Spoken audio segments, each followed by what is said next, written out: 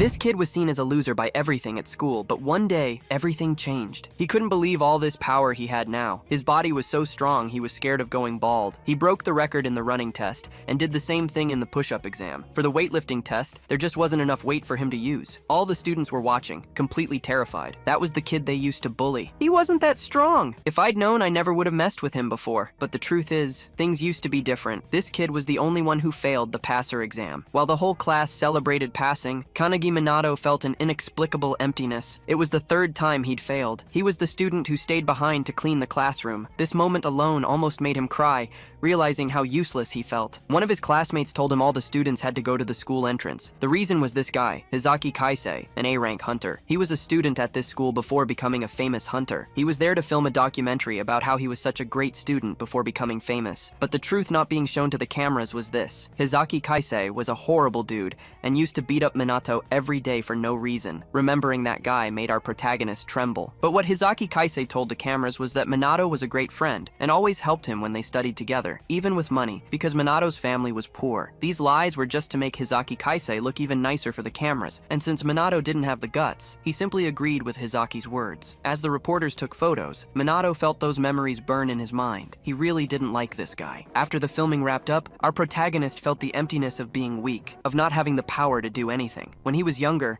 Minato loved reading books that told the stories of the legendary founders who saved the world. When the Tower of Malevolence appeared and almost destroyed humanity with the monsters that came out of it, incredible people emerged and saved the world. They were all amazing. One guy defeated 10,000 soldiers using a wooden stick. It could have easily been just a pencil. A mage so powerful she could cast spells without saying a single word. This was over a century ago, and now they are legends. When this mark appears on your body, you have the potential to be an awakened and become powerful and famous. But unfortunately, Minato failed the test 3 times. His dream was over. However, before leaving, Hizaki Kaisei went back to his classmate and said he'd convinced the association to let Minato retake the test. He needed to go to the founder's sanctuary later to meet him. This left the protagonist confused. This guy was bad, but if he did this to improve his image even more, it didn't matter. As long as Minato got a second chance, he was going to take it. Later, at the founder's mausoleum, the cameras are rolling for the final scene. The shot focuses on Hizaki standing before the historic tomb, making some grand speech. After the interview wraps up, the reporters thank him, happy with the footage they got. Hizaki plays the polite celebrity, saying he can't wait to see the article, but as soon as they're gone, he heads deeper into the mausoleum, where his men are busy digging. "Did you find the entrance?" he asks. They eagerly point to a hidden passage, asking if this is what they've been looking for. Suddenly, a voice calls out from behind. When Minato arrived, expecting to retake the exam, the kid saw what they were doing. For him, this was a sacred place. The memory of the people he admired most was there. When he tried to stop the darn looters, Hizaki Kaisei hit him with all the force an A-rank awakened could muster. The punch was brutal. Minato felt many things inside him shatter. The guys shouted that they had taken everything valuable. All those things were inside. Minato felt like he was about to die, and even then, he only thought about how wrong this was. They couldn't steal this. Hizaki Kaisei then grabbed Minato and said he knew everything about the kid, the weakest student, obsessed with the ancestors, who lived in the library reading books. His perfect plan was to throw the protagonist into the river behind the sanctuary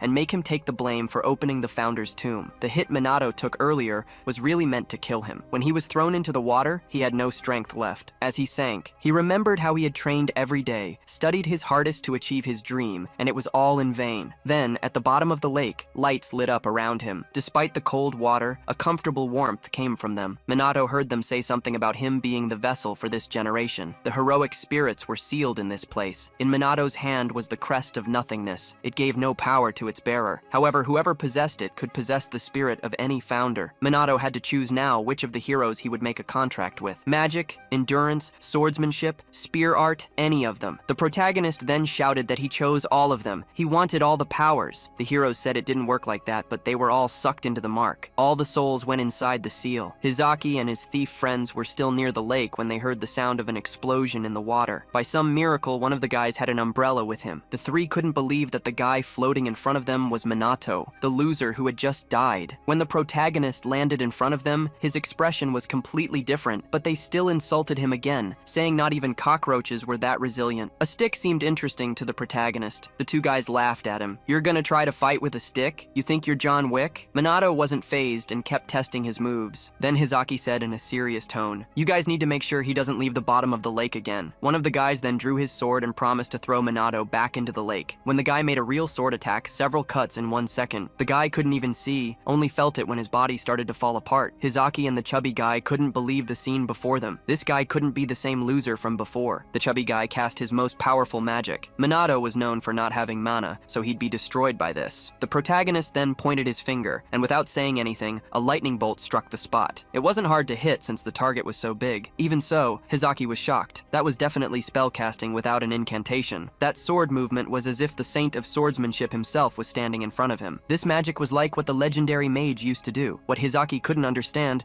was that all 106 founders were now inside Minato. The protagonist declared that a new name would be written in history, and Hizaki would also be remembered, but as the first evil to be eliminated by the great Kanagi Minato. As he approaches, Hizaki can only stare in horror, finally accepting the impossible truth. The boy he threw away just absorbed the souls of the founders through the crest of nothingness. Inside Kanagi's mind, the founders are going wild. After centuries of being sealed away, they're reveling in their newfound freedom, and already arguing over who gets to control their new body first. Amidst the chaos, the legendary swordsman Hinoki Raichiru speaks to Kanagi, casually remarking that he's not surprised the boy remembers his name. He asks Kanagi what his plan is, brushing off Hizaki as a complete nobody, and pointing his attention to a much bigger threat right behind him. Focused, Kanagi turns to face Hizaki, who's stammering in fear, trying to bluster about being an A-rank hunter. Kanagi doesn't even waste a word, he just throws a single punch that sends Hizaki flying. Kanagi then shifts his focus to the mysterious bag, which is practically radiating a dark aura. As he stares at it, a massive surge of power erupts from inside,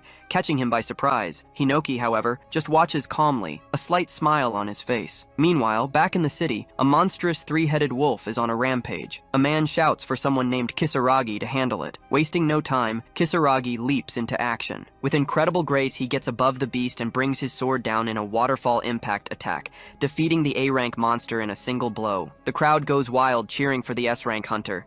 Kisaragi humbly thanks them before asking where Hizaki is. One of the men says Hizaki is probably busy with an interview, remarking how nice it must be to be called the Young Hope. Kisaragi just shrugs it off, noting that Hizaki's fame is good for their guild's reputation. But just as they're about to leave, a terrifying pressure wave washes over the entire city. Panic erupts as civilians and even low-rank hunters collapse. Kisaragi sees his own teammates struggling, realizing that even A and B-rank hunters can't withstand it. He knows instantly, an S-rank monster has appeared. The immense pressure is flowing from the founder's mausoleum. Back in the forest, a terrified Hizaki struggles to his feet, staring in horror as a colossal monster crawls out of the bag. He stammers, Is that a demon? What is that thing?" Kanagi explains that by stealing the relics, Hizaki broke the seal that was holding back one of the tower's original boss monsters. Inside Kanagi's mind, Hinoki analyzes the beast with an expert's eye. He recognizes it immediately as the embodiment of emptiness, a creature far beyond S rank. According to him, its poisonous aura alone can kill thousands, and monsters like this were all too common back in his day. This is too much for Hizaki. He completely loses it and bolts, convinced that staying for one more second means certain death. But Kanagi knows a predator's instincts. He warns that running will only get him killed faster, but it's too late. The second Hizaki moves, the monster strikes with terrifying speed,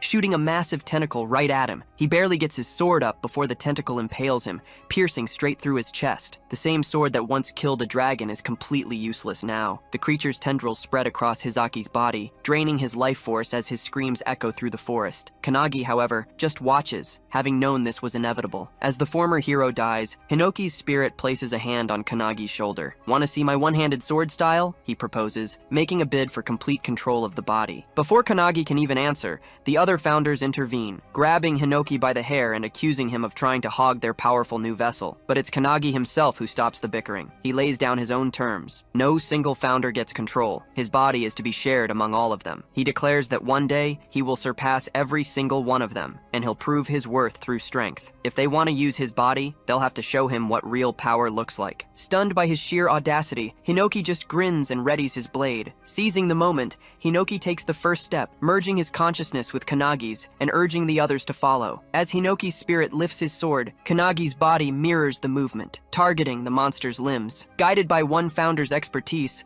The blade severs a massive arm in a single, clean strike. The beast retaliates with a furious swing, but Kanagi's body, now infused with another founder's agility, dodges with inhuman speed. Power layers upon power as the spirits take turns, one granting him the strength to catch the creature's own tentacles and slam it violently into the ground. The monster is sent reeling as Kanagi snatches a bow, piercing its hide with arrows. He then unleashes a barrage of skills, whirlwinds, fire breath, ice attacks. As the beast tries a sneak attack from below, Kanagi's eyes flash yellow. The great wizard inside him takes over, zapping the creature with lightning. Then, with a final powerful leap, Kanagi soars above the monster. Hinoki takes control, grabs Hizaki's broken sword, and executes his signature one-handed technique, the Gekiru Tachi wave-cutting blade. The sword slices the demon clean in half, ending its rampage. As the two halves fall, a victorious smile finally spreads across Kanagi's face. Watching the entire battle from a nearby tree is a single raven. Elsewhere in the city, a man standing atop a skyscraper answers a call, shocked to hear the monster was defeated before he even got there. He asks if any strong hunters were on the scene, but the voice on the other end says their footage from the raven shows it was an academy student who took it down. The man, Chihara Midori, the world's strongest awakened, says he wants to meet this student. The next morning, Midori is sitting on a pile of monster corpses when he calls the academy's director. He tells him about the S-rank monster, clarifying that he wasn't the one who beat it. According to the raven's footage, it was Kanagi Minato. Midori finds this hard to believe, especially since Kanagi is known for failing the hunter exam 3 years in a row. He then asks the director for a special favor. Back at the academy, the students are all talking about what happened. The terrifying aura from the day before left most of them paralyzed,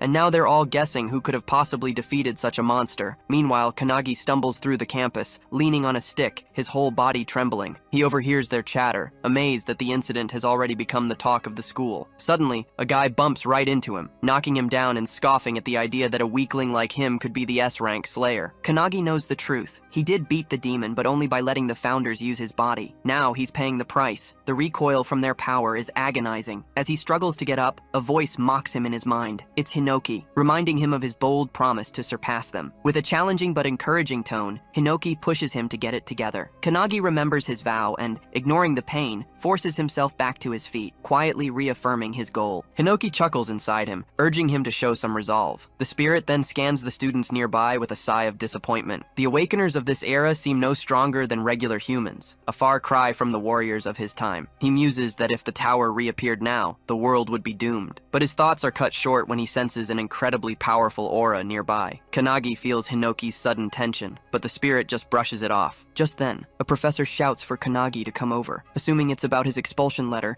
he approaches cautiously. After all, he's failed 3 times and there are no more chances. But to his utter shock, the professor tells him to head to the field for a re-examination. The news leaves Kanagi stunned. The other students crowd the windows, whispering excitedly. No one has ever been given a hunter re-examination before. On the field, Kanagi gets into a sprinter's stance. He's not fully recovered, but he's determined. The first test is a 100-meter sprint. The student who knocked him down earlier starts trash-talking again, calling him a failure. But as the test begins, everyone watches in stunned silence as Kanagi crosses the finish line in just 1.2 seconds, smashing the old record of 2.7. Next is the 3,000-meter run. He finishes in 1 minute and 17 seconds, obliterating the previous record. It's the same story for every other test. Push-ups, bench press, you name it. He doesn't just break the records, he more than doubles them. The students are left completely speechless. Kanagi himself wonders if the founders are secretly helping, but Hinoki assures him this is all him. Meanwhile, in the headmaster's office, Midori is looking over Kanagi's file. The headmaster admits that while Kanagi's new physical scores are unbelievable, the real issue has always been his magic. For 3 years, every single assessment has shown his mana levels to be 0, undetectable. It's the reason he was always considered a hopeless case. Midori's secretary just smirks, hinting that things might be about to get interesting. Out on the field, Kanagi stands before the final test, magic measurement. The professor explains he needs to channel his mana into a large fan and make it spin for 30 seconds. The record is 4,022 rotations. As Kanagi prepares, the memories of failing this exact test year after year come flooding back. No matter how much effort he has previously exerted, the fan has never so much as trembled beneath his attempts. His inability to sense mana has always held him back, but this time is different. For the first time, he can perceive it coursing through him, originating from his right foot, spiraling through his body, and returning once more. He recognizes that his breathing can regulate and accelerate the flow, allowing him to expel the energy through his right palm. As the professor signals the start of the test, Kanagi releases his mana. Instantly, the fan spins into motion at an astonishing pace. The counting machine struggles to register the rapid increase in speed,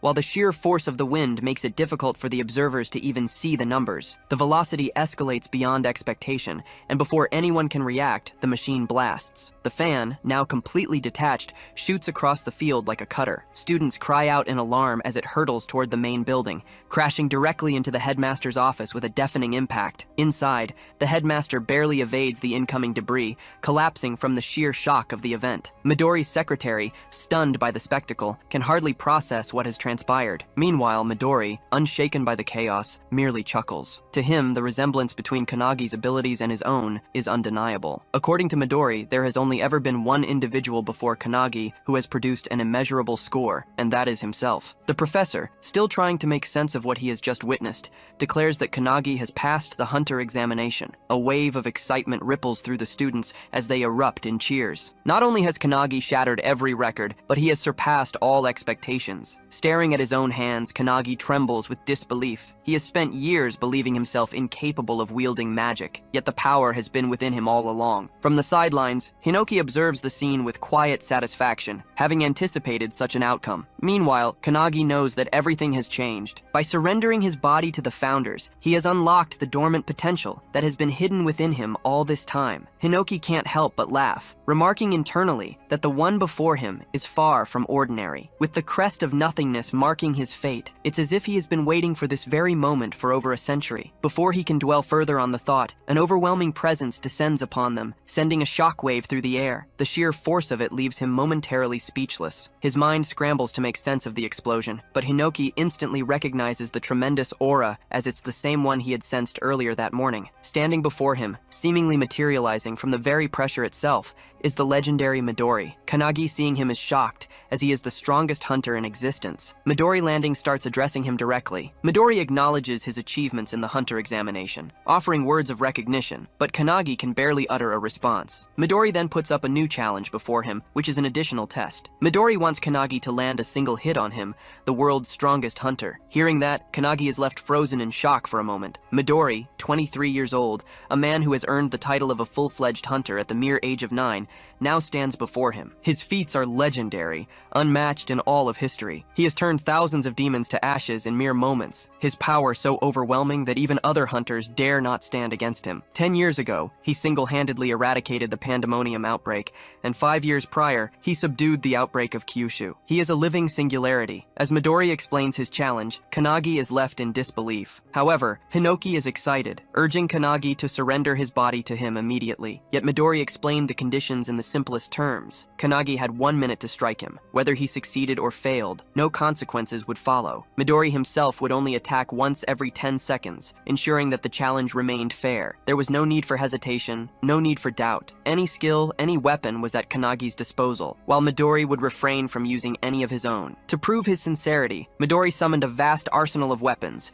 giving Kanagi the choice of anything he desired. The sight of so many legendary weapons appearing in an instant only added to the surreal nature of the challenge. Confusion clouded Kanagi's thoughts. Realizing that he was going to fight the famous Midori in a one-on-one fight, still unsure, he hesitated before finally asking if he was truly free to use any weapon. In response, Midori casually picked up a katana, his grip light but assured. With effortless ease, he sliced the blade clean in half, as if it were nothing more than a brittle twig. He stated, without the slightest hint of arrogance, that his body surpassed the sharpness of any blade. Kanagi barely had time to process this display before Hinoki's impatience flared. Frustration seethed in his voice as he demanded to take over, unable to tolerate Midori's overwhelming confidence. His anger boiled over as he declared that such words from Midori were unforgivable. Kanagi could feel Hinoki's energy surging, his presence amplifying as though he was ready to unleash his full strength. It dawned on him in that moment that Midori's power was comparable to that of the founders themselves. Against that level of strength,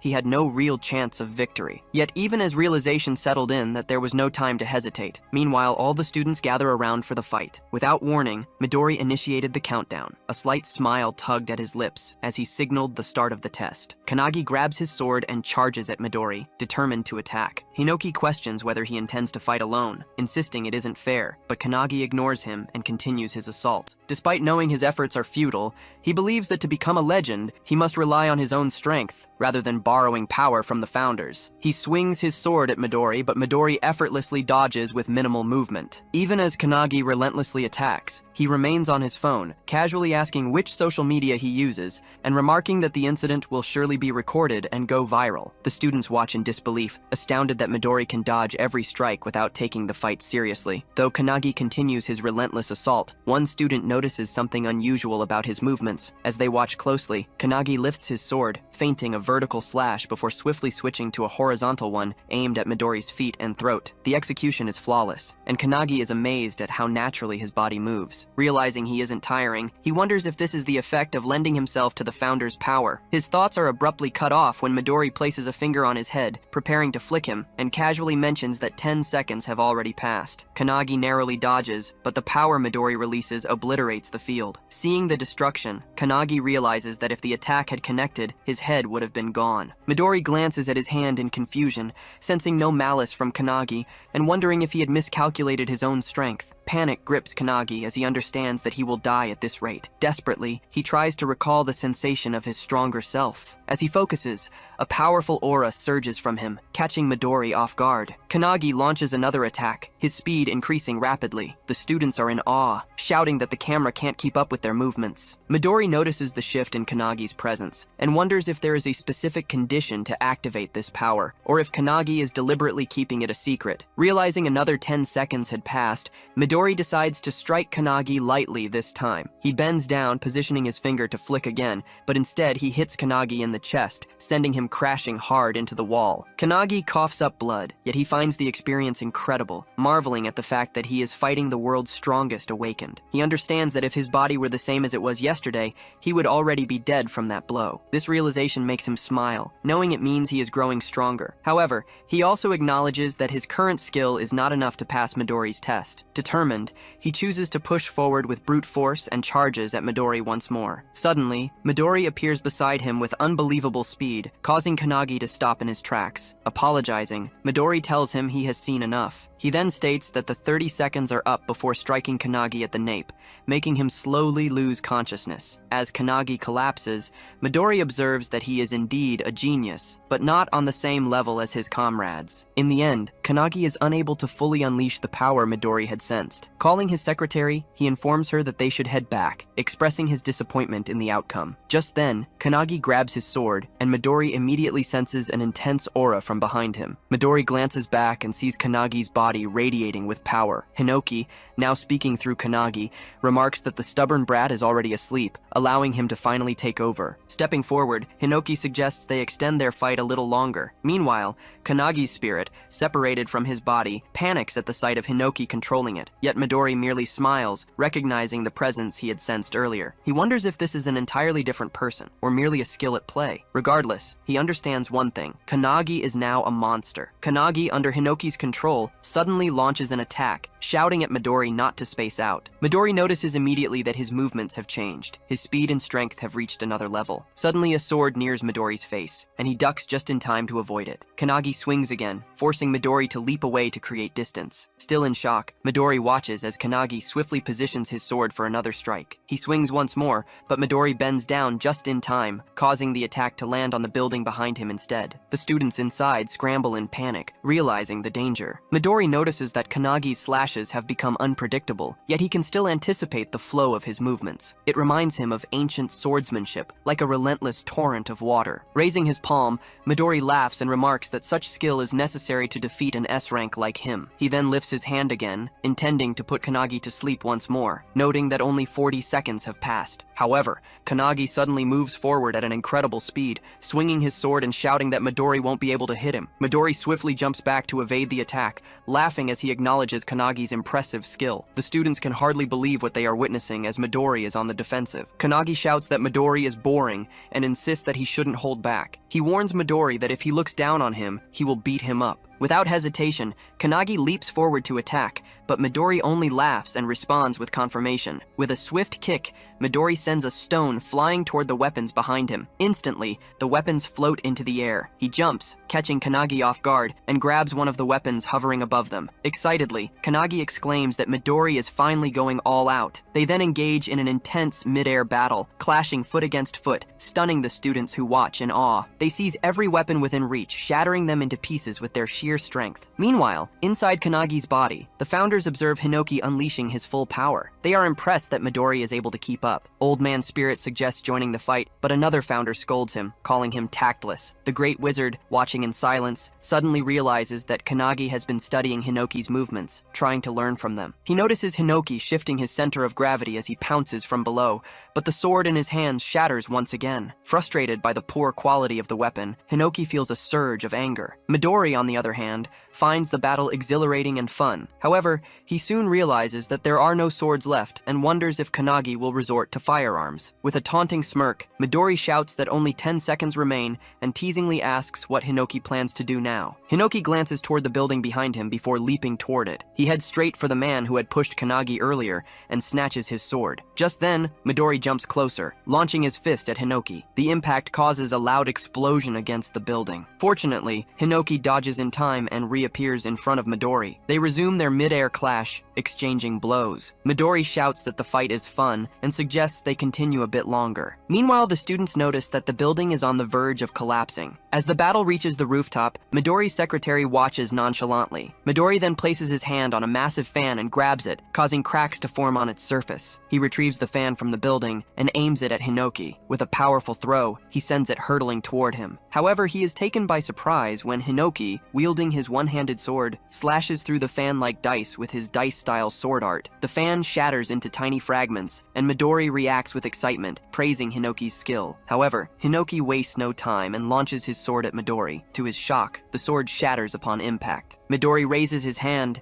aims at him, and calmly acknowledges that 60 seconds have passed before striking Hinoki with his palm, sending him crashing down. Hinoki curses under his breath, but before he can react, Kanagi suddenly leaps onto his back and pushes him back toward the other founders. As Midori's attack nears, Kanagi manages to deflect it aside with a gentle motion, successfully dodging the strike. The unexpected maneuver leaves both Hinoki and Midori stunned. However, the impact breaks one of Kanagi's hands. Despite that, he remains focused on his goal and delivers a punch to Midori's face with his remaining good hand. From the inside, the battle between the singularities feels endless. A fierce clash over a seemingly small outcome, much like a chess match where both players are equally skilled. Despite its intensity, Hinoki knows it has lasted only a brief moment. Watching with quiet pride, he realizes that Kanagi has carved open a new path to victory. Kanagi, however, is left in shock when he sees Midori halt his fist just in time. Frustration fills him as he realizes he has failed to land a clean hit. But then, to his surprise, Midori smiles and deliberately pulls Kanagi's fist toward his own face, acknowledging the effort. Without hesitation, he confirms that Kanagi has passed. Before either can react further, both collapse onto the ground. The students observing the battle murmur in confusion,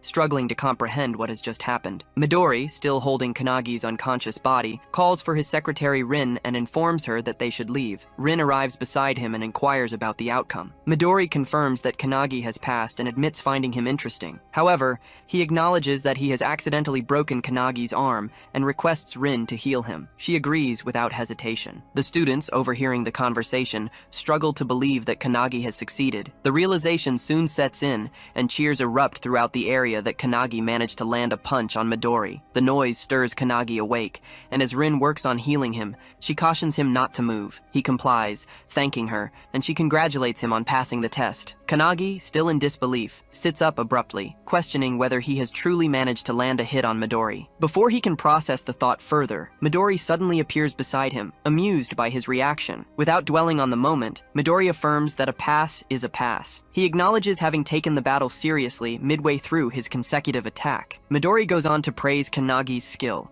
commending his ability to dodge his strongest attack and his impressive movements. He encourages Kanagi to take pride in the achievement. Kanagi, regaining his composure, accepts the praise. Without hesitation, he turns his attention to the next step, eager to know what comes after passing. His question leaves Rin momentarily puzzled as she turns toward Midori, equally uncertain, searches for an answer. Later that night, Kanagi was home, helping his mom clean up while she cooked in the kitchen. She casually asked how many guests were coming. Kanagi wasn't sure, so he just guessed one. His mom then thought back on the day, saying it had been a really big deal. Not only had Kanagi passed the hunter's exam, but he'd also gotten Midori's attention. She told him she was confident in his abilities, believing he'd always been able to achieve anything just by trying hard. Kanagi listened, quietly appreciating what she said. But then his mom's face changed. She worried about such a famous person visiting their home, joking that people might mistake it for a doghouse. Kanagi, exasperated, quickly brushed off the idea. He insisted Midori wasn't the type to judge things like that. Once he finished his chores and helped his mom, he finally collapsed onto his bed, but his mind was still stuck on the day's events. His eyes went to the card Midori had given him, and he felt a wave of uncertainty. He wondered why Midori hadn't thought the situation through more carefully. His mind went back to the battlefield from earlier that day, remembering when Rin had taken Midori down and twisted his leg. He clearly remembered Midori's pained scream when Rin had confronted him. Right then, Midori had reminded Kanagi of something he'd said earlier, suggesting Kanagi had agreed to be one of his comrades if they won. Kanagi, confused, denied ever saying anything like that. Rin, getting more agitated, had tightened her grip on Midori's leg. Midori told Kanagi there were too many people watching, and suggested he come to his home that night to talk about everything properly. He promised he'd explain the choices they had and reveal their real enemies. Kanagi wondered who these enemies could be. He knew the founders had already destroyed the tower,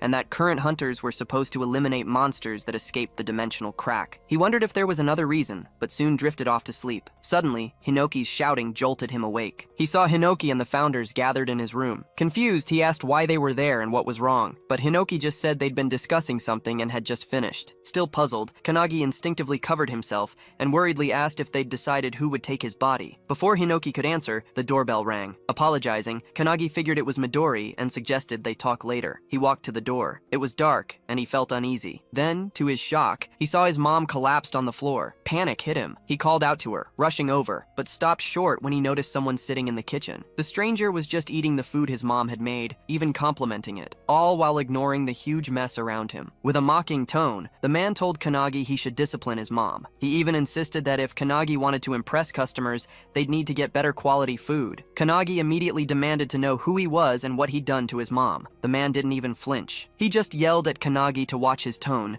then introduced himself as Haitani Goru, an S-rank hunter and a comrade of Midori's. Haitani then ordered Kanagi to grab his luggage, saying they were moving to their base. Rage boiled in Kanagi. Without a second thought, he launched a punch at Haitani, but Haitani easily dodged and suddenly appeared behind him, asking if Kanagi was challenging him. Kanagi stayed silent, remembering his mom's words. She'd promised to raise him alone, with pride, after his dad passed away. He remembered the worn-out shoes she still insisted on wearing, always telling him to buy new sneakers instead. He also remembered her congratulating him earlier, and promising to make his favorite tonkatsu for dinner. With new determination, Kanagi glared at Haitani and demanded to know what he'd done to his mom. Watching all this, Hinoki realized Haitani was an S-rank hunter from the previous era. Hinoki was annoyed by this guy, who he thought was just a ripoff of Emidori, and decided it was time to act. The founders who'd seen Kanagi fight Midori now understood how they should treat him from now on. Haitani, amused, just taunted Kanagi, saying his angry expression was pretty cute. He raised his hand to slap Kanagi, but Kanagi stayed perfectly still, completely unfazed. As the strike came closer, Kanagi effortlessly caught Haitani's hand and,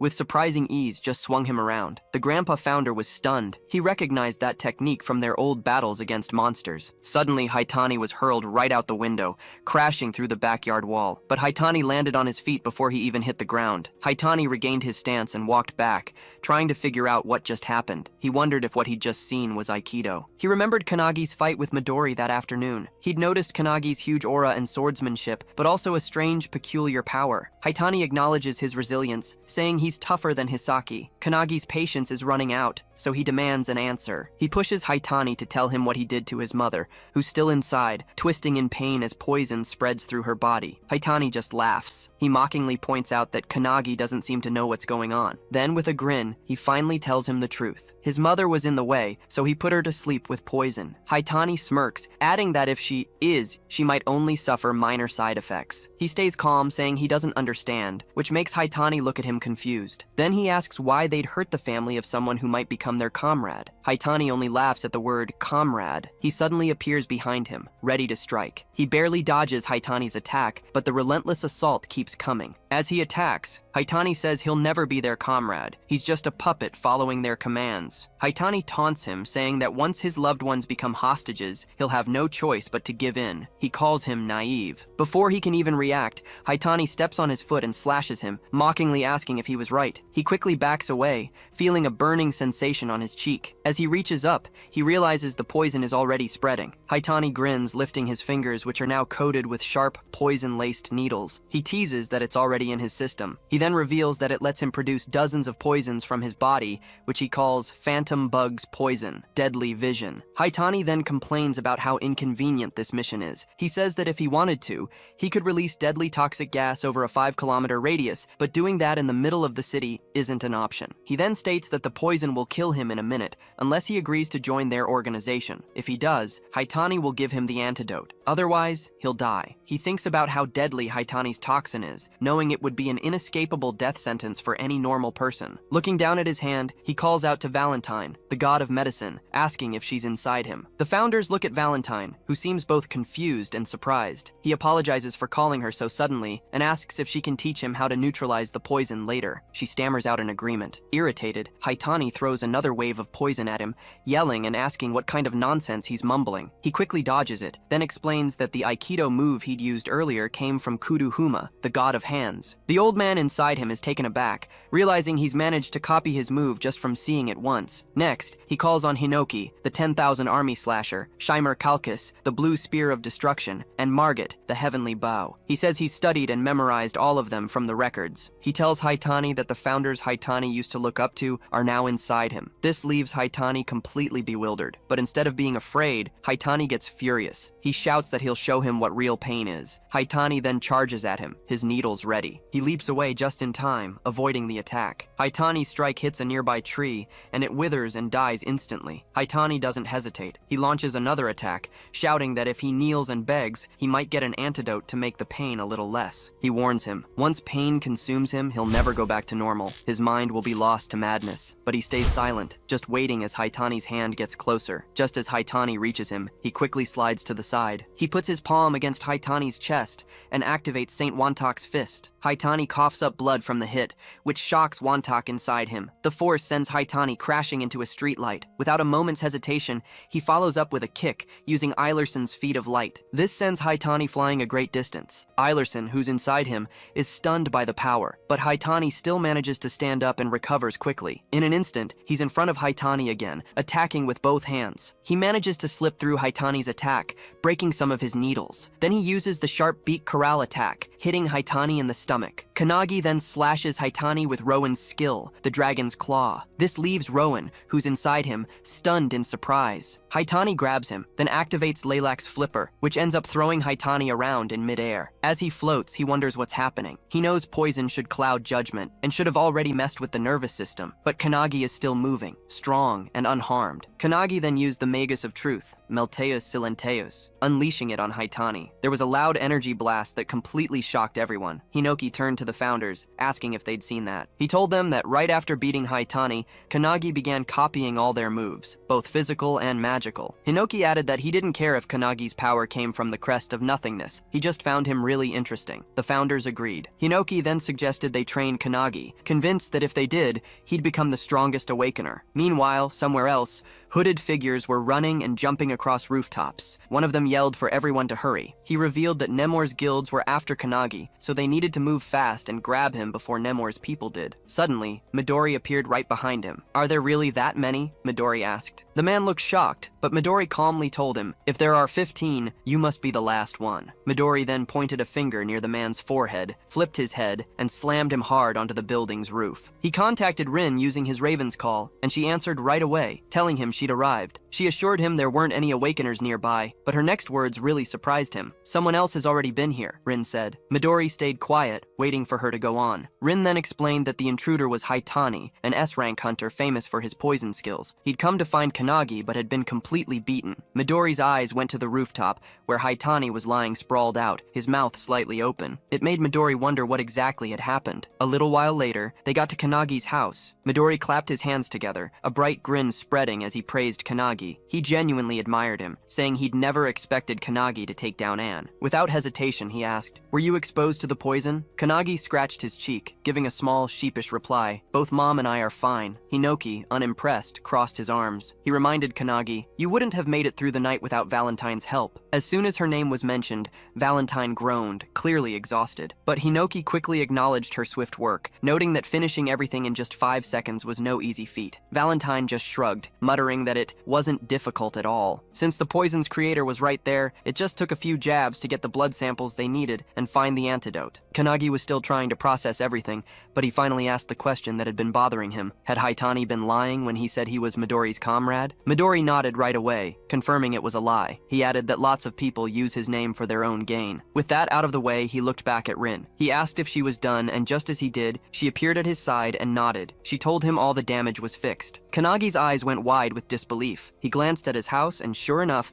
his window and backyard wall looked completely perfect again. Then, with a bright smile, Midori suggested they go inside to talk about Kanagi's future. Kanagi just stood there, frozen. He felt a mix of excitement and unease washing over him. The next day, a car was waiting for Kanagi, and his mother saw him off at the gate. She reminded him to check if he'd forgotten anything, but Kanagi told her he was fine and that she worried too much. She couldn't believe the child she'd raised was now heading to Midori's. Midori had already promised Kanagi's mother he'd take care of him and turn him into a great hunter. Hearing that made Kanagi really excited, but his mother was still a bit worried. Hiding her concern, she gave Kanagi his lunch, telling him to eat since he'd skipped breakfast. Even though he didn't really need it, Kanagi took it without arguing. Then his mother directly asked Midori if her son would be in danger. Midori confirmed it right away. His mother then revealed that Kanagi had always struggled until now, so it was a huge deal for her to trust Midori with her son. Still, as a mother, she couldn't help but feel uneasy. Midori, sounding confident, promised her he'd train Kanagi until he had no weaknesses left. Hearing this, she finally agreed to leave Kanagi with him. Once they're in the car, Rin, who's driving, looks at Midori. She asks if it was really alright to promise Kanagi's mom something like that, especially since they don't even know what's going to happen. Midori feels a moment of worry. He glances in the rearview mirror and sees Kanagi's mom still giving him last-minute advice. She's telling him how to wash his clothes right and reminding him not to sleep naked, or he'll catch a cold. Her concern makes a determined look flash in Midori's eyes. He silently vows he'll do his best. Meanwhile, Kanagi holds back his emotions and says his final goodbye. Just as he's about to get into the car, his mom reminds him to come home for New Year's. As they finally drive off, Midori asks Kanagi if he's okay. Kanagi admits he had to really control his emotions. Midori leans back in his seat, telling him to just do whatever he feels like, whether that's eating or resting. Looking around, Kanagi notices the lunchbox his mom packed, sitting neatly beside him. He opens it, his mom's words still fresh in his mind. When he lifts the lid, his eyes land on a small good luck message carefully placed on the pork cutlet. That simple gesture hits him hard, stirring up emotions he expected. He pauses for a moment, thinking about all the care and sacrifices she's made for him. A quiet sense of gratitude settles in his chest as he starts to eat, even though the meal comes with the sting of unshed tears. Rin and Midori, sitting nearby, exchange glances but stay silent, letting him process the moment in his own way as they continue their journey. When they finally get to their destination,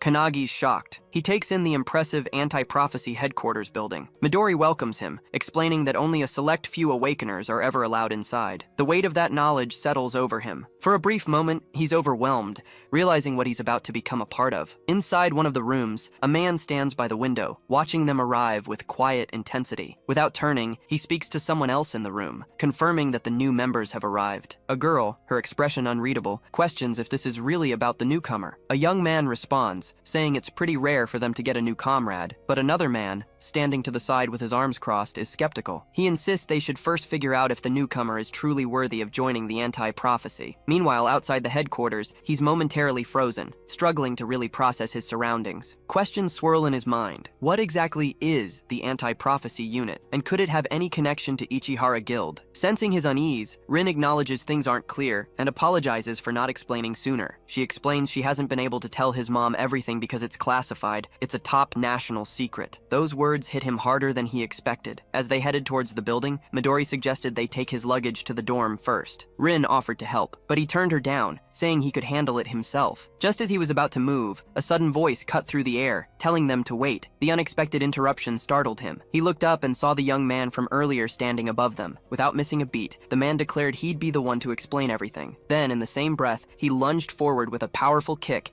aiming straight for him. He instinctively raised his arms to block, but the sheer force shattered the ground under his feet. The impact sent a tremor right through him, but he stayed standing, bracing himself against the shock. The man seemed impressed. He acknowledged his resilience and even offered a rare word of praise. Intrigued, he paused for a moment before asking who he was. Without missing a beat, the man stepped back, landing effortlessly on the ground. He then proudly introduced himself as Hanada Hikotaru, a member of the Anti-Prophecy Unit, and his comrade. The revelation caught him by surprise, but there wasn't much time to hesitate. Hanada had been assigned to explain everything, and ready or not, the truth was about to unfold. Meanwhile, Midori seemed completely unfazed. He just asked Rin for some tea. Rin nodded and poured him a cup while the other two kept sparring. Midori watched them calmly, his gaze steady. He asked Hanada why they were fighting if they were comrades. Hanada, still unfazed, explained it served two purposes: introducing Kanagi to the Anti-Prophecy Unit and testing his skills. The explanation stuck in Kanagi's mind, leaving him unsure what kind of test this actually was. Without warning, Hanada moved with swift precision, launching another kick at him. Kanagi reacted instantly, blocking the strike with both arms, his stance unshaken. Even in the middle of the fight, Hanada started explaining where the Anti-Prophecy Unit came from. Kanagi listened, but he was skeptical. He doubted Hanada would really give a full explanation while they were still fighting. As the exchange continued, Hanada paused for a moment to ask for Kanagi's name before going on. Without hesitation, he introduced himself as Kanagi Minato. Midori, still leisurely sipping his tea,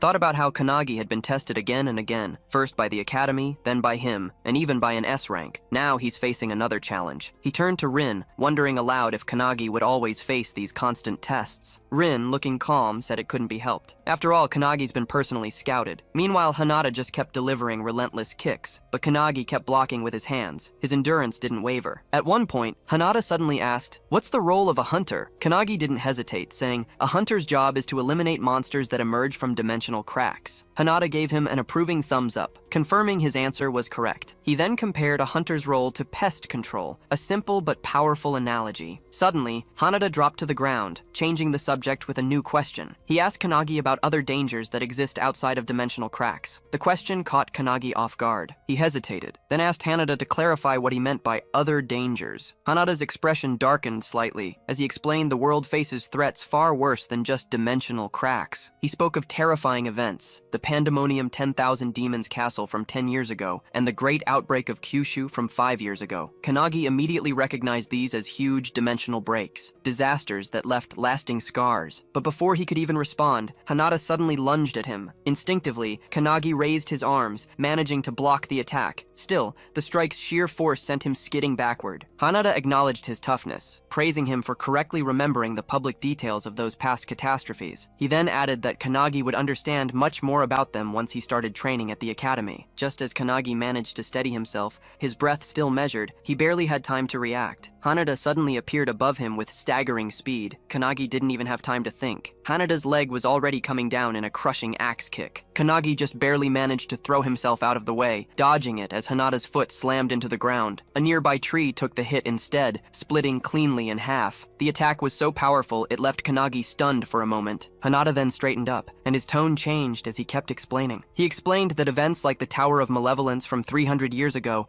weren't just disasters. They were full-scale invasions, direct attacks from another dimension. Kanagi struggled to believe what he was hearing, trying to grasp the weight of those words. This wasn't just history, it was happening happening right now. Hanada stepped closer, his expression serious. He admitted he didn't understand why today's Awakeners seemed weaker than those from the Tower era. There just weren't as many people who could match the original founder's strength, and that really bothered him. Caught between curiosity and worry, Kanagi finally asked the question he'd been holding back. What should we do? Hanada's answer was firm. That's exactly why the anti-prophecy unit exists. He explained that people who can foresee these threats and predict real catastrophes don't share that knowledge with the public. They only tell the elites, the ones who can actually handle such dangers. And those elites, Hanada stated, are the members of the anti-prophecy unit. Midori and Rin couldn't help but smile proudly when they heard this. Kanagi then realized their whole purpose was to stop these prophecies from happening. Hanada then told him that, as of today, he was officially part of their group. Hanada welcomed him into the group, saying he was the first person who'd managed to block his kicks one after another. Hanada held out his hand as a sign of acceptance, and Kanagi shook it. Midori and Rin applauded, and then Hanada called for the other Awakeners, who appeared silently above the house. Hanada asked them what they'd do, but they just stared at him, then vanished, which really surprised Kanagi. Midori said they disappeared like villains, but Hanada just shook his head. He figured they wanted to see how things played out for themselves. Hanada then told Midori to leave it to him, and Midori did, heading off. After that, Hanada helped Kanagi with his things and offered to show him to his dorm room, which Kanagi thanked him for. That night, as he got settled, Kanagi couldn't stop thinking about what this organization meant. It was all about handling prophecies in their world. He wondered if the founders had faced a similar crisis back in the Tower's era, and if he was now fighting something that had been predicted. His thoughts got him anxious, but then a voice cut through his worry, saying he'd simply trained. Surprised, he turned to see Hinoki and the other founders standing right there. He quickly apologized for not talking to them sooner, but Hinoki told him not to worry. They'd already made a decision. As the founders,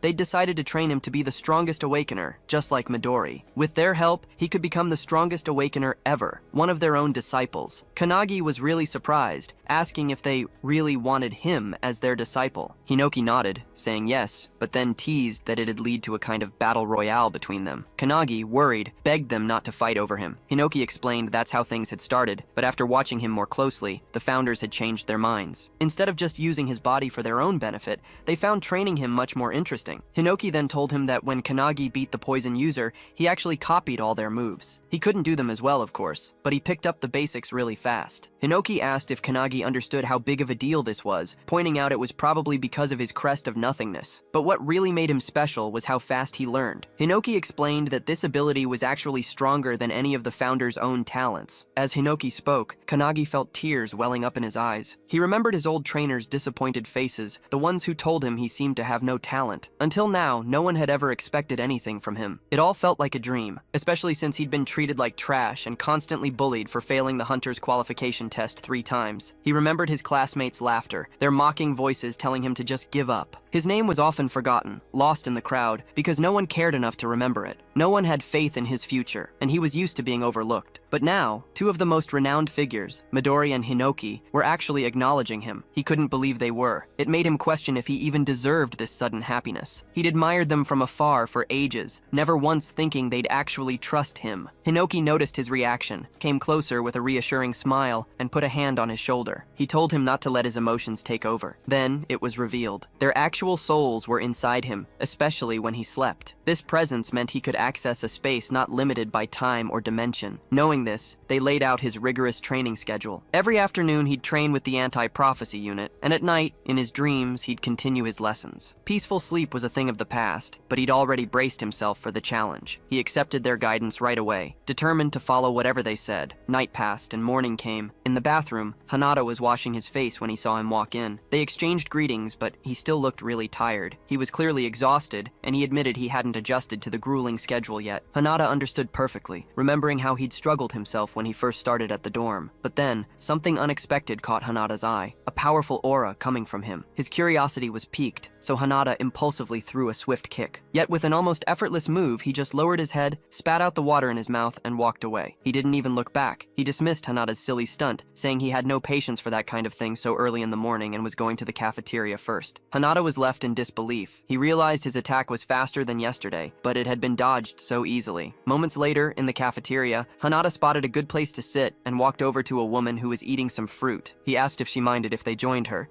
and she gave a short, curt approval. Hanada took the chance, sat across from her, and motioned for him to sit next to him. Then he recognized her. This was one of Hanada's comrades from yesterday, but she still seemed distant. She spoke to him formally, making it clear she didn't really want him there. Even so, he greeted her and introduced himself. Her indifference was immediate. She wasn't interested in learning his name, and she certainly didn't plan on remembering it. She even raised her fork, pointed it at him, and declared she'd only acknowledge his name when she deemed him worthy. Until then, training was the priority. He'd have to go with her on a mission to get rid of a prophecy. This prophecy went all the way back to 1945, when people found the first prophecy book buried deep in the Antarctic ice, 3,000 meters down. They called it the Book of Doom. Its writing was crude, almost like a child's scribbles, but it predicted a catastrophic future. It said that 80 years later, the world would face a devastating attack and a bunch of apocalyptic disasters. The words were so heavy that everyone took it seriously. Later, as they were driving, she asked him why he thought the world believed the book's grim predictions. He thought about it for a moment, then looked at her, still not sure what her name was. But before he could even ask, she told him there wasn't any need for introductions and just wanted his answer. He figured the prophecies had to be accurate, but she reacted right away. She scoffed at his answer,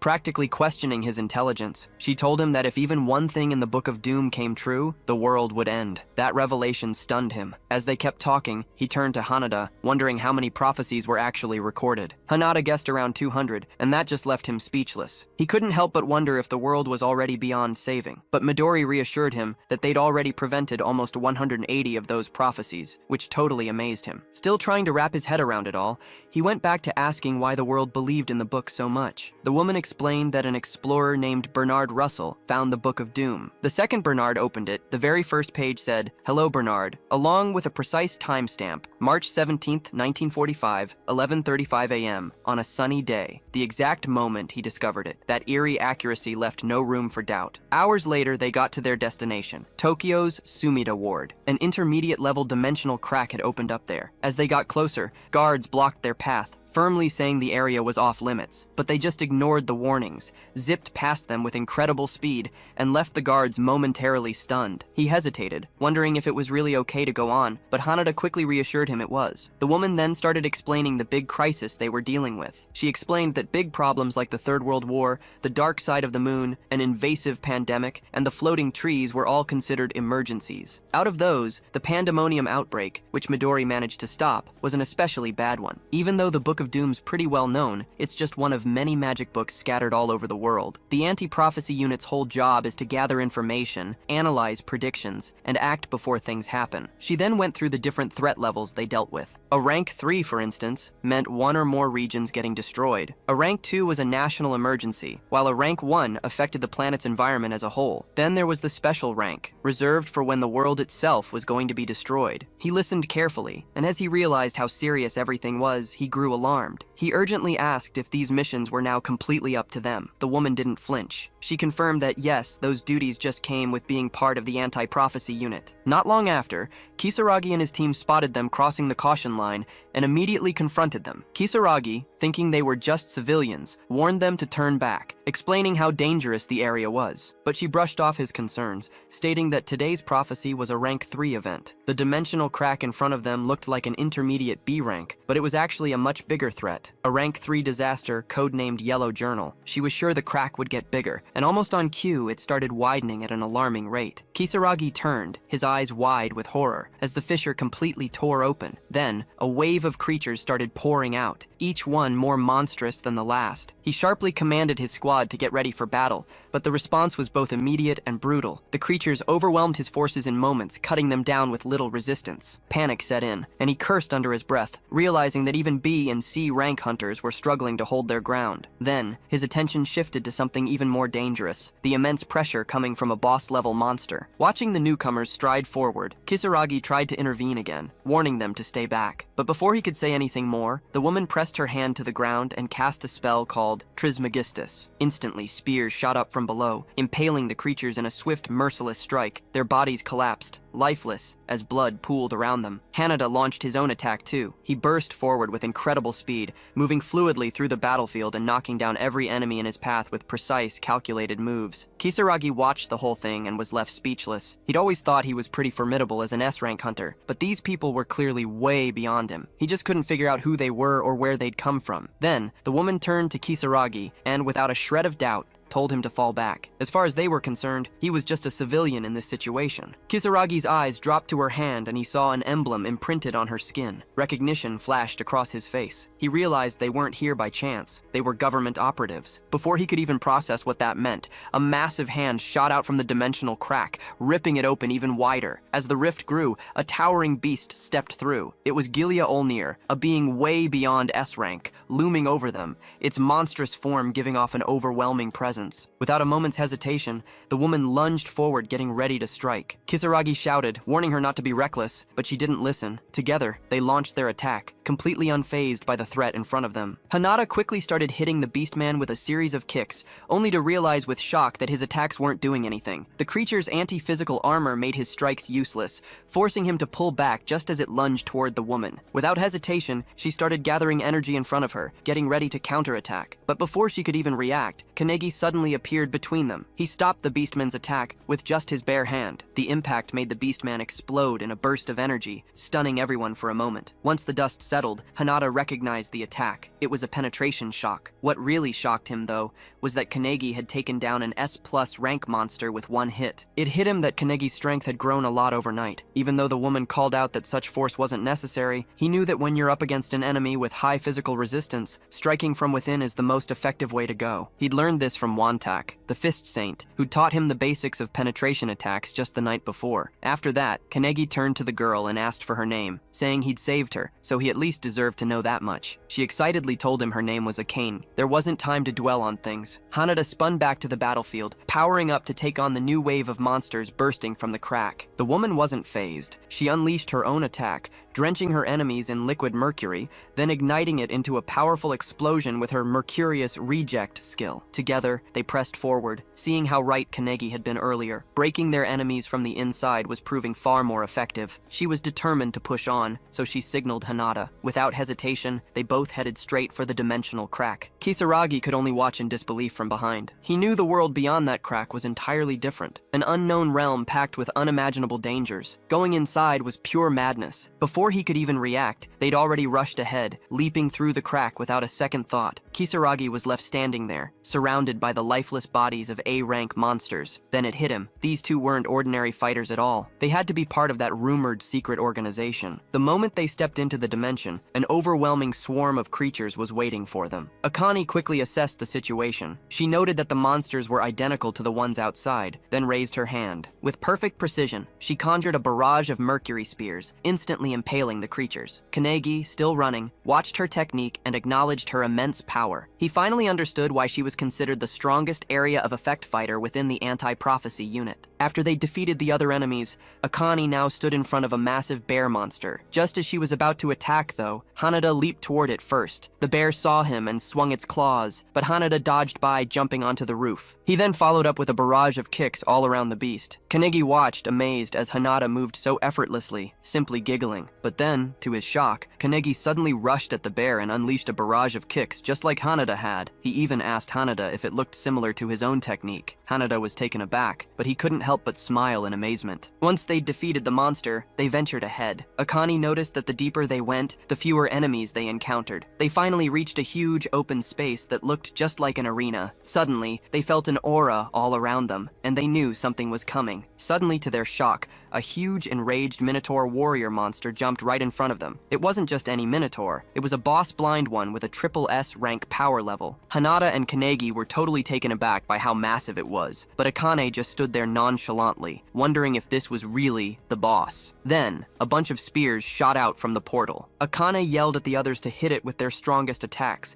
saying she'd handle whatever came next. Hearing her, Hanada started channeling his energy, while Kanegi just stood in the background, amazed by both of them. But deep down, he knew it probably wouldn't be enough to beat the beast. When Hanada heard him, he was surprised that Kanegi doubted their best attacks. Even though they were hitting it with a barrage of magic, the beast just swung its huge weapon. It created a crater in the ground and sent powerful shockwaves all over the arena. Once the dust settled, they were shocked. The beast was completely unharmed even after their powerful hits. The group got ready to fight again. As Kanegi got ready, he suddenly heard someone praising Akani's talent. He recognized the voice. It was Kilik, his founder's spirit. Kilik, who was an alchemist, worried that Akani, with all her purity, agility, and incredible strength, might just waste her talent by dying so young in this fight. Kilik said Akani had tried her best, but this Minotaur was just on a whole different level of power. She'd underestimated the monster's physical resistance, which was at a full 100%. Kanegi, getting more concerned, asked what he should do, but Kilik just laughed. Meanwhile, Hanada and Akani were really struggling against the beast. They realized they should have brought someone good at magic. As Akani glanced at Kanegi, she was taken aback by the strange energy coming off his body. Kanegi had given control of his body to Kilik, who then cast his powerful spell, Mercurius, right onto the beast's legs. The spell froze its lower body, completely stunning Akani. She was shocked, not just because Kanegi used the same kind of skill as her,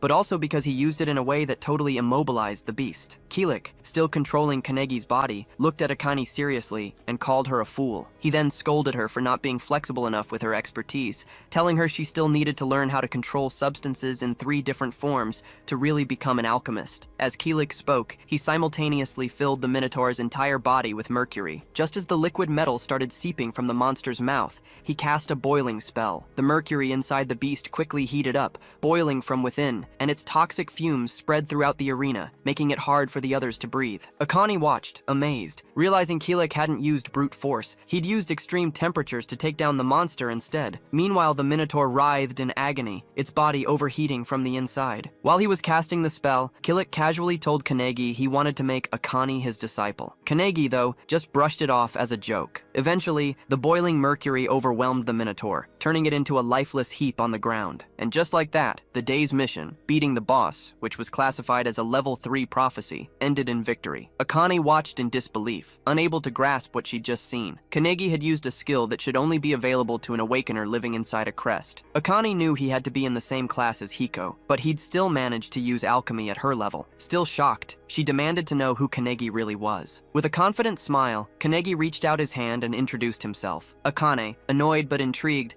reluctantly shook his hand, telling him she'd definitely remember him. Hanada beamed with happiness, seeing Kanegi finally get Akane's recognition. Meanwhile, Kisaragi and his men were still waiting outside. To their shock, the dimensional crack started closing. Just as it was about to seal completely, the trio jumped out just in time. Kanegi asked if the mission was officially over, and he was told they just needed to report back to headquarters. As they talked about what to do next, Kisaragi came up to them, thanking them for saving his team. He promised he wouldn't try to dig into their identities or what happened inside. Akani thanked him for understanding and suggested he put details about the emblem in his report. That would explain everything to the authorities. As the trio started walking away, Kisaragi offered his help if they ever got into trouble. But Akani turned back and said they'd probably never meet again, telling him he should go back to his normal life. Hearing this, Kisaragi realized that, in the end, they were just civilians. They were people who lived in a world he couldn't reach. On May 11th, a red flash streaked through the streets of An Prefecture Village. A guard spots it, but they're totally baffled, unable to tell what it is. Then, all of a sudden, a deafening, sky-piercing roar rips through the village. Back at Anti-Prophecy HQ, the trio gets out of their car, and Akani reminds them they need to write up their report for headquarters. But then Hanada gets a message on his phone. They're being called to the lab. That's pretty unusual, especially right after a mission. Curious, they head over to the Anti-Prophecy HQ lab, where 2 people are already waiting. One person standing on a stage, while the other's sitting in the stands. The one sitting then says, in a really authoritative voice, that Akani took way too long to handle a rank 3 disaster. Kanagi immediately recognizes him. It's the red-haired guy from earlier. Akani, though, is enraged by his condescending attitude. She's annoyed he's acting like he's the leader when he isn't. Hanada quickly steps in to try and calm things down, asking what Director Kurihara needs. It turns out the man on the stage is the director himself. Once everyone settles down, he plays a video the analysis team sent. The video shows a glowing, red-hot piece of charcoal, which the director explains is a prophecy grimoire. He explains they found it in a volcanic region, and they've been analyzing it ever since. Kanagi wonders if it's even possible to read a grimoire that's in such bad shape, but the director, adjusting his glasses, reveals they managed to get some info out of it using AI and X-ray tech, even though what it actually says isn't clear yet. But what they did manage to decipher was one prophecy that clearly mentions Japan. Everyone in the room is shocked, especially Akane, because this is a totally new prophecy they've never seen before. The director goes on to explain that anti-prophecy research is really advanced,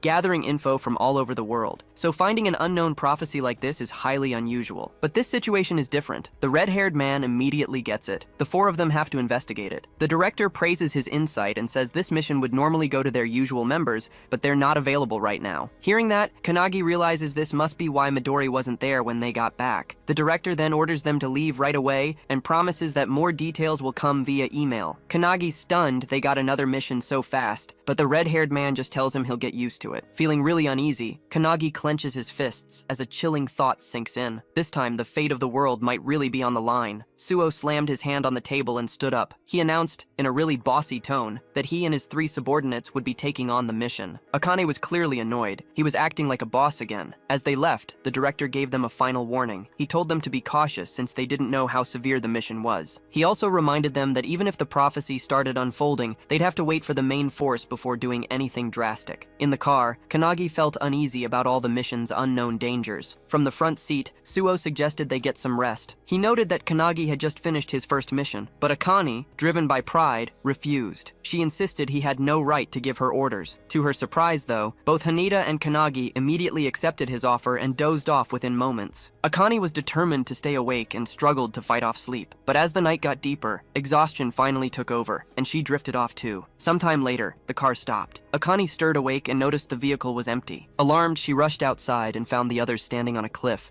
staring down at a glowing light below them. What she saw left her in utter disbelief. A massive magic circle sprawled across the ground, its scale far beyond anything they'd imagined. Haneda quickly grasped how serious the situation was. It was far worse than they'd expected. The prophecy was nearly complete. Skeletal figures were emerging from the ground, still trapped inside enormous crystals. Their eerie glow cast an ominous light over the entire area. It sent chills down their spines as they realized they might already be too late. These skeletons were the 23 residents of the village mentioned in the report. Suo recalled a similar incident from the past. 30 years ago, the Wakayama mansion had mysteriously vanished, and a dimensional rift had nearly opened. As he explained this, the massive pillar at the center of the magic circle began to erupt with bursts of energy. Noticing this, Suo urged them to move quickly. Haneda drew his sword and asked what they should do. Suo revealed that they had to stop it. Akane quickly reminded him of the director's orders. They'd been told to wait for more orders, but before they could even discuss it, they felt a huge aura behind them. When they turned around, they saw Kanagi covered in massive energy and ready for a fight. The group immediately realized Kanagi felt much stronger than before. Even so, Suo wasn't fazed at all. He just smirked, leaped forward, and told the others to come with him. Everyone rushed after him, though Akane warned him not to be so reckless. As they charged down toward the magic circle, Hinoki and the mage suddenly picked up a smell in the air. It felt eerily familiar, a scent they'd come across many times in their lives. Just then, the ground trembled violently, and with an explosive burst, a huge hand shot up from under the earth. Hinoki's eyes went wide in shock. He now knew exactly what they were smelling.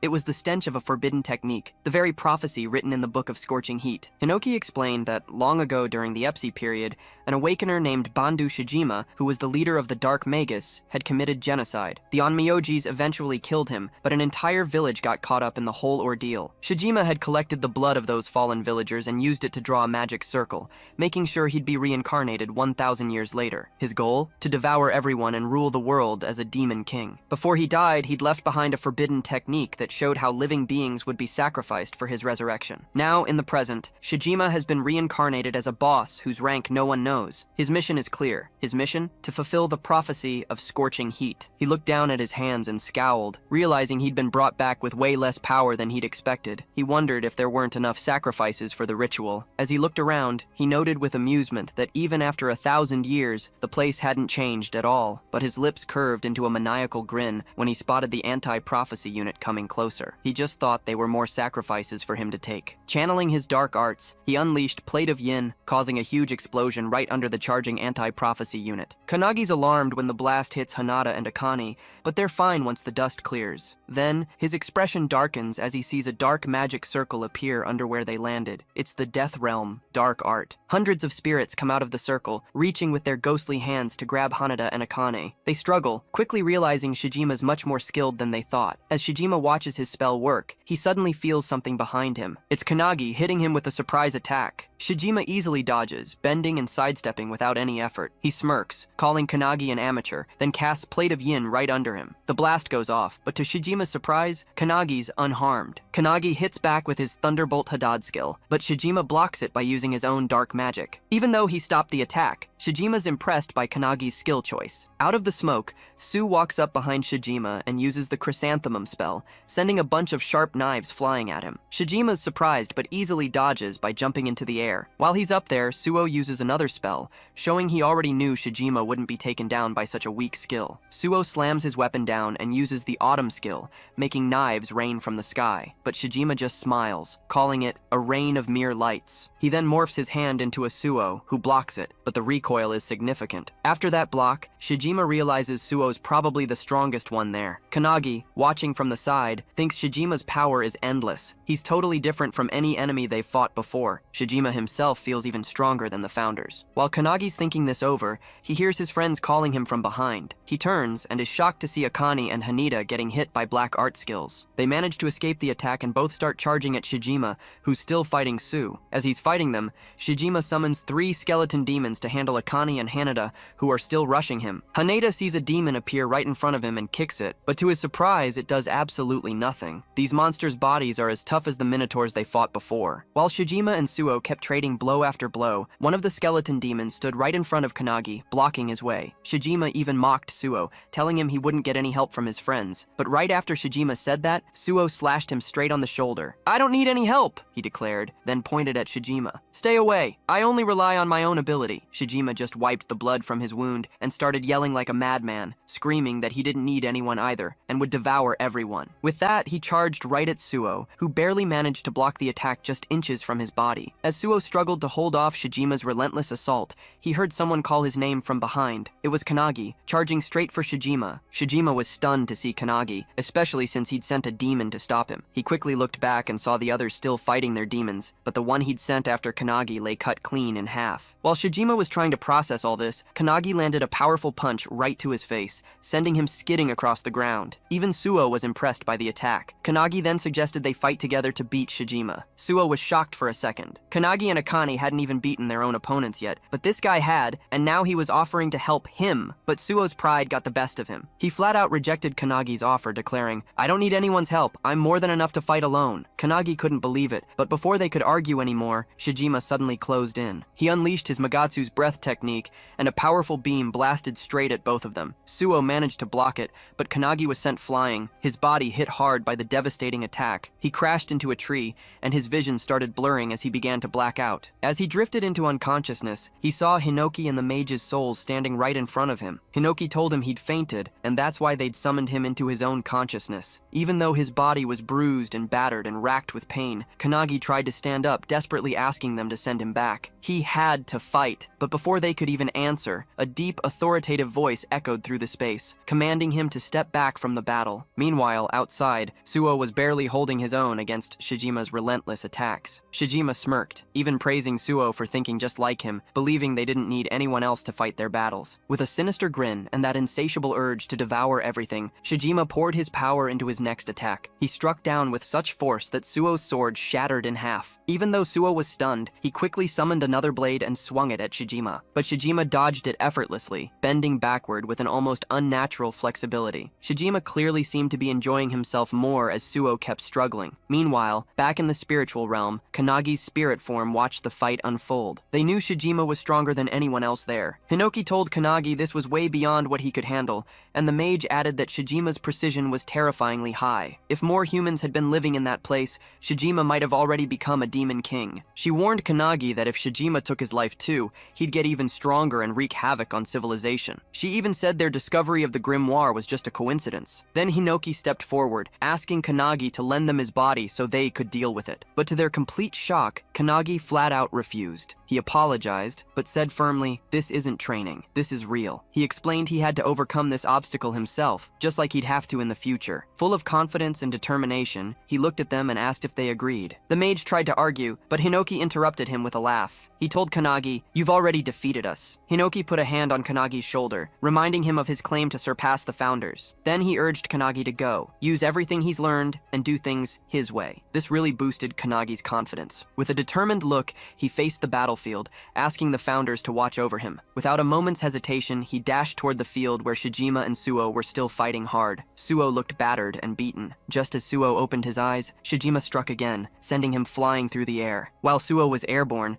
Shijima got ready for his final blow to finish him off. But just as Suo braced for impact, someone grabbed him mid-air. Kanagi grabbed both Suo and his sword. While still mid-air, he quickly burrowed Suo's sword, and with a swift move, he threw Suo toward the ground, safely out of the way of Shijima's incoming magic beam. Suo landed hard on the ground, and Shijima immediately turned his attention to Kanagi, who was still in the air. Shijima releases another Magatsu's breath right at him, but he's shocked. Kanagi is calmly using Hinoki's one-handed sword style. With sharp focus, Kanagi slashes right through Shijima's breath attack, cutting it cleanly in half. Then, with precise control, he strikes Shijima's arm, cutting it clean off his body. Shijima is stunned, horrified, and speechless. He doesn't know what just happened. Shaking with fury, he yells about his identity. But Kanagi, looking completely determined, responds coldly that he's the one who will surpass the founders. The mage watching asks Hinoki if Kanagi will beat the Dark Magus, but Hinoki himself doesn't know yet. Still, Hinoki is certain Kanagi isn't foolish. He suspects Kanagi might have learned something new while sleeping in the car on their way here. A wide smile spreads across Hinoki's face, making him wonder if it's something even he doesn't understand. Suo is just as shocked, watching Kanagi move so efficiently and fluidly. Only moments ago, he'd refused Kanagi's help, but now that very help is saving his life. Meanwhile, Kanagi keeps relentlessly slashing at Shijima, forcing Shijima to teleport backward. Shijima counters with his dark art skill Pomegranate, sending a barrage of energy blasts toward Kanagi. Kanagi tries to dodge them, but he quickly realizes they're tracking him. Kanagi jumps around trying to get away, but the blasts just keep chasing him. Suddenly, he remembers one of the founder's skills, Aftershock. He slams his foot into the ground, raising a stone barrier in front of him to block the incoming attacks. Shijima is surprised by Kanagi's tactics, but quickly throws more blasts his way. Kanagi responds by using the shattered stone fragments to shield himself again. Then, seeing his chance,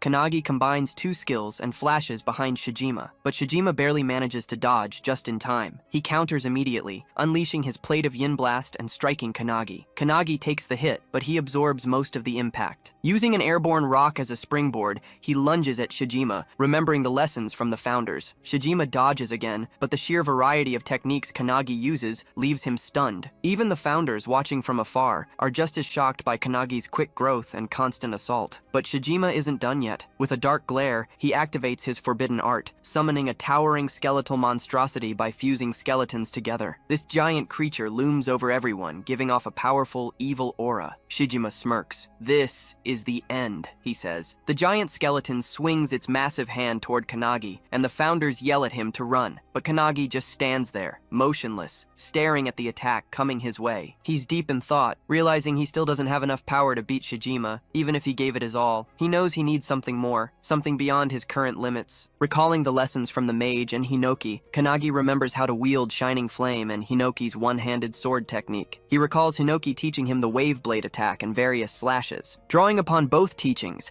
Kanagi channels Shining Flame into his hand, while infusing his sword with Hinoki's skill, transforming his weapon into a blazing blade. The mage and Hinoki watch in shock. Kanagi has just achieved the impossible. Holding his newly empowered weapon, Kanagi stands ready. The technique he has just executed is called Blazing Fire Cutting Blade. Without hesitation, he dashes the skeletal beast, swinging his fiery sword as Shijima watches in utter disbelief. Remembering Hinoki's teachings about the blade and mage's magic arts, Kanagi desires more than just those two. With that determination, he manages to use the Blazing Fire Cutting Blade skill, engulfing his sword in flames. With a swift swing, he cleaves through the skeleton, splitting it from head to toe while also slashing Shijima in half. Everyone is shocked by this feat, combining two magic skills in such a way. The Alchemist founder is particularly amazed, calling Kanagi an irregular for his ability to switch and combine all kinds of skills. He never expected Kanagi to be capable of merging techniques so effortlessly, and he suspects there may be even more to his potential. Suddenly, the Alchemist vanishes, leaving Hinoki confused. Mage, overhearing his words, agrees, realizing they may have underestimated Kanagi's abilities. She now feels a twinge of concern, wondering if it's wise to raise someone like him. However, Hinoki is thrilled by Kanagi's power and eager to see just how far he can grow. As Kanagi lands on the ground, exhausted, he is shocked to see Shijima, who had been cut in half, beginning to regenerate from his own blood. Furious, Shijima snarls that if the attack had hit his head, he might have died. Channeling a dark energy, he forms a death ball, vowing to end things himself. But just as he speaks, Tsu suddenly slashes his throat from behind. Shijima is decapitated, caught completely off guard. As his body collapses, Tsuo grabs Kanagi, who has fallen unconscious. Holding him, Tsu recalls a distant memory. His older brother once carried him in the same way. It had been a freezing night under a bridge, with snow covering the ground. His brother had promised to get food for him in the morning. As Tsu drifted off to sleep, they had heard the sounds of a grand parade above the bridge, others celebrating while they shivered in the cold, stomachs empty. This memory reminds Tsuo why he chose solitude. Shijima had tried to manipulate him by preying on his loneliness. But now, looking at Kanagi, he realizes something. He is not truly alone, and even if he is, he can endure it. As he ponders this, the barrier around them begins to crack. Akane and Hanada rush in, immediately worried upon seeing Kanagi unconscious. Once they confirm he's only passed out, Hanada notices the barrier is collapsing from the inside. She warns that they need to act quickly. Hanada asks what would happen if the energy within the barrier explodes outward. Tsuo grips his sword tightly, revealing that if that happens, they will all be crushed to death. Their only option is to hit it with their strongest attack and try to deflect it. Though Tsuo says this with confidence, deep inside, he isn't sure if they are capable of it in their current state. But they have no choice. As they brace themselves, Kanagi, still unconscious, suddenly lifts his sword, channeling energy into it. Tsuo notices this in shock. Inside Kanagi's mind, Hinoki takes control, guiding his body. As the barrier explodes, everyone unleashes their full power, while Hinoki executes his one-handed style's splitting cloud attack. Outside the barrier, a red-haired man rushes toward the scene, accompanied by two men. His subordinates warn him that the barrier is about to collapse. Suddenly, it bursts open. The men fear they might be too late, but to their astonishment, a brilliant beam of blue light shoots into the sky from Kanagi's sword. The red-haired man watches in awe, recognizing the light as a flawless sword technique, free of hesitation. His name is Tsuo Makoto, the captain of the anti-prophecy unit. Observing the spectacle before him, he wonders whose work this could be. A while later, on a plane flying over Peru, Midori is on a call with Makoto, amazed that the new member has just stopped the unknown prophecy. Meanwhile in Japan, Makoto, still on the call, is facing a rank 1 prophecy, one that, according to him, is on a much higher level than what they encountered before. Midori, instead of boarding the plane, sits on top of it, smiling as he reflects on how much the anti-prophecy unit has grown, even though he isn't there to witness it firsthand. However, his amusement is short-lived when Makoto reveals that the core member who stopped the prophecy was none other than Kanagi, the same Kanagi who had only joined the team 2 days ago. Shocked, Makoto desperately demands to know who he really is. Without hesitation, Midori confidently declares that Kanagi is the one who will bring an end to all prophecies. They had been anticipating his arrival for quite some time. There was a lingering sense of expectation surrounding him, as if he was the one they had been waiting for. Makoto, skeptical of such high hopes, questions whether their faith in him is truly justified. Instead of arguing, he is simply told to see for himself. Changing the topic, Makoto urges Midori to return. His presence is needed, as facing an opponent of equal strength without him is proving to be a challenge. Midori chuckles, offering a brief apology before shifting focus. Meanwhile, Rin reaches out, his voice carrying urgency as he speaks of a grand prophecy unfolding before them. It is a colossal enemy, a super rank prophecy prophecy, the boss of suicidal infection, Ishtam. As the monstrous being charges toward him, Midori tells Makoto to hold on, assuring him that he will finish up soon. Without hesitation,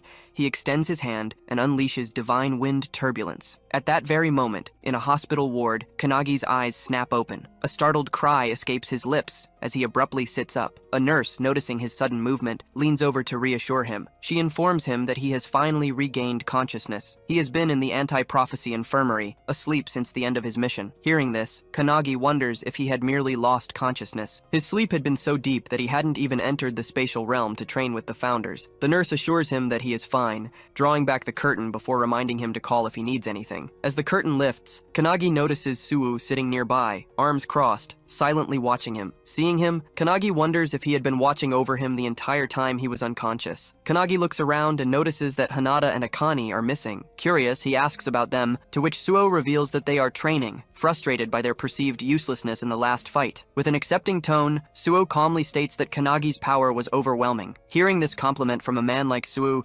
shocks the overpowered boy. But before he can fully process it, Suo suddenly stands and aggressively demands to know who he really is. In less than 2 days after his arrival, Kanagi has already defeated a rank 3 and a potential rank 1 boss, while using a rare fusion spell that Suo has never seen before. Pressing the question again, Suo demands to know Kanagi's true identity and how he too can become like him. As Suo insists on getting answers, Makoto suddenly arrives, asking if Kanagi is the one he's looking for. Kanagi confirms, but Suo is taken aback by his older brother's unexpected arrival. Makoto walks past Suo, barely glancing at him, while Kanagi hesitantly asks if he really is Suo's big brother. The moment the question leaves his lips, Makoto suddenly draws his sword and swings it inches away from everyone in the room. Both Suo and Kanagi are caught off guard. Dodging the attack, Kanagi wonders if it's some kind of test, while Makoto, equally surprised, marvels at how a mere trainee managed to evade his strike. Makoto confirms that it was indeed a test, and Kanagi has passed. Without hesitation, he introduces himself as the captain of Suo's squad, Su Makoto. The realization hits Kanagi hard. Makoto truly is Suo's older brother. After a brief pause, Makoto announces that due to Kanagi's extraordinary performance against the rank 1 disaster, he will be joining his squad temporarily. The announcement stuns Kanagi, but Suo is even more shocked. A tinge of jealousy creeps into him. Despite being Makoto's younger brother, even he is not allowed to join his squad. Wasting no time, Makoto orders Kanagi to follow him for a briefing. While in the background, Suo clenches his fists so tightly in frustration that his knuckles begin to bleed. Meanwhile, in the training area, the anti-prophecy unit duo is training hard. Akane wields multiple weapons, while Hanada focuses on blocking her attacks. However, no matter how much they push themselves, they know that reaching Kanagi's level is nearly impossible. As they continue practicing, Midori suddenly walks in, announcing his arrival with chocolates from Peru. To his shock, they completely ignore the chocolates and rush toward him, eagerly asking how long he will be staying in Japan. When Midori reveals he will be there for a week, the duo immediately insists on training under him during that time. They refuse to let Kanagi surpass them without a fight. Taken aback, Midori hadn't expected them to be this determined. He agrees to train them, but then asks about Suo, wondering if he wants to join. Just as he finishes speaking, Suo arrives, his expression filled with sheer determination, as he confirms that he will be joining as well. Meanwhile, in the hall, Kanagi keeps pace with Makoto's fast strides as he leads the way. Back in the training room, the group is shocked to see Suo just as determined to join them. Suo reveals that Kanagi has been scouted by his older brother to temporarily join his squad. This revelation stuns the duo, making them realize just how far Kanagi has progressed. Being personally recruited by Makoto is no small feat. However, Suo sees this as a sign of his own shortcomings compared to Kanagi, believing he must improve himself even more. Meanwhile, in the hallway, Kanagi, growing curious, asks Makoto about the meeting. Makoto reveals that it concerns their next mission, for which they will depart the following morning. As they walk, Makoto suddenly stops and asks if Kanagi is close to his younger brother. Recalling their last battle together,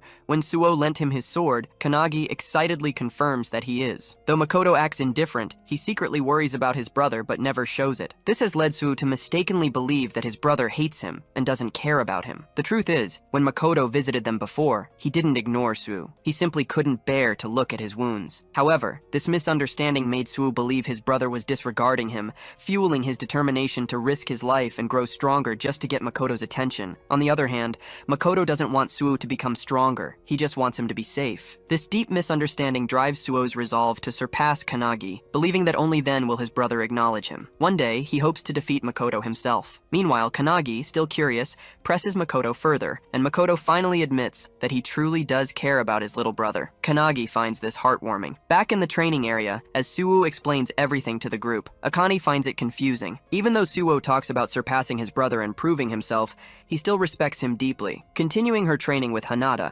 Akane remarks that, in the end, Suo just wants his brother's attention. Hanada finds this touching, but Akane's words trigger something in Suo, making him enraged. Meanwhile, in the meeting, Kanagi learns about the 3 core rules of the squad. First, be swift. Second, maintain offensive pressure. Third, overcome weaknesses. Within the Counterforce division, Makoto's squad is considered the strongest in terms of combat ability. The squad operates with a minimum of 7 members, designed to be a small but elite force. Their primary targets are rank 1 and above-level threats. Aboard the helicopter, as Makoto's squad is escorted to their mission, a squad member named Jakaru casually remarks that 90% of the team's power comes from their captain, while the rest are just extras. Since Kanagi is only a temporary member, he isn't expected to do much. However, while Jakaru is explaining this, Kanagi is distracted, busy on his phone. Jakaru points this out, prompting Kanagi to apologize, explaining that he needs to contact his friends. Jakaru, confused, asks what he means by contact. Kanagi is trying to contact the other members of the anti-prophecy group, as the founders keep nagging him about it. While the group is training, they receive his message, and reading it shocks everyone, especially Sue, who wonders what the hell Kanagi is thinking by sending it. They immediately show it to Midori, who discovers that the message contains 3 separate pieces of advice, each tailored for a different person. The detailed guidance on how to get stronger impresses Midori. With a smile, he extends his hand and asks if they will follow the advice or reject it. Seeing it as a challenge, everyone accepts, especially Sue, who is enraged that Kanagi has essentially salted their wounds. Back on the plane, Jakaru informs Kanagi that they have arrived at their destination. Wiping the window, Kanagi is amazed by the sight of a vast, snowy mountain terrain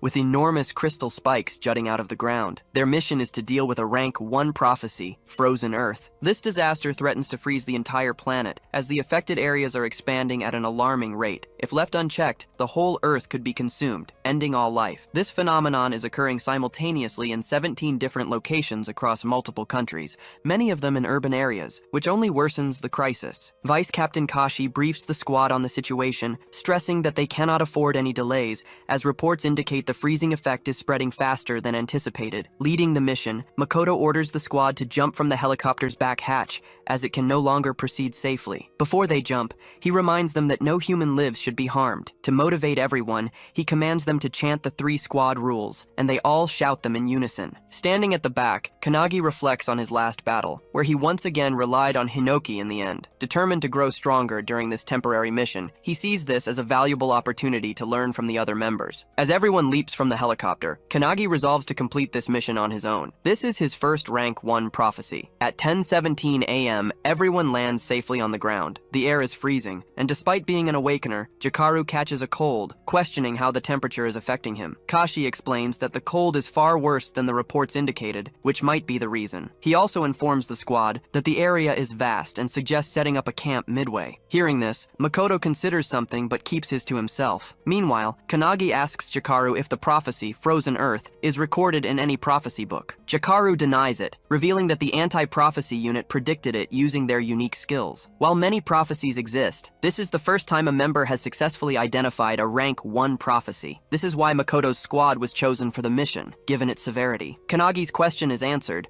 but Kashi notices that he seems slightly nervous. Kashi reassures him that nervousness is better than letting his guard down, but he shouldn't let it become a burden. Jakaru places a hand on Kanagi's shoulder, repeating Kashi's words and reminding him that he is moving with the best crew of the anti-prophecy unit. Kashi yells at Jakaru for being too relaxed, prompting Jakaru to apologize instantly. Suddenly, Jakaru raises his hand, reporting that his radar has detected enemies at 2 o'clock, approximately 200 meters away. Kashi acknowledges the report report and vanishes in an instant, only to reappear moments later. She confirms that she scouted ahead and saw 30 monsters with an estimated rank of S++.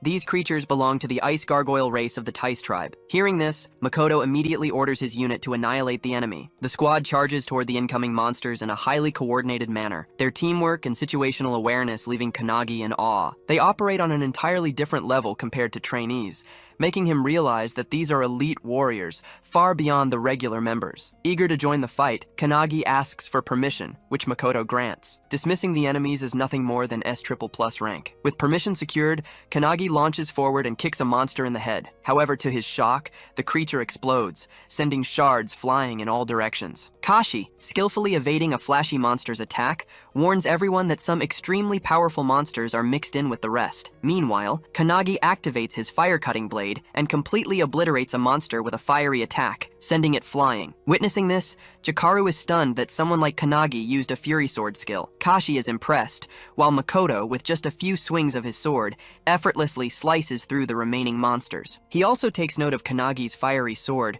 and realizes that the blue light beam he saw earlier must have come from it. With the monsters defeated, the squad sets up camp in the mountains and begins eating. During their meal, Kashi asks Jikaru what else he saw on his radar. Jikaru reports that there are no boss-level threats within a 10-kilometer range. Hearing this, Kashi sighs in relief, confirming that they can spend the night there. However, she soon wonders, where have Kanagi and the captain gone? On the other side, Kanagi sits by his own campfire, attempting to fuse his spells together just as he did before. However, as he focuses on the process, the captain suddenly arrives from behind and calls him out for his enthusiasm about training. Caught off guard, Kanagi nearly jumps out of his skin as Makoto scared the hell out of him by approaching so silently. After calming him down, Makoto sits beside Kanagi and asks if this is his first time camping and whether he finds it difficult. Kanagi enthusiastically claims that he's fine, but to his surprise, Makoto casually states that he just wants to go home and smoke. Kanagi is taken aback. He never expected someone like the captain to talk about smoking. However, to Kanagi's shock, Makoto then reveals that he's desperate to smoke his cat. Confused and alarmed, Kanagi misinterprets his words, thinking he's talking about drugs. He immediately questions the captain about his cat, to which Makoto, getting uncomfortably close, pulls out his phone and shows him a picture. Kanagi asks for the cat's name, and Makoto reveals it's Oribe. As Kanagi examines the picture, he notices the cat's ferocious gaze, but instead asks if Makoto really misses him. To his surprise, Makoto denies it, revealing that Oribe is a complete menace, always scratching his stuff, vomiting everywhere, and being an overall nightmare. Yet despite all of that, Makoto admits that the cat is still adorable, just like his younger brother Suo. Kanagi finds it strange that Makoto is talking this way, but he listens as the captain, in a hopeful voice, expresses his wish to one day talk with Suo the same way he's talking with Kanagi now. Kanagi, being an only child, admits he can't relate, but he offers a suggestion. Perhaps Makoto should treat Suo the same way he treats his cat. Hearing this, Makoto smiles and agrees. He then shows Kanagi some videos on his phone, shocking him with footage of the captain treating his cat like a baby. Amused, Makoto questions whether that kind of behavior is really okay. Then, with a soft expression, he looks at Kanagi and asks if they can practice together. In his mind, Kanagi doesn't really want to, but before he can answer, Kashi arrives, searching for them. She requests that they return to camp,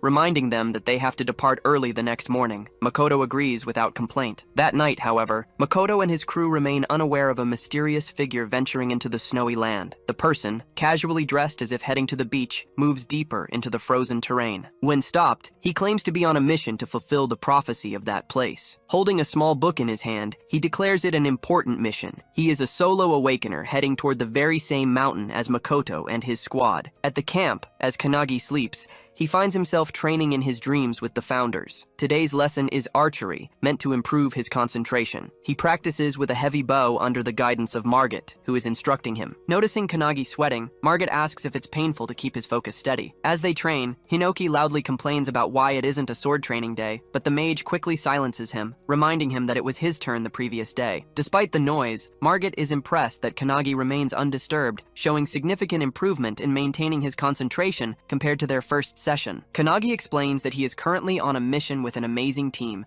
which motivates him to give his best. With his focus locked on the target, he releases the arrow, hitting the bullseye with perfect accuracy. Margit is amazed by the precision, while Kanagi drops to the ground, sighing in relief. Margit reminds him not to forget the feeling and calls it a day for training. Realizing that the session is over, Hinoki gets excited, immediately drawing his sword and ordering Kanagi to get up for sword training. However, just as they are about to start, Kanagi is suddenly awakened by his crew as it's time to continue their journey. Before setting off, Makoto briefs everyone, stating that today, they will slay the boss tied to the prophecy. As they venture ahead, they encounter more monsters, this time, a flock of blue birds. As the squad charges toward them, the founders within Kanagi comment on how easy this mission should be, given the team's strength. However, the mage notices that one of the older founders appears uneasy, sensing that something is off about the fight. After a battle, the crew successfully clears the monsters, clearing their path forward. Makoto then orders Jakaru to scout ahead. Jakaru reports that approximately 2,000 meters from their position, there is likely a major boss, and it is heading straight for them. He then delivers horrifying news that the monster will reach them in just 10 seconds. Within moments, a towering figure known as the unknown god Calamitas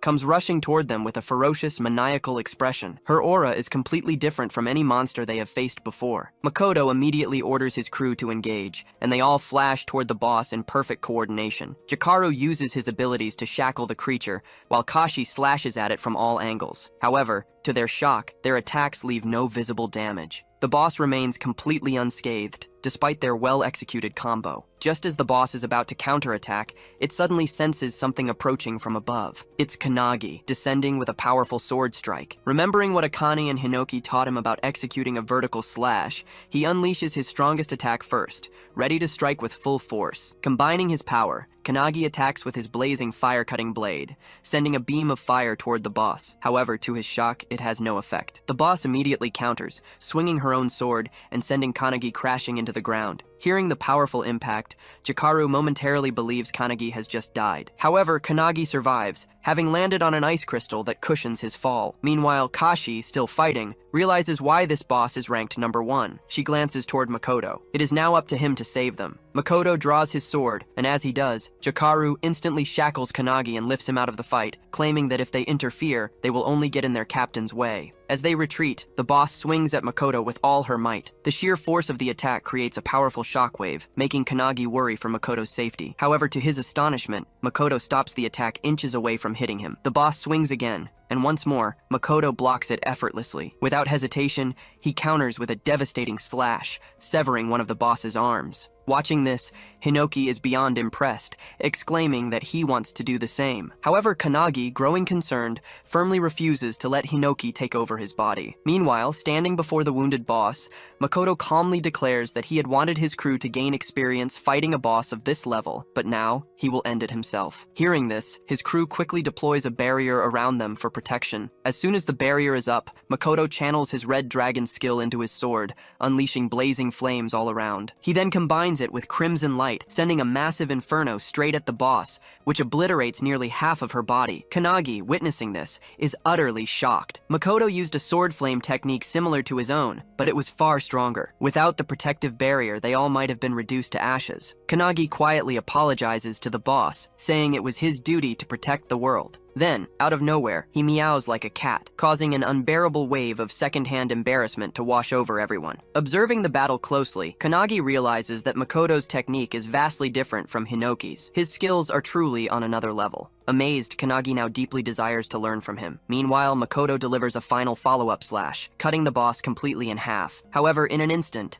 a flash of light streaks through the battlefield. Makoto's arm is suddenly severed. In disbelief, he turns, only to see a gaping hole in Jakaru's body. Kanagi frantically looks around, horror gripping him as he realizes what just happened. One by one, his comrades' bodies are being torn apart, blood spilling onto the ground. They are all dropping dead before his eyes. Kanagi, seeing Jakaru falling, rushes to help him, but with the last of his strength, Jakaru pushes him away. Stumbling backward, Kanagi watches in disbelief as the comrades he fought alongside just seconds ago are now collapsing before his eyes. Despite being on the brink of death, Jakaru is filled with regret. His radar failed to detect the incoming attack, leading to this devastating loss. As he falls, he apologizes to his captain and crashes onto the ground, hoping his team has at least seen where the attack came from. Kashi is safe, but several other members are struck by the same beam, piercing straight through them. Makoto, clutching his severed arm, yells at his team to take cover in the terrain, calling it a skill attack. Without hesitation, everyone obeys and runs for their lives. While fleeing, Kashi calls out to a fallen comrade, urging him to follow. However, he hesitates, worried about their captain, who is severely wounded. The attack that severed Makoto's arm cannot be blocked, not even by a barrier, because its properties allow it to annihilate everything it touches. Suddenly, another beam hurtles toward Makoto, but he narrowly dodges it by leaping into the air. Kashi watches in growing fear as the boss unleashes a relentless barrage of attacks while simultaneously regenerating. Realizing they must take down the boss in one decisive burst, she turns to Kanagi, only to find him kneeling on the ground, frozen in shock. Kanagi stares at the of his fallen comrades, his voice barely above a whisper as he pleads with the founder Valentine, asking if she can resurrect them. However, with an embarrassed expression, Valentine apologizes. She cannot bring back the dead. Kanagi falls silent for a moment, then takes a deep breath. He calls upon all the founders, admitting that while he wanted to handle everything himself this time, he now realizes he may need their help once again. Without hesitation, Hinoki steps forward and takes control of his body. Meanwhile, Makoto, analyzing the attack, realizes that it completely bypassed Jakeru's radar. Since Jakeru's radar can only detect threats within a 3-kilometer range, the attack must have originated from beyond that distance. This single strike not only killed Jakeru, but also severed Makoto's arm, proof that their hidden enemy is at least as strong as he is. Determined not to let his fallen comrade's sacrifices be in vain, Makoto pushes beyond his current limits, channeling power far beyond his normal capacity. He focuses his energy, using his heightened senses to pinpoint a location over 3 kilometers away, despite the obstacles concealing the enemy. Clenching his sword, he remembers those who have fallen today. Their deaths fuel his resolve. With unwavering determination, Makoto charges his blade with crimson light and unleashes a devastating blaze of fire. The scorching inferno rips through the ground, obliterating everything in its path, until, at last, it reveals the enemy who cast the deadly spell. It is the same boy who arrived there alone, casually dressed. He is impressed that Makoto managed to track him down after his attack, just as expected from the captain of the strongest squad. However, Makoto is shocked. His attack was completely consumed by this man. The boy claims that if Makoto still had his left arm intact, that attack would have killed him. He is using a spell called Darkness to channel dark orbs around him. As he walks toward Makoto, he launches one of the orbs with the intent to kill. In response, Makoto swings his sword, conjuring an ice barrier. He then counters in an instant, vanishing and reappearing behind the boy, slashing at his neck. But before Makoto can process what just happened, the same devastating beam attack strikes again, tearing a chunk off his torso. The boy remains unharmed, calmly stating that he had anticipated Makoto's attack. However, he adds that Makoto is the one truly close to death. That comment ignites Makoto's rage. With what little strength he has left, he lunges forward, swinging his sword. But the boy effortlessly sidesteps and counters with a powerful kick,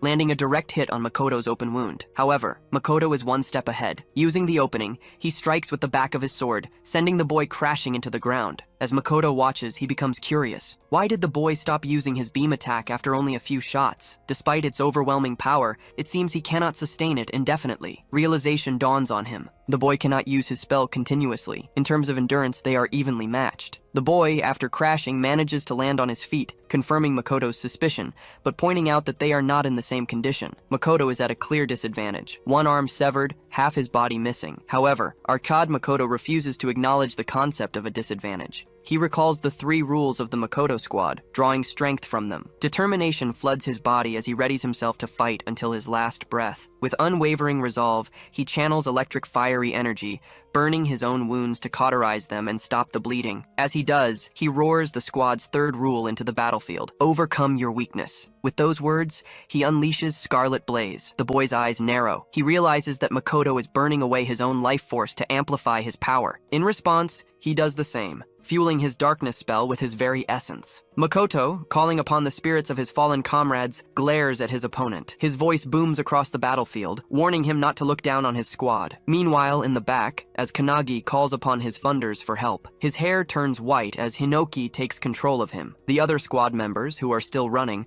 are suddenly stopped by the boss, who remains strong as she regenerates her arms. Kashi, witnessing this, grows concerned, realizing she cannot subjugate the boss alone. She calls out to Kanagi, who is still kneeling in the back. To her, it seems as though his fighting spirit has completely faded after witnessing his squad members' deaths. It is only natural. He was just an ordinary person who recently joined the squad. However, to her shock, Kanagi rises from the ground. In a blinding flash, he dashes forward and lands a devastating kick on the boss, sending her flying. On the other side of the battlefield, Makoto and his opponent continue their fierce exchange, trading blow after blow. Makoto, wielding only half of his sword, unleashes Scarlet Light. The opponent barely dodges by leaning to the side. Despite evading the attack, he grows uneasy. It is getting harder. Makoto's flames, which should have been erased by his darkness spell, are re-emerging and striking him again. Furthermore, there is a limit to how much he can control his darkness manually, and that limit is approaching. Realizing this, he sends a barrage of darkness orbs at Makoto. But Makoto swiftly dodges, seizing an opening to lunge forward and slash his opponent's arm clean off. Now their positions are reversed. However, despite losing his arm, the opponent leaps forward and drives his knee into Makoto's wounded arm. Makoto collapses to the ground in pain as the opponent slowly approaches. Looking down at him, he claims that losing an arm means nothing. After all, there is still a hole in Makoto's stomach. He then reveals something chilling. He had already anticipated Makoto's strategy. From the very first attack, he knew Makoto would engage in close combat. He acknowledges Makoto's strength, admitting that he always makes the best decisions and never wastes time. However, he also points out Makoto's flaw. He is too predictable. That, he declares, is the reason why Makoto will lose. Reaching into his bag, he pulls out a book. Holding it up, he claims that Makoto's defeat has already been decided by its contents. Makoto's eyes widen in shock as he recognizes it as the Book of Doom. The opponent opens the book, revealing a startling truth. The guy claims that if there is an organization that exists to stop prophecies, then it is only natural that another exists to fulfill them. Makoto is stunned as he never knew such an organization existed. The opponent then makes his final revelation that he is one of the 12 apostles of the apocalypse. He introduces himself as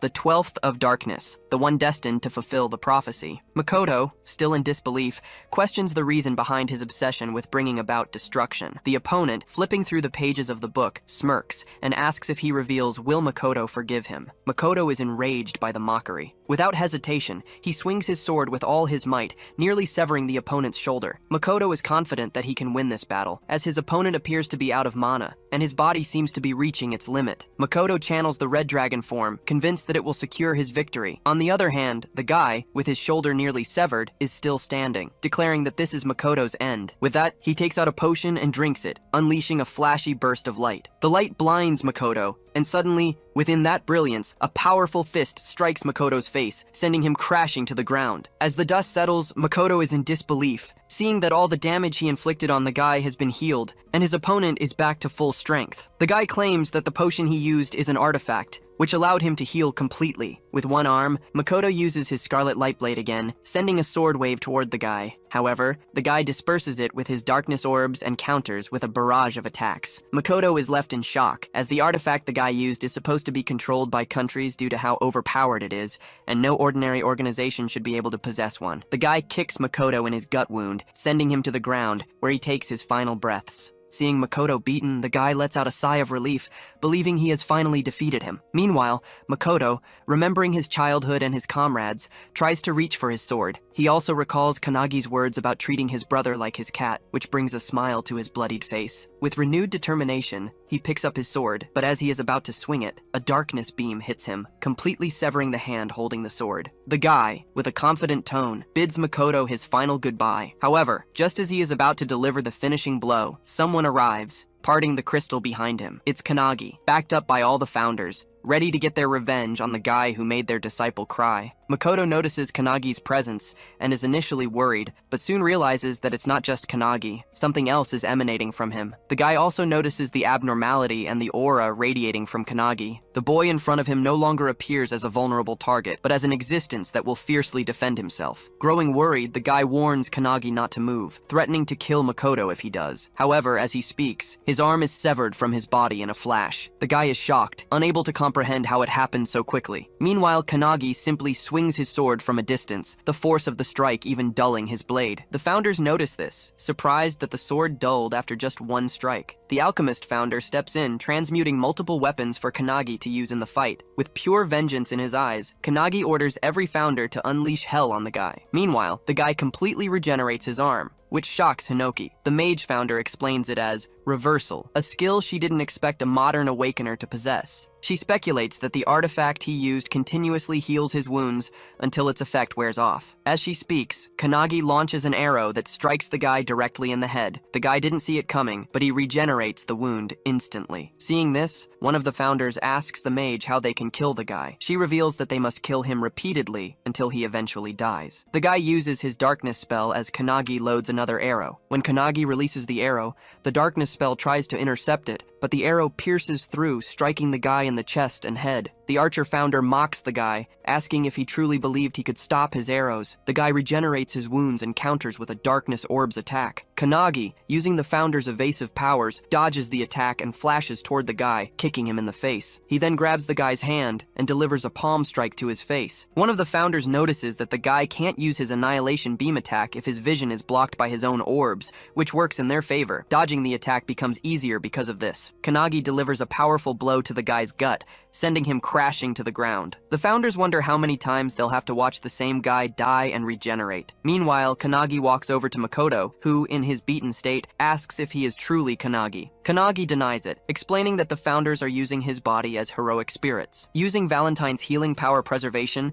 Kanagi begins healing Makoto's arms. As he heals, Kanagi reveals that they are in a hurry and must act quickly. Seeing Kanagi leave, Makoto understands that it's the founders who are in control. A short distance away, the guy gets back up, shocked that his spells are being dodged and countered so effortlessly. Without giving him time to think, Kanagi attacks him with a spear, piercing straight through his heart. The guy is relentlessly attacked, dying repeatedly without a moment to recover. One of the founders asks the mage if keeping the spear in the guy's heart will prevent him from regenerating. However, the spear passes through his body, and he begins to regenerate again. As the guy starts to recover, Kanagi delivers a powerful kick from above, crashing him back to the ground. Kanagi wonders which body parts regenerate first if they completely destroy his body. The guy begins regenerating from his hand, but by the time his full body is restored, he is gasping and exhausted. He is being obliterated, but refuses to let a boy stop him. Deciding to kill Makoto and escape, he rushes toward him, only to find Kanagi already sitting there, guarding Makoto. With a maniacal smile, Kanagi reveals that he is too late. Hinoki then takes control of Kanagi's body, and using his sword style completely cuts the guy's body into pieces. Even though the guy is obliterated, he doesn't fear death, as he believes he is fulfilling a prophecy. However, his resolve begins to waver in the face of something as terrifying as Kanagi. As the guy regenerates again, he tries to remind himself of his mission to fulfill the prophecy, refusing to let fear overcome him. He reaches for another artifact in his bag, but before he can use it, Kanagi cuts off his arm. The artifact scatters the ground, creating a powerful golden cage around Kanagi called the Sand Cage of Time. The regeneration effect on the guy ends, and he is unable to regenerate his arm. Relieved, the guy believes he has barely made it. The founders, seeing the cage, grow concerned, wondering what to do next since the guy's regeneration is nearly over. The guy, standing outside the cage, claims that even his darkness can't destroy the cage,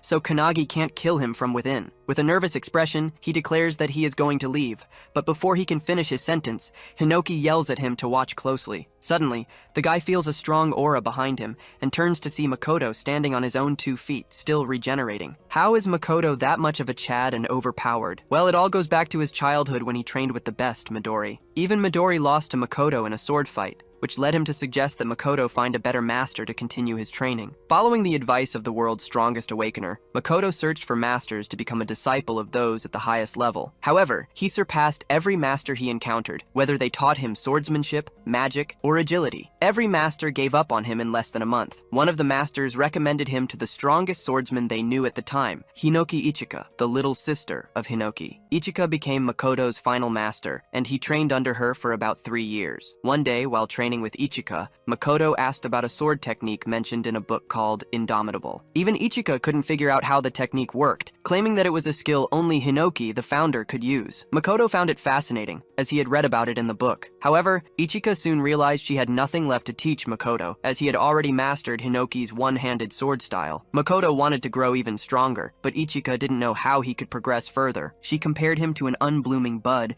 stating that even with all his training, blooming in this lifetime would be difficult for him. She hoped that one day, a stronger swordsman would appear before him. In the present, Makoto realizes that this moment is happening right before his eyes. He notices Kanagi using sword techniques he didn't even know existed. According to Ichika, such an opportunity might come only once in a lifetime. and he shouldn't miss it. Grateful for the chance, Makoto thanks Ichika in his heart and begins touching his severed arms together. Seeing this, all the founders are confused about what he's trying to do. Kanagi is also worried about his captain, who is outside the cage with the enemy. Makoto begins emitting the same aura as Kanagi. Meanwhile, inside the training ground of the anti-prophecy faction, Midori, who is training with Suo, senses a powerful aura. Suddenly, an explosion rocks the area, and as the dust settles, they are shocked to see a massive hole in the wall, and Midori is gone. Back on the battlefield, the guy is confused, seeing Makoto able to perform such a feat despite his condition. He is certain that he will be cut down. Witnessing this, Hinoki explains to Kanagi that people are like flowers, blooming at their true potential when they reach their peak, whether physically, spiritually, or through mastering an ultimate technique. For Makoto,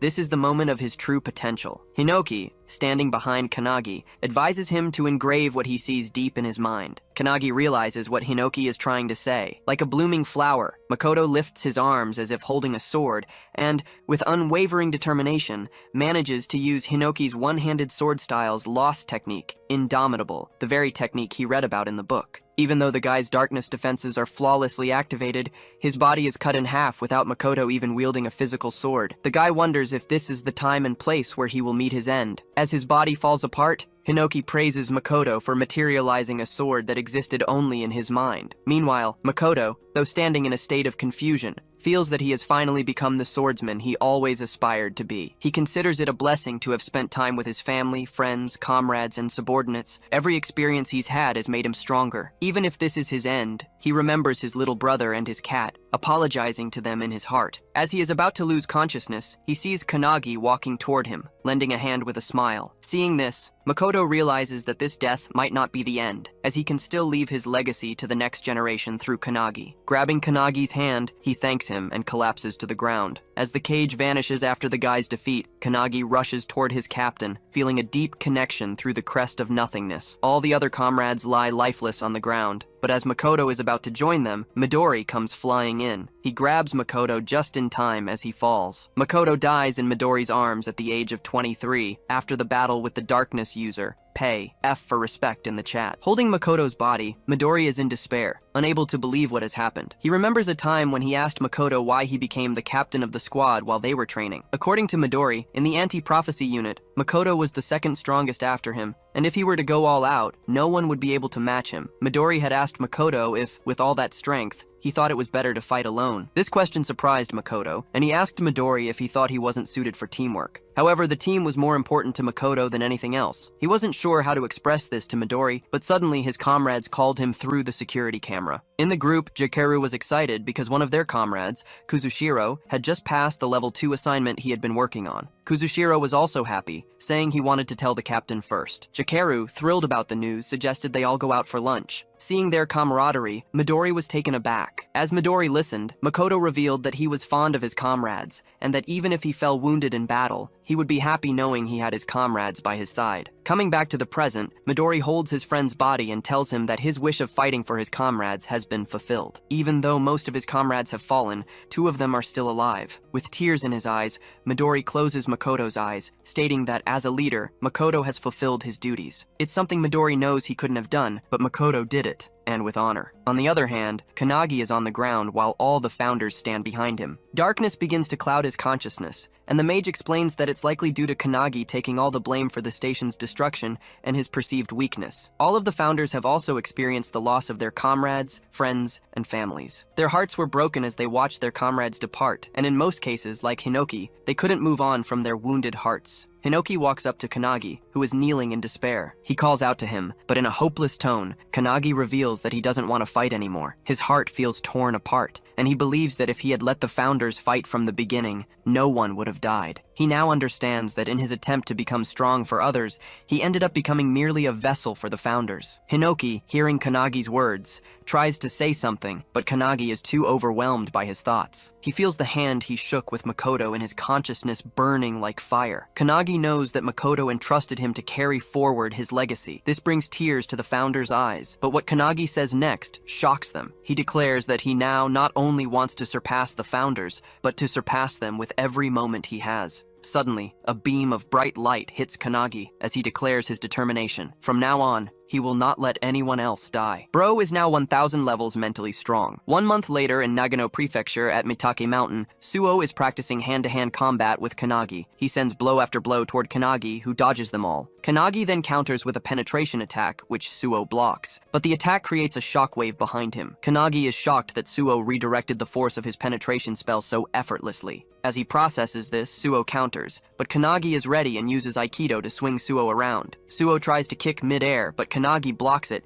and counters with a powerful kick of his own. Just as he's about to land the hit, a loud shout stops them both. It's Ichika. How did it all happen? Well, the annihilation of the squad has left a deep scar in the anti-prophecy unit. During the funeral of the fallen, everyone was in grief. But Suo stood frozen in front of his brother's picture the entire time. Later, as Kanagi was heading to his room, he saw Suo coming out of Makoto's room, holding some books and a cat. Kanagi recognized the cat as Oribe, the one Makoto often talked about. Suo was shocked that Kanagi knew about his brother's cat, something even he hadn't been aware of. Before entering his brother's room, Suo didn't know about the cute cat, the books, the clothes, the food, or even the thoughts his brother had. He only discovered these things when he went through Makoto's belongings. Kanagi noticed that Suo had a bunch of diaries with him, which he planned to take. These diaries were left by Makoto so that his brother could read them in case he lost his life. All of Makoto's daily training and missions were recorded inside. However, Suo noticed something else. Every sentence in the diaries ended with Makoto worrying about Suo. He wrote about how Suo was doing, how the weather was cold, and even about Suo's achievements and life events. Reading this alone in his room, Suo broke down in tears, curling up on the floor as he realized that everything his brother wrote was about him. Comment a tear emoji if you're crying too. As Suo revealed all this to Kanagi, Kanagi also shared that Makoto always talked to him about Suo and his cat, Oribe. Hearing this, Suo teared up, declaring that from now on, he wants to get stronger so his brother won't have to worry about him from heaven anymore. With that, they both went to Hinoki Ichika to train. At first, she was cautious of them, until they revealed that Suo was Makoto's brother and that Makoto had fallen in battle. This shocked Ichika, but she kept her composure. In sync, both Suo and Kanagi requested her to train them to become stronger. Coming back to the present, Ichika is amazed at how much they've both improved, especially Suo, who has progressed remarkably. Kanagi asks about his own progress, to which Ichika responds with an annoyed sigh, claiming she has nothing left to teach Kanagi since he already knows everything. She jokes that it should be her asking him to teach her instead. She then kicks a stick toward both of them and, with a manic grin, declares that she is the sword, challenging them to come at her. With that, they both charge at her, Suo striking from the front while Kanagi attacks from above. As they fight, Kanagi is determined to get stronger and is confident that he will become the strongest awakener in the world. Meanwhile, in England, London, a man wearing a hat and coat walks down the night streets alone. As he turns a corner, someone recognizes him as one of the 12 apostles of the apocalypse, Quatre. Quatre also recognizes the person approaching him. It's Midori. Midori straight up demands that Quatre reveal the location of his base and comrades,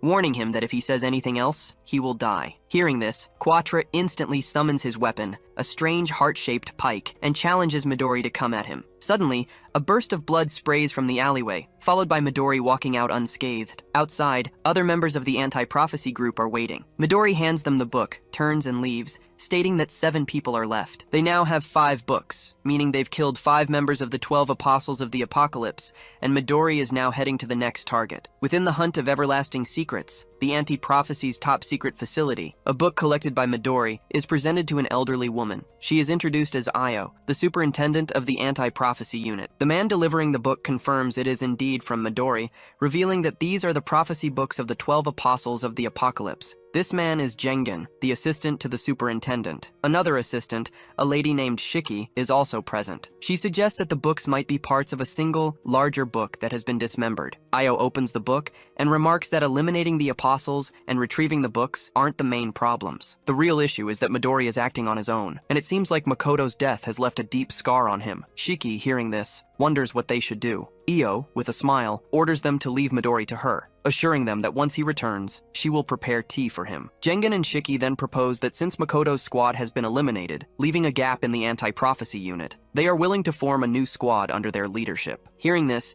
Io falls into deep thought. Meanwhile, somewhere around Tokyo, a rank 2 prophecy, the Rebellion, is unfolding. The boss of this prophecy is the god of Down. Members of the anti-prophecy unit are fighting the troops of the prophecy, but are struggling to defeat even a few of them. In their nervousness, they call out for their captain, Hibiki. Hibiki, the captain of the Hibiki Setsuna squad, steps forward. To her, the troops are boring and easy to defeat. She then looks back at Akane, who has joined her squad, and asks if she can handle it. Akane uses her Trismegistus spell, creating a massive blob of mercury. She warns everyone to stand back as she flows the mercury onto the ground toward the troops. Once every troop has their feet submerged in the mercury, Akane uses her gasification spell, converting the mercury into gas. The troops begin coughing and suffocating. Akane then follows up by converting the gas back into liquid mercury, which is now inside the troops' bodies. She uses crimson heat to boil the mercury within them, and finally, she solidifies the mercury, instantly killing all the troops by forming spikes inside their bodies. The entire squad is shocked,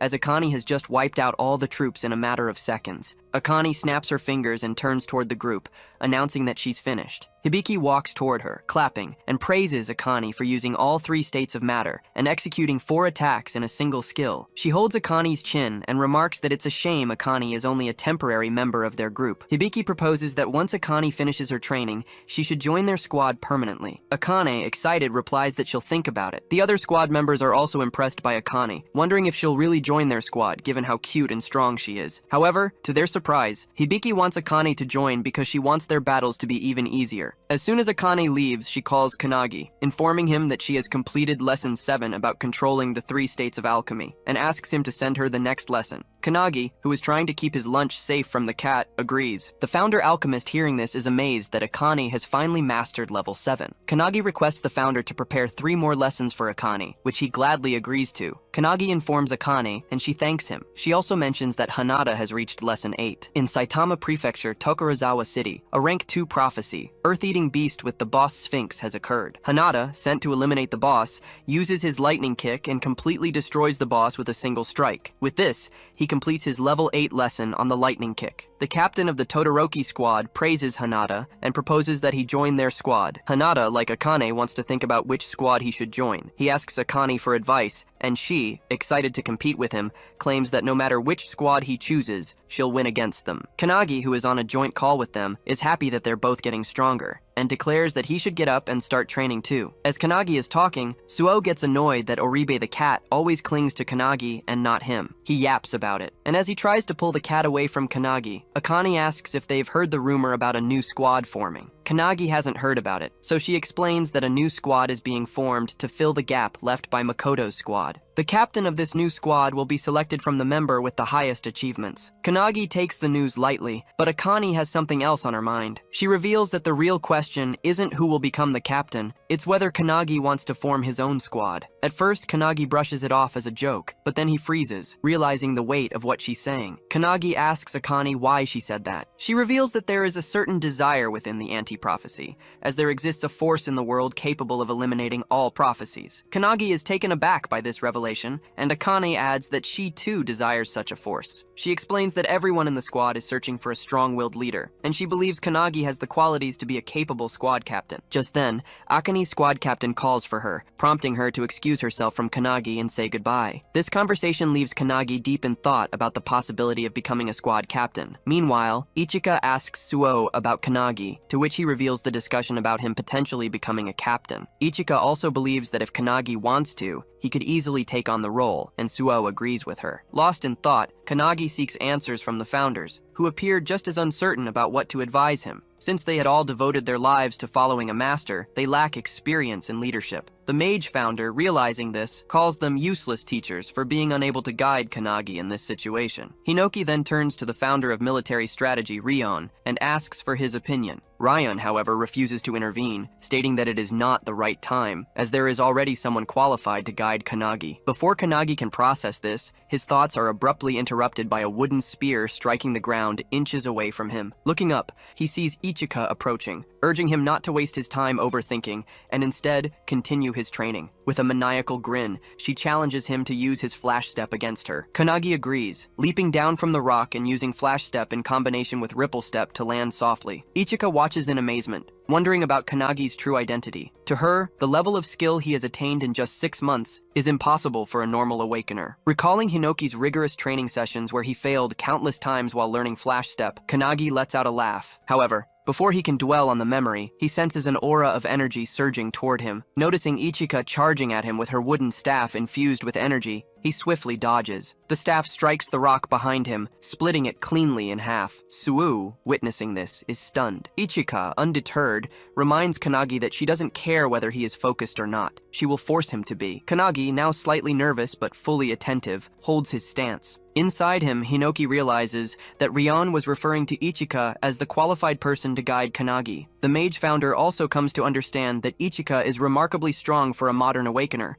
as expected from Hinoki's descendant. However, Hinoki denies having children, claiming it might be his brother instead. He acknowledges Ichika's strength, noting that since she trained someone as powerful as Makoto, she might be a living successor. However, as he says this, he notices her using a technique called Skyfall, something he has never seen before. This technique launches an electric zap toward Kanagi, who barely evades it. Realizing the sheer strength behind the attack, Kanagi understands that Ichika is going all out against him. Ichika charges forward and follows up with her Purgatory Sword technique, unleashing a powerful strike at him. Meanwhile, Hinoki watches in excitement, realizing that Ichika has developed a new technique by refining all the knowledge passed down to her. Outside, as Kanagi dodges the attack, Ichika is impressed. It's a technique he has never encountered before, yet he still managed to evade it. She praises Kanagi's one-handed sword style, noting that it closely resembles the techniques of the founder. This comment shocks Kanagi, and before he can respond, Ichika adds that he might be worrying about whether he could ever become as strong as Makoto. Kanagi is stunned, as this is exactly what has been weighing on his mind. Suo, overhearing this, is also taken aback. Kanagi's grip on his sword tightens as he recalls witnessing Makoto's strength firsthand, how he was an extraordinary squad captain. This is the very reason Kanagi keeps questioning whether he can ever reach Makoto's level. To his surprise, Ichika tells him that he doesn't have to be like Makoto. She suddenly yells at him to pay attention, channeling her energy as she executes her sword technique, Tengu Dance, creating a powerful water tornado. She explains that this technique was developed by past masters who built upon the founder's techniques. While these techniques may never match the founder's power due to the immense difference in strength, the masters never stopped trying, gradually getting closer over time. Hearing this, Kanagi finally understands what she means. Ichika then reveals that she doesn't know exactly how great a Captain Makoto was, but from what she knew of him, he must have been an incredible leader. She adds that it won't be the same for Kanagi in the beginning, but if he has skills, he definitely has the potential to reach that level. Pointing her wooden stick at him, she advises Kanagi not to try to become like Makoto, but instead to focus on the path entrusted to him. Hearing this, Kanagi remembers when Makoto shook his hand. Thinking back on that moment, he realizes he must look toward the future instead of dwelling on comparisons. A smile appears on Ichika's face as she declares that, for the sake of that future, she will train him herself. With that, they both engage in intense training, pushing each other to their limits. 2 weeks later, at the Anti-Prophecy headquarters, Hibiki and Todoroki, 2 squad captains,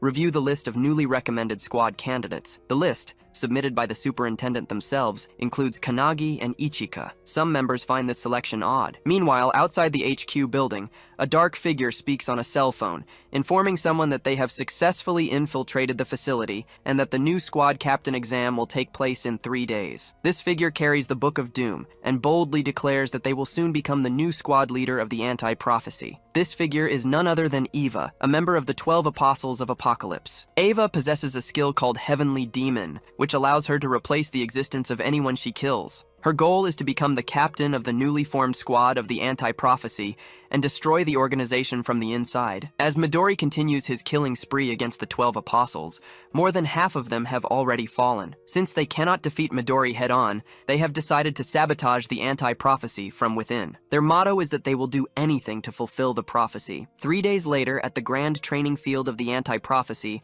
the selection examination for the captain of the new squad is underway. As all participants gather, the instructor instructor announces that there will be 4 tests, with only 4 people advancing to the final stage. The exam follows a point system. First place in each test earns 3 points, second place earns 2, and third place earns 1. In the end, the candidate with the highest score will be elected as the captain of the newly formed squad. The superintendent watches as the instructor urges all participants to give their best effort. In unison, they yell, "Yes!" Among them, Kanagi feels the weight of everyone's gaze. There are 8 candidates. Koki from the Yagarama squad, Akihina from the Yorizuya squad, Sonobe from the Yashima squad, Hisagi from the Kakabe squad, Sakazaki from the Tsarazaki squad, Shikami from the Todoroki squad, and Jiru from the Hibiki squad. However, the real danger lies in the fact that one of them is actually Eva, one of the 12 apostles, an imposter hidden in plain sight. And then there is the special recommendation, Kanagi. Unlike the others, Kanagi stands alone, as his squad captain Ichika is nowhere to be seen, oversleeping as usual. However, she sends him a message, warning that if he doesn't win, she will personally make him regret it. Determined to avoid elimination before Ichika arrives,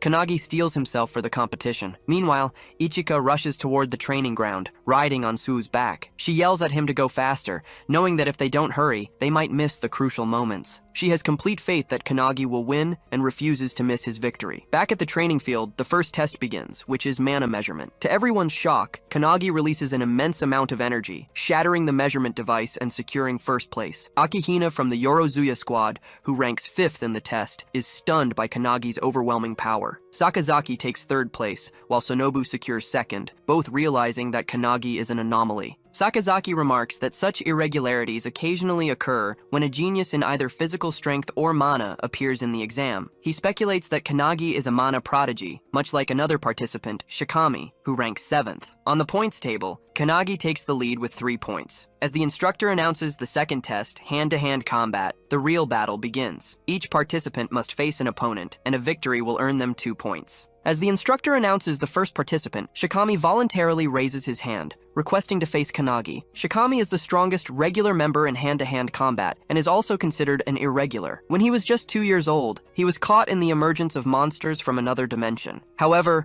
even as a baby in a cart, he single-handedly killed all the monsters, shocking his own mother. He protected her and became a legend. In the audience, Hibiki accuses Todoroki of cheating by sending Shikami into the hand-to-hand combat test. Todoroki argues that there is nothing wrong with choosing his strongest member, as Shikami is blessed with both magical talent and immense physical strength. He boasts that he has been training Shikami since he joined his squad, and to this day, no one has ever beaten him in hand-to-hand combat. Hearing this, Hibiki wonders if the match will end instantly, considering Shikami's combat abilities are practically unbeatable. As the fight begins, Shikami approaches Kanagi and asks if he has really been giving lessons to Hanada. Remembering the founders, Kanagi replies that he is merely a messenger. Shikami doesn't understand what he means, but continues, claiming that someone out there is advising and teaching Hanada, who is already a super genius. He adds that even without Kanagi's guidance, Hanada will surpass his current level on his own. Instead of arguing, Kanagi simply agrees with him, which only annoys Shikami further. Enraged, Shikami activates Violent Bite, transforming into a monstrous form. In an instant, with blinding speed, he lunges at Kanagi. Kanagi ducks just in time, but Shikami follows up with a powerful claw attack. Watching this, Todoroki is thrilled to see his fighter going all out. As Shikami swings with all his might, Kanagi sidesteps the attack. Seizing the moment, Kanagi shifts into Kudu's stance, grips Shikami's wrist, and with tremendous force, slams him into the ground. The impact erupts in a massive shockwave, sending rocks flying across the field and startling everyone. As the debris settles, both Kanagi and Shikami are airborne. The other participants are in awe. Despite Kanagi merely redirecting Shikami's attack, the sheer power of it was enough to devastate the entire battlefield. Even Kanagi himself is impressed by Shikami's strength, though Shikami assumes he is being sarcastic. Despite the powerful blow, Shikami lands safely on the ground,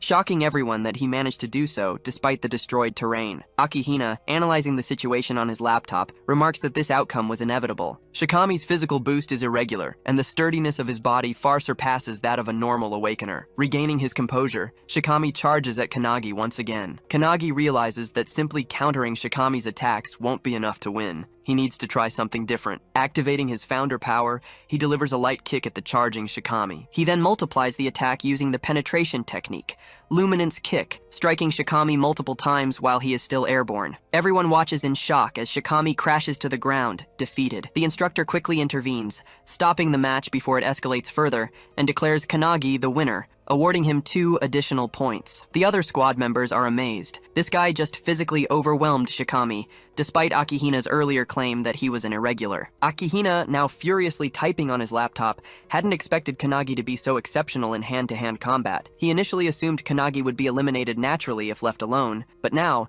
it's clear that Kanagi is becoming an obstacle in his plans. As Shikami regains consciousness and opens his eyes, he is shocked to see Kanagi casting some kind of spell on him while he lies on the ground. Kanagi reassures him that he is healing his wounds, which only astonishes Shikami further. An irregular in both mana and physical prowess, now capable of healing too? It seems almost unbelievable. Shikami, still processing what's happening, asks Kanagi if there's anything he can't do. This question makes Kanagi recall the time he desperately tried to bring back his fallen Makoto squad members, but failed. After healing Shikami for a while, Kanagi tells him he should be able to stand now. As they speak, a loud bang suddenly erupts nearby. Kanagi looks over and reveals that it marks the final match of the hand-to-hand combat exam. Shikami, now alarmed, wonders how long he's been unconscious, realizing it must have been quite some time. Kanagi calmly tells him it has only been 5 minutes. According to Kanagi, after their fight, the other battles started simultaneously. 2 of the pairs finished instantly, but Akihina and Hisagi are still fighting even after 5 minutes. Both remain determined,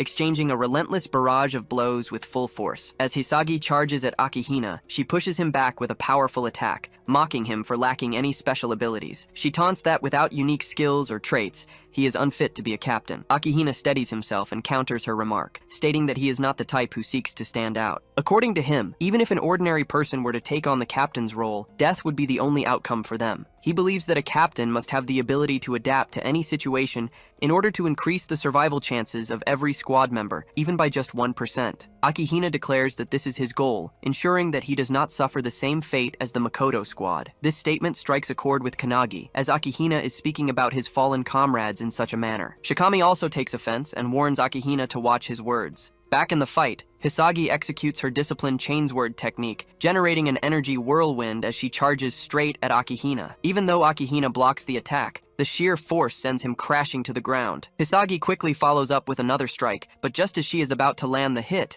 Akihina unexpectedly surrenders. The instructor immediately stops the match, declaring Hisagi the winner, leaving her in shock. Another squad member quickly restrains her as she fumes with rage, furious that Akihina gave up so easily instead of putting up a real fight. Akihina, on the other hand, claims that he expected the battle to last longer, so he chose to preserve his energy for the upcoming tests. As he walks away, he knows that he could have defeated Hisagi if he had tried, but he does not want to reveal his full strength just yet, especially with Kanagi closely observing the fight. The second stage of the exam, hand-to-hand combat, concludes with Kanagi leading the scoreboard with 5 points, followed by Tsunobu with 3. The instructor announces a 30-minute break before the start of the third examination. He also reveals that in the next round, the 4 participants with the lowest scores will be eliminated. As the lunch break begins, Kanagi wonders about Ichika and Su, who should have been there but are still missing. Meanwhile, outside the Anti-Prophecy headquarters building, Su finally arrives, carrying Ichika. Exhausted from the effort, he is confused when she starts heading toward the courtyard instead of the training ground. When he questions her,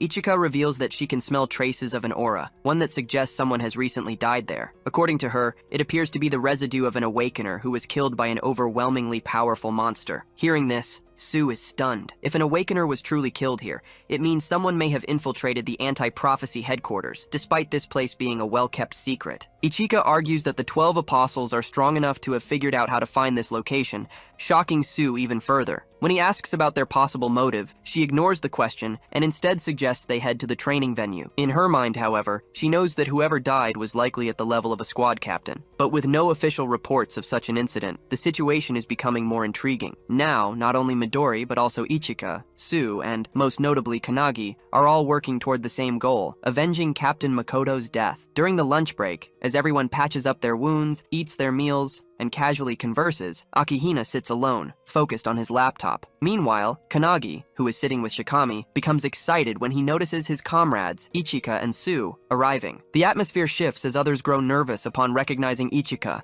one of the 5 elite members of the Anti-Prophecy Special Task Force, alongside Midori. Su, observing the gathered captains, feels uneasy. Ichika had claimed that a captain had been killed, yet all 7 captains are present on the training ground. Hearing this, Ichika smirks and calls Kanagi over to share something important. She tells him everything, shocking him with the revelation that one of the captains might actually be a member of the 12 Apostles in disguise. According to Ichika, the probability is high based on the aura residue she sensed in the courtyard. The individual who died was undoubtedly at a captain's level, yet all captains are accounted for, making the situation highly suspicious. Logically, it should be impossible, but if someone is disguising themselves as the victim, then there is an imposter among them. Realizing the potential danger, Kanagi grows tense, and Sue agrees. The person who just killed a captain-level individual is standing among them. Sue fears that if they don't solve this problem soon, there may be more victims. If they leave it as it is, there's a possibility that a prophecy at the level where human extinction is certain. Ichika, with an evil grin,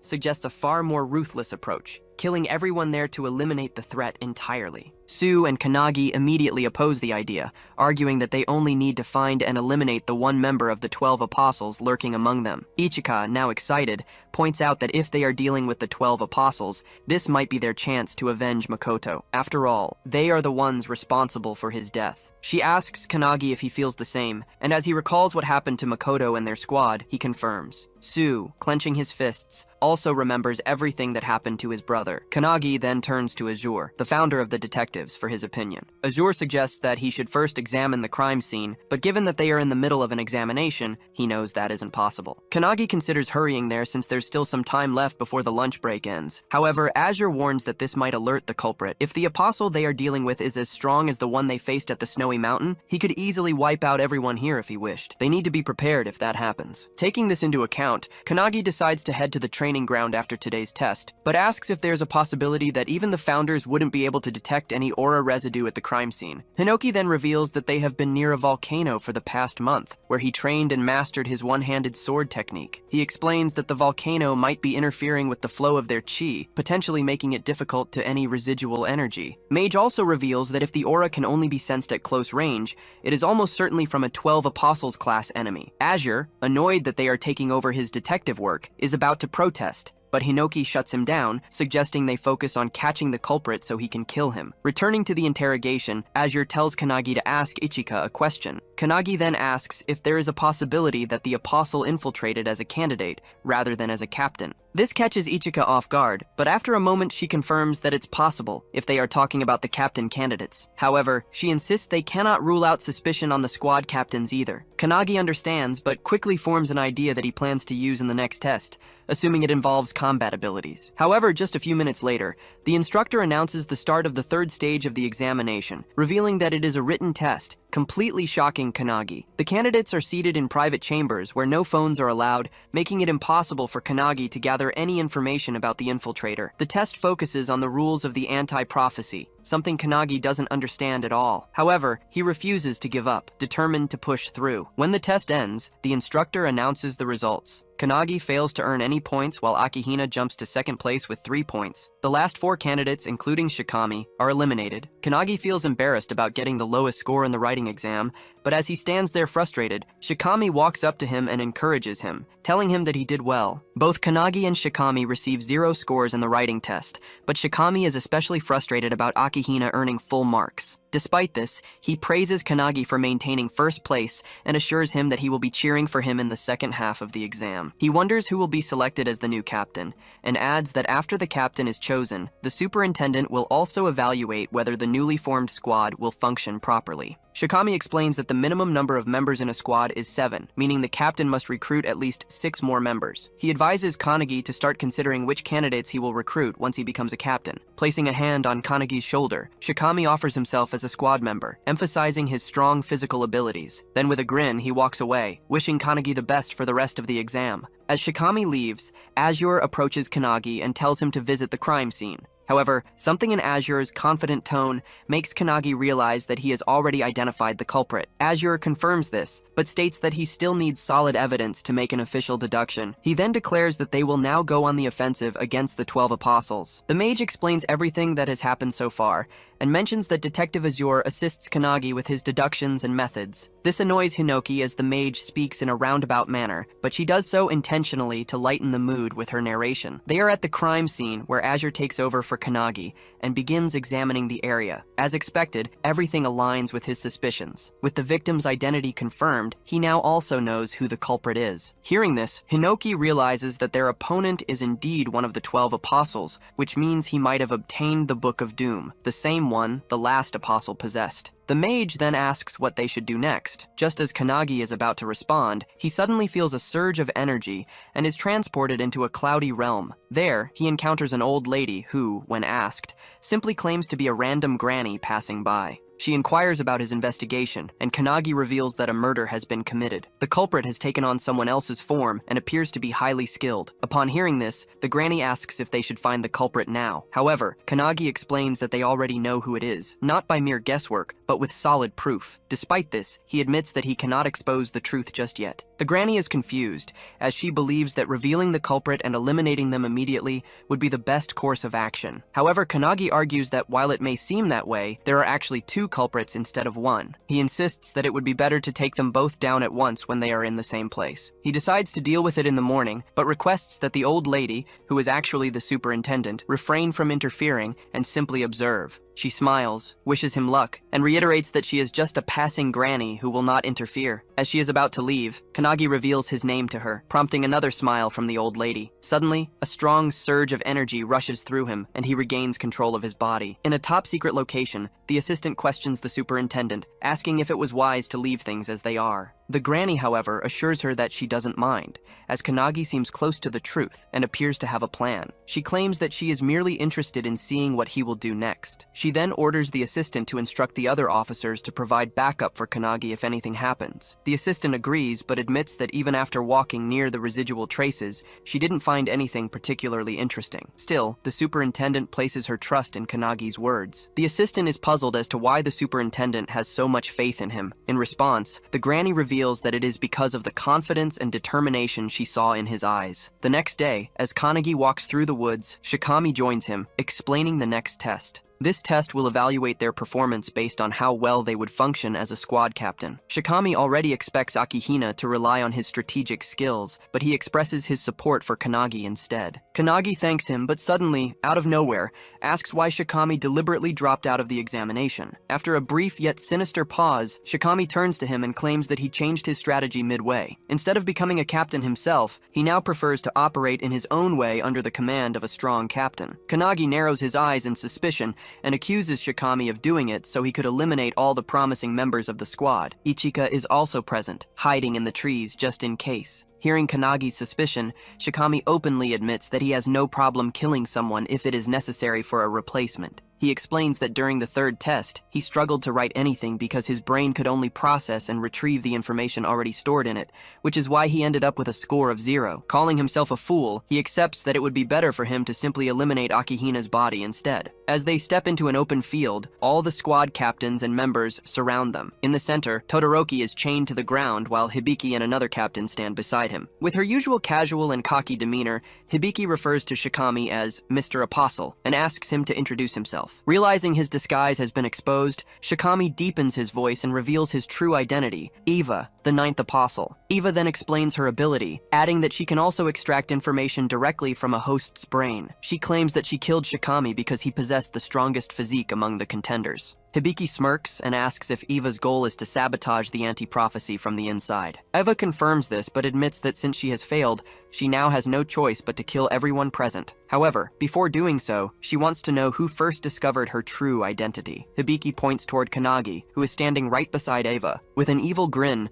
Eva glares at him and remarks that she never expected him to have the audacity to stand so close to her. Turning to face him, she radiates immense energy and demands to know who the hell is he. But how did all of this happen? Right before Shikami's body was taken over by Eva, Todoroki had told him that he would recommend him as a candidate for the new squad captain. This news excited Shikami greatly, though Todoroki cautioned him that the information was still a secret and would only be officially announced the next morning. Getting even more excited, Shikami joked that despite it being a secret, they were practically yelling it out loud, which would definitely inform others. Todoroki then reassured him, stating that Shikami was one of the strongest individuals there in terms of physical power and would undoubtedly make a great captain. Seeing this level of confidence in him, Shikami agreed, feeling determined to do his best. However, just as he was fist-bumping Todoroki, something slashed him into pieces. In an instant, Shikami was cut down right in front of Todoroki, leaving him utterly shocked and unable to process what had just happened. Suddenly, a deep voice echoed through the air, mocking Shikami's weakness and questioning if this was truly the standard for a squad captain candidate in the anti-prophecy unit. The figure then answered its own question, claiming that the squad had only grown strong thanks to artifacts and the one who had provided them. Stepping forward,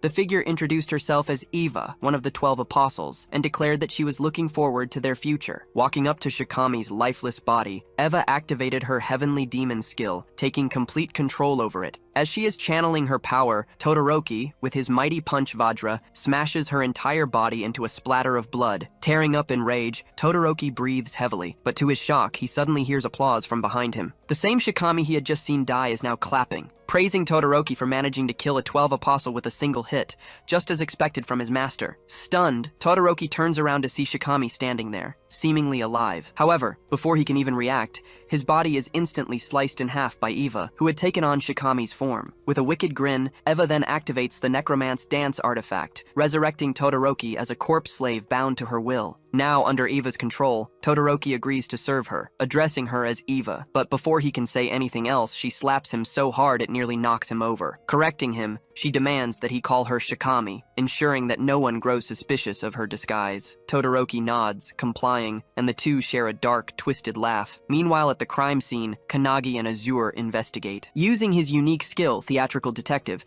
Azure rewinds time to witness everything that transpired there. This powerful ability allows him to replay past events at a crime scene, giving him a first-hand view of what truly happened. The only condition is that Azure himself must possess the evidence and personally deduce the culprit, not just by looking at the clues, but by reaching a conclusion on his own. Additionally, this ability allows him to predict future crimes before they happen. However, there is a significant drawback. If Azure ever fails to deduce a case correctly, the skill will be permanently lost. This means that for the rest of his life, he will never be able to use it again. As Azure explains this ability to the founders, they are disgusted by how underhanded Eva's technique is, killing someone and taking control of their body. However, the room falls into shocked silence as everyone turns their gaze toward Kanagi, who is overflowing with mana, his rage uncontainable. With fiery determination, he vows not to forgive the apostle. Back in the present, still burning with fury, Kanagi launches a devastating attack, a flash reflection punch, enhanced by his penetration spell, aimed directly at Eva. He also uses Luminance Fist, and as he strikes Eva's face,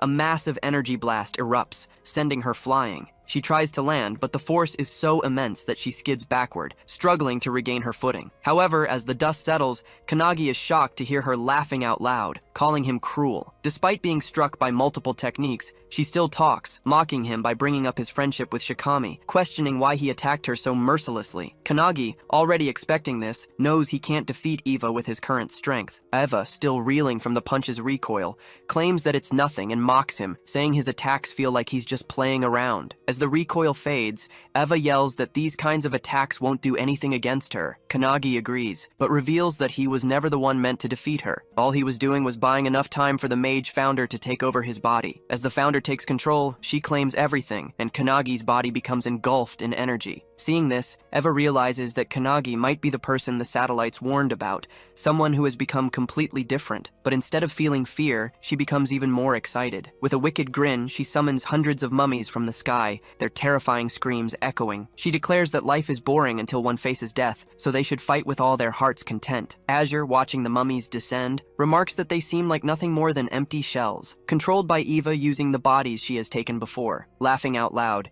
Eva boasts that all of these mummies possess the same physical strength as Shikami, and challenges them to come at her. Looking around, Hibiki notices that there are roughly 100 bodies, all on the same level as Shikami, which shocks a candidate standing nearby. Kanagi, witnessing this from his consciousness, finds it disgusting that Eva is using the bodies of those she has trampled over. The mage, who is standing beside him, notes that he has changed, and so have the founders. As the mummies shoot toward the ground, the mage, controlling Kanagi's body, declares that Eva has underestimated him. With that, she unleashes multiple electric zaps, electrocuting all the mummies mid-air and shocking Eva. Mage takes it personally as Eva summons her minions and lets them free fall in front of her, forcing Mage to strike them before they land. As the burning mummies rain down from the sky, Eva is left confused, wondering what Kanagi just did. There are people who master unparalleled accuracy through intense training, but Kanagi simply used his skill without batting an eye and managed to hit every single target without missing. The mage instructs Kanagi to stand beside her and study her actions. Our boy finds it amazing that even though she is using a weak body, she can still cast all of her spells efficiently. Calling him closer, Mage explains that while Kanagi was only seeking power for himself, the founders, on the other hand, were eager to use their power through body. Kanagi is confused, unsure of what she is talking about. Mage continues, stating that even after everything, Kanagi, drunk on immense power, still felt closer to his goal, which was simply to become stronger. Meanwhile, all the founders are also drunk on Kanagi's unparalleled talent. However, after experiencing the tragedy of losing a friend, someone who trusted Kanagi with the future, Mage concludes that Kanagi is angry from the bottom of his heart. Pointing at the founders, who are all excited, Mage claims that they all like the current version of Kanagi. Eva, hearing this, is confused. She charges at Kanagi, yelling that the rule of the world is simple. The weak get trampled by the strong. Just as she is about to strike, an electric spark erupts in front of her, stopping her mid-charge. Eva, bewildered, looks around and notices the sky raining down with thunder strikes. Mage reveals that many people think like Eva, but he remembers witnessing an existence powerful enough to destroy the tower, only to be toyed with and devoured by beasts from another dimension. Mage, who observed her comrades fall, now stands for those who were weak, vowing to avenge them. As she walks toward Eva, Mage, still in control of Kanagi's body, calls Eva frustrated, mocking her for lacking the strength to fight. Eva, on the other hand, can't get back on her feet as she is continuously blasted by the thunder strikes. Mage knows that even though Kanagi trained in the mountains, laughing on the outside, deep inside, he wanted revenge. She ensures that all the founders share the same belief, that Kanagi will one day reach the same peak as them. Extending his hand forward, Mage assures him that if he ever needs help, they will lend it to him, and if he feels sadness, he should point to what caused it, and they will put an end to the prophecy. Without hesitation, Kanagi points at the airborne Eva, and suddenly, she is struck by lightning bolts that tear her body into pieces. Everyone is left in shock, while the instructor realizes that Kanagi resembles Midori when he was a child, a monster in the making. As Eva lies in pieces on the ground, she can't comprehend how this young boy not only destroyed all her minions, but also obliterated her body. Kanagi, walking toward her, asks if she now understands their strength, and states that he has a lot of questions to ask her. He adds that he knows many people skilled in interrogation and wants to talk to Eva about everything that happened. However, in a deep voice, Eva reveals that she can't fight Kanagi in her current form and admits that her boss was right about it. Suddenly, a coffin emerges from the ground, and Eva calls it her trump card. Kanagi is shocked, while Eva explains that hundreds of years ago, one of the founders, known as the 10,000-man army slasher, was responsible for destroying the tower. To Kanagi's horror, Eva unveils the body of Hinoki Raishiru inside the coffin. All the founders, especially Hinoki's spirit, are stunned that she has possession of his corpse. Without a word, Mage casts a thunderbolt spell, striking down the coffin. This shocks Hinoki, but Mage states that this is now the real deal, as Eva has already taken control of Hinoki's body. In front of them, Hinoki's corpse stands, gripping his blade. Eva, thrilled by her newfound power, declares that she can now fight them on equal footing. Kanagi, taken aback by the overwhelming pressure filling the air, realizes that this aura is even stronger than what he felt while training with Ichika. But that's not all. With a snap of her fingers, Eva summons hundreds of minions from the ground, calling it the second wave. Kanagi begins to worry, but Mage reassures him that it's nothing. As Eva continues summoning her minions, a sudden explosion erupts behind her. Turning around, she sees Kanagi's friends arriving. Ichika, Suo, and the others, standing ready for battle. He is not alone. Eva feels annoyed, believing Kanagi to be alone in this ordeal. As she observes him speaking, Kanagi realizes that the corpse's voice and speech pattern are identical to Hinoki's. Despite their friends joining the battle, they struggle to defeat the minions, as Eva remarks that these ones are far stronger. This time, the minions possess a physical hardening skill, and even when one of the members unleashes their full power, the attack leaves the minion unscathed. To their horror, each minion possesses a unique skill, making them formidable opponents. With their overwhelming numbers, the anti-prophecy members find it increasingly difficult to fight them head-on. Hibiki, who has been closely observing the battle, activates her sound visualization release skill, summoning a sound phoenix that obliterates a group of minions in an instant. However, despite her powerful attack, she remains wary, realizing that each minion's strength is enhanced by their individual skills. As if things weren't chaotic enough, Todoroki suddenly breaks free from his chains and slam dunks one of the younger members with crushing force. However, Hibiki reacts just just in time, rescuing them from certain doom. Amidst all that, Eva is reveling in the chaos, thoroughly enjoying herself. She smugly declares that in a battle like this, only the squad captains have a chance of survival. Hearing this, Kanagi turns to the other founders for their opinions, but they all remain silent. He then faces Mage and asks her to let him take control of the body for a moment. She is surprised by the request, but ultimately agrees. Taking control, he confidently mocks Eva, accusing her of underestimating his friends, something she should not have done. Meanwhile, Hanada finds himself surrounded by minions, but he recalls Lesson 7 from Kanagi. Channeling his fist technique, he summons a dragon, using it as both a power source and a foundation for his attacks. With explosive force, he kicks the hell out of every minion charging at him. A while ago, founder Spirit Wantak had observed Hanada's muscular yet flexible build, noting his tendency to rely on single-point concentrated strikes paired with his agility. Another founder, Eilerson, had argued that while it was not a bad technique, it could be far more effective with their guidance. Now, in the present, Hanada flawlessly integrates all the techniques they have taught him, moving like a coiling snake, striking from every angle and obliterating the minions with precision. At the same time, Akane stands her ground, ready to face the horde of minions rushing toward her. She remembers Kanagi's advice about the transmute technique, which converts an imperfect substance into perfection. In the past, she could only produce cheap, low-quality weapons. But now, she uses her alchemical prowess to defy limitations, crafting stone golems from the earth itself. This is something she mastered in Lesson 8, and with it she can even destroy the hardened physiques of the minions with ease. Kanagi asks Hinoki about Suo, but Hinoki assures him that Suo is holding his own. While he may not be as brilliant as his brother, he has his own talents. At this moment, he is skillfully wielding Hinoki's one-handed sword style, combined with the Skyfall skill, cutting down a swarm of minions with a single powerful swing. He then enhances the attack by merging it with Calendula, creating a flower-shaped slash that strikes the minions in a wide area of effect attack. Watching this, Ichika feels a sense of pride, impressed by how her student is seamlessly combining techniques and skills. However, in her opinion, Kanagi's feats remain unparalleled due to the complexity of his combinations. As she continues cutting down minions, lost in thought, she suddenly notices a massive fire tornado forming before her. The sight startles her, as this can only mean that the battle between Kanagi and the 12 Apostles has already begun. However, as she focuses on the fiery vortex, her shock intensifies when she realizes that Kanagi is fighting none other than the legendary founder, Hinoki. Eva charges at Kanagi, wielding Hinoki's one-handed blade style combined with the wave-cutting blade technique. However, our boy effortlessly sidesteps the attack with the precision of Goku in Ultra Instinct. Despite missing her target, Eva's strike completely obliterates the ground beneath them. Kanagi immediately counters with Mage's Thunderbolt attack,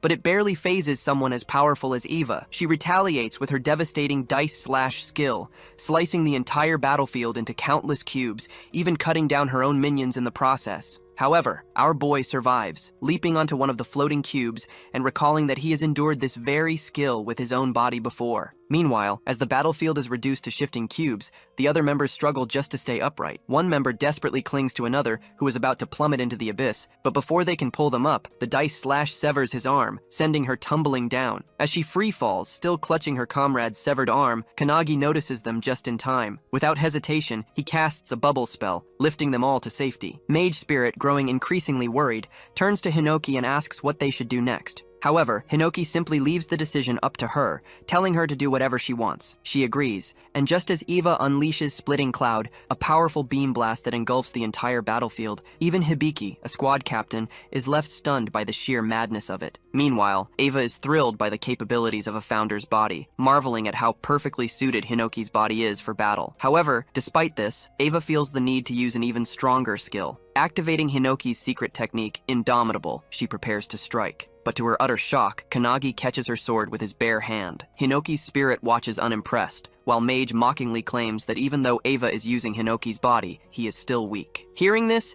Eva shouts in frustration, demanding to know how a founder's legendary body could possibly be considered weak. Desperate for a stronger skill, she frantically searches through Hinoki's memories, trying to extract something more powerful. As she forces his way deeper into Hinoki's mind, her eyes begin to tear up, as if she has just seen something truly terrifying. Eva's tears stem from the overwhelming memory of Hinoki's past, back when he was still alive during the time of the towers. Just witnessing this memory pushes Eva to the brink of madness. In the vision, Hinoki slices through an entire tower with a single swing of his blade. However, despite this awe-inspiring feat, he grows colder and more detached with each passing battle. Eva struggles to comprehend how a mere human's wisdom and skill could reach such an unfathomable level. Hinoki's memories are filled with countless acts of destruction, severing human bodies, cutting down monsters, slicing through the sea itself, and even wounding the planet. The sheer weight of these memories crushes Eva's spirit, leaving her crumbling under the pressure. She desperately wonders where she should go, how she can possibly grow stronger, but the weight of it all is unbearable. Her very soul begins to fracture, feeling as though it's about to shatter into nothingness. Hinoki's spirit, unbothered and relaxed, simply remarks that Eva's spirit should just break apart. However, another founder quickly warns that if it does,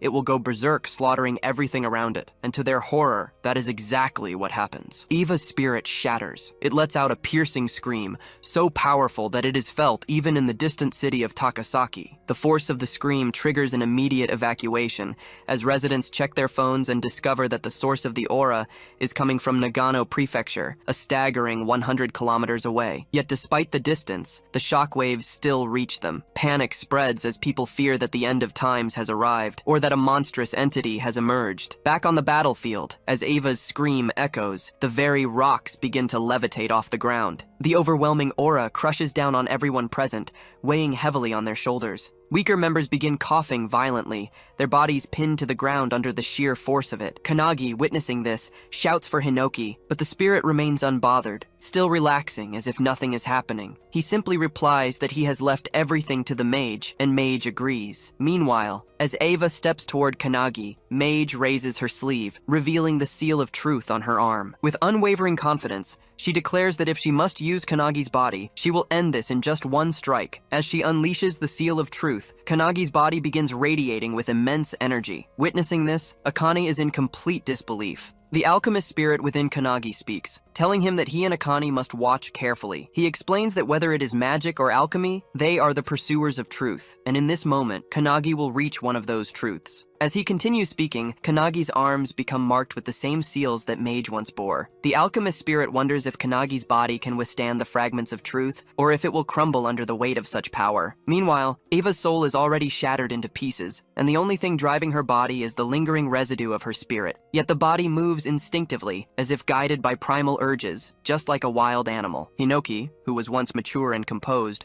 abandoned his body to this state long ago, and to describe that phenomenon, they call it truth ignorance. As Eva grows more enraged, she unleashes a surge of dark energy, her aura twisting and distorting the air around her. Mage, witnessing this, foresees a future where the energy becomes so overwhelmingly powerful that it destroys everyone, including Kanagi, and even affects people far across the continent. Eva could very well be the end of the world in that moment. Kanagi, realizing the severity of the situation, recognizes the danger in the vision. Mage then activates one of her skills, Magus of Truth, a technique designed to counter the skills of its target. The technique is so powerful that the world itself can hardly bear its immense force. As Eva loads dark energy into her arm and swings it at Kanagi, he effortlessly stops the attack. To her shock, he grips her hand firmly. In that moment, Mage channels a burning light attack, creating a powerful burst of light between them, engulfing the entire area. As the dust settles, Eva is reduced to nothing more than a charred skeleton, while Kanagi still grips her hand. Mage, using Kanagi's body, calls out a final goodbye to Eva's dying soul, as her ashes are swept away by the wind. The other founders watch this with determination, but Hinoki rises, clearly annoyed by the fact that his soul and body are now completely separate entities. Mage smiles and turns toward Kanagi, asking if what he has just witnessed will help him in his training. As Kanagi takes control of his body again,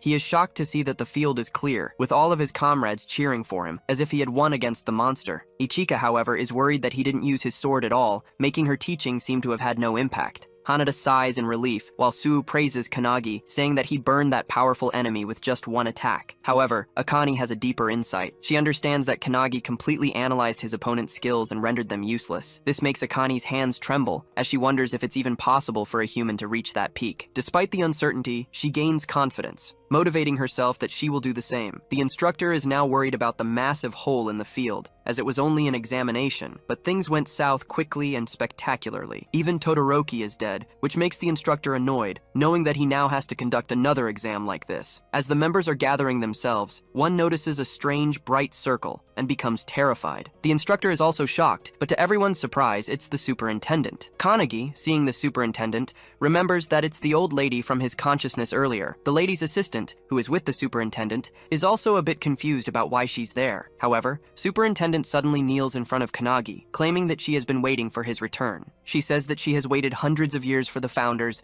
and now they are finally in front of her. Suo and the others turn to Ichika for answers, but she simply states that they should have known, though this might be their first time seeing her. According to Ichika, the old lady is one of the founders of the anti-prophecy and holds the highest rank in the Japanese branch. Suo, frustrated, exclaims that they already know that, but what's truly confusing is why she is kneeling before Kanagi. Ichika admits she doesn't know either. Meanwhile, Kanagi is just as bewildered, wondering why the old woman from earlier is bowing before him like that. The founders within him are also deep in thought, trying to recall what's really going on, but they can't seem to find the answer. Suddenly, Kanagi is struck with shock as he senses her overwhelming aura. The old lady stands up and asks if Kanagi remembers her, remarking that she has grown old. To make things clear, she turns around and starts shaking her back, calling out to Hinoki to witness her performing the waist dance. All the founders are confused, but suddenly they realize that the old woman is Io. Hinoki quickly asks Kanagi to switch with him, and as he does, he greets her. This shocks everyone around, and the assistants immediately take an offensive stance, seeing it as disrespectful behavior toward their superintendent. Enraged, they declare their intent to kill Kanagi and redo the examination. However, Io, still dancing with Hinoki, tells them to stand down, assuring them that it's fine. Hinoki playfully rubs Io's head, joking that she has already become a granny. Hearing him speak, Io suddenly remembers that he used to talk the same way in the past when she was with them. After a while, all the members begin repairing the training grounds and gathering themselves. Meanwhile, deep within the anti-prophecy, at a top-secret location known as the Hut of Everlasting Vision, Kanagi is stunned by the sight of its garden. Io explains that, since she cannot reveal her appearance often, a barrier is normally set around the place so she can live there undisturbed. Kanagi asks if she knows all the founders,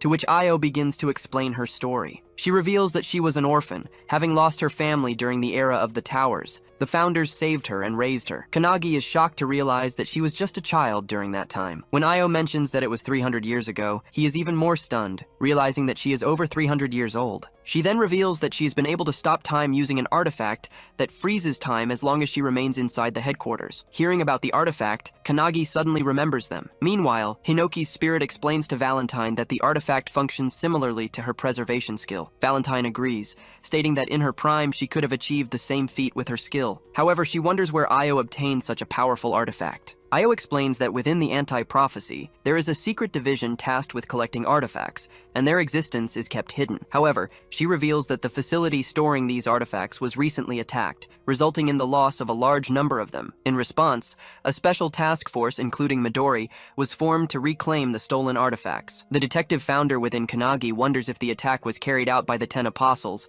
which would explain why they are so powerful in the modern era. Kanagi is shocked at how quickly the detective deduced that from such a brief conversation. The detective then reveals that when Io mentioned her boss as the one who provided her artifacts, he looked into her memory and confirmed it. Another founder explains that instead of recruiting 12 awakeners stronger than Makoto, it would be much easier for the enemy to use artifacts to enhance mediocre awakeners. Hinoki agrees, noting that the two enemies they previously encountered were not as strong as Makoto. Io also agrees, stating that they were unaware of the 12 apostles' existence until they raided the facility. She explains that the apostles now possess the same power as the anti-prophecy's greatest enemy, making them too dangerous to ignore. She adds that they are doing their best to track down their leader, but it seems that Midori will reach them first. This shocks Kanagi. Meanwhile, in Detroit, Michigan, the streets are eerily empty. In an area that looks like a battleground, a turbulent spell suddenly creates a tornado, slamming into the ground with immense force. At the center of it all is Midori, who has just made a shocking discovery. They had assumed the 12 apostles consisted of 12 individuals,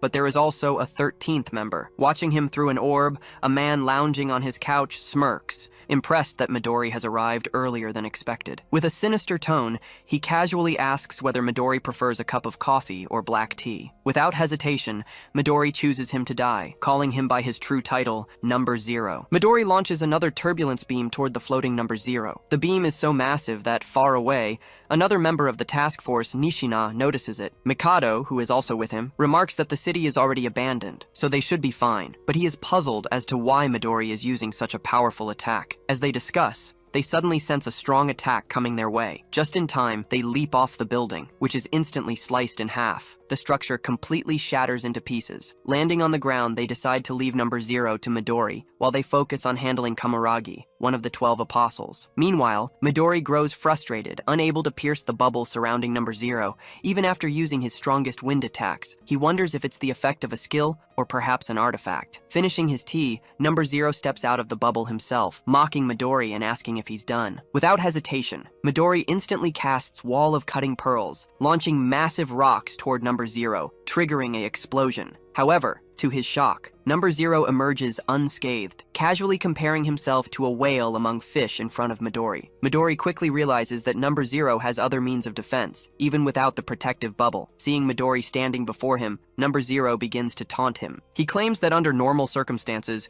Midori would be so powerful and terrifying that he wouldn't even consider him an enemy. Yet now, Midori is grieving the death of his friend. To Number Zero, this makes him a pathetic creature. He goes on to say that from the moment Midori was born, he was nothing more than a monster designed for battle. And yet, despite being made for war, he still failed to protect his precious friends. These words ignite a deep fury within Midori. Enraged, he lunges at Number Zero with overwhelming power, his eyes burning with killing intent as memories of the past flood his mind, memories of what happened 23 years ago. At that time, deep in the mountains, Shinonome, a special task force member, stood in shock, staring at a brilliant surge of energy erupting from a massive crater. Yelling in disbelief, he realized that this was all that remained of the Midori family mansion. Superintendent Io is also there, witnessing the remains of the destroyed mansion. At the center of the devastation, something emits a tremendous amount of energy. As she steps closer, she realizes the source. It's a baby, radiating an overwhelming aura. The intensity of the energy makes them believe that the entire disaster was caused by this child's birth. Without hesitation, Superintendent Io rushes toward the baby, enduring multiple cuts on her body due to the sheer energy pressure surrounding it. Despite the pain, she pushes forward, finally reaching the child. She gently picks up the baby, whispering words of comfort, assuring it that everything is fine now. Feeling the warmth of Io's embrace, the baby slowly stops crying. As a result, the violent surge of wind around them dissipates, revealing Io, bruised and bloodied, yet firmly holding the child in her arms. She declares that this child will be raised by the anti-prophecy. Later, the baby is given a name, Midori. 9 years pass, and Midori, now a young boy, is preparing to leave the facility. A teacher named Hinoki Hiyaradu, along with a 12-year-old Ichika, tries to stop him, warning him not to cause any trouble. The man warns Midori that if he goes through with this, the anti-prophecy will hunt him down. Unfazed, Midori agrees, but as the master turns away, he cryptically states that this was the very reason he let Midori live. Ichika, standing nearby, feels the tension in the air but suddenly starts laughing. The master, annoyed, questions why she's doing that. Midori has always been exceptionally strong, breaking every record and considering everyone else weak in comparison. However, one day he meets Makoto, who casually tosses a wooden stick toward him and asks if he wants to be his partner for sword training. Midori is confused, but Makoto simply smiles and holds his sword forward in invitation. At that time, Makoto was the same age as Midori. With that, they begin training together, but Midori was unable to defeat Makoto in sword fighting. It annoyed him, but he kept trying, constantly asking Makoto to spar with him one more time. Makoto, wanting Midori to learn his lesson, fights him again, and the result is the same. Midori loses. Frustrated, he yells, demanding to know why he can't win despite trying his hardest. Nishina, who is also present, reveals that Midori is too strong, which might be the reason. Midori doesn't understand what he means, as he is always losing to Makoto. A voice from outside chimes in, saying that it's a compliment for Midori. The voice belongs to Makoto, who at the time was 14 years old. Midori keeps breaking his wooden swords while fighting Makoto, so Makoto explains that even if Midori wins, he will still break his sword in the process. To illustrate the point, Nishina shows him an egg, explaining that when someone exerts their full power, it's difficult not to break the eggshell while holding it during a fight. Midori remains confused, so Makoto picks up the egg and throws it with full force. However, he gets shocked to see that despite hitting the ground, the eggshell doesn't even crack. Picking up the egg, Makoto explains that Midori just needs to balance his offensive aura with the aura that protects the shell, and it's not a skill, but something that comes with time. While he is explaining, Nishina throws all the eggs at the wall, and even after hitting it, none of them break. Midori is amazed, seeing that not a single eggshell shatters. Makoto hands an egg to Midori and explains that if he wants to win against Makoto in swordsmanship, he needs to adjust his aura. Once he does that, even with his overwhelming aura, he won't hurt anyone around him. As Makoto starts to leave, Makoto calls him out but is hit by an egg on the head. Makoto turns and sees it was Midori, who wants him to join him in the adjustment. Makoto, returning the favor, asks him to apologize to him first. He then kicks the egg crate and uses his power to make them levitate. However, when Midori tries the same, all the eggs explode or shatter around him. However, after trying for a while, Midori manages to create a hole in the wall with the egg, and it doesn't even break the eggshell. They both then start training in swordsmanship, and now that Midori knows how to control his aura, they can spend a whole day sending blows at each other. Seeing this, Nishina and Makoto are also excited and ask him to fight them next. 4 years later, Midori is taken into the special task force, and Makoto leaves for his own ventures. Midori is heading towards a prophecy to support the European branch, as he heard there is a special rank prophecy called the Pandemonium. Midori then asks if Makoto is still looking for a swordmaster to teach him. Makoto confirms it, reminding Midori of his own words about finding a master by himself. Makoto puts his fist forward, claiming that he wants to stand equally with him. Midori, with a smile, fist bumps him, revealing that he will be waiting for him. After that, Midori does everything for his friends. As long as they are alive, Midori has the determination to keep doing what he's doing for their sake. He just wanted friends, but the 12 apostles took that away from him. Coming back to the present, remembering all that, Midori charges toward number 0 with full-on killing intent while the guy stands there nonchalantly. However, just as he's about to strike, number 0 pulls out a golden egg artifact and breaks it in front of him. It unleashes a berserk life stampede spell, creating a massive sunlight glow between them. Other special task force members also notice it and wonder if Midori did it. As the glow lightens a bit, they see Midori emerge from it, radiating a strange yet powerful aura. Seeing Midori, Makoto asks if he has already defeated number 0. However, Midori doesn't say a word. They call out to him, but to their shock, Midori reveals that he doesn't know them. Nishina instantly realizes something worse has happened and yells at Makoto to back off. But it's already too late, as Midori has his hand on Makoto's forehead. With an evil smile, he uses the turbulence spell, creating a strong whirlwind. After the 3 members of the Special Force Japanese branch go missing, another special task force from the USA branch, including Marquise and Ashton, is sent to investigate the matter. Upon arriving, Ashton touches the ground and realizes that the residual energy in the area is extremely strong, indicating that it was the epicenter of an explosion. Marquise is amazed by the size of the crater Midori created, and understands why he is called the world's strongest man. However, he is confused about why someone as powerful as Midori suddenly disappeared along with his team. Ashton also has no explanation for their disappearance. The news of Midori's disappearance reaches the Japanese branch, causing the situation to descend into chaos. At the Everlasting Vision Hut, the assistant superintendent grows nervous upon hearing the reports and struggles to believe the news. Io, equally worried, asks if there is truly no information about Midori's whereabouts. She questions Midori's assistant, Rin, but even Rin is unaware, as the artifact that connected her to Midori has been destroyed. Io finds the situation deeply unfortunate. As they discuss the matter, Kanagi arrives, now officially a squad captain, wearing the captain's cape. He feels slightly embarrassed about his new role, but the assistant superintendent reveals that his promotion came from the unanimous recommendation of all the other squad captains and the superintendent himself. Kanagi had even fought Eva, leading everyone to believe he is the only one capable of filling the gap left by Makoto. Kneeling down, Kanagi recalls his vow to surpass the founders as soon as possible and to prevent any further deaths. He thanks them for their trust, and with the founders' legacy behind him, confidently declares that he will do his best to meet the expectations of the anti-prophecy. Hearing this, Io becomes excited, claiming that she always believed he was the best suited candidate for the captaincy. However, she suddenly grows serious and gets straight to the point, asking for his opinion on a pressing matter. A while back, Kanagi, who had been pursuing members of the anti-prophecy to offer them positions in his squad, now finds himself sitting in front of the superintendent, being asked for his opinion. The situation feels like it has escalated quickly. As the Io, adorned with a tiger drawing, the sudden appearance shocks Kanagi, and as the door opens, Io introduces 2 members of the special task force, Nishina and Makoto, both in a severely beaten-up state. Io reveals that Nishina and Makoto were part of the same special task force as Midori, and are the only ones who know what truly happened. Makoto begins to explain that while in Detroit, Midori's body was taken over by the leader of the 12 apostles. This revelation leaves Kanagi utterly stunned. Makoto continues, stating that the ability used to control Midori seems similar to the one Eva had previously employed. He speculates that it is likely caused by an artifact, though the specifics of the artifact are not important at the moment. The critical point, Makoto emphasizes, is that Midori, once a protector of his friends, has now been turned into an enemy of humanity. This horrifying reality shakes Kanagi to his core. Makoto adds that Midori resisted the control as much as he could,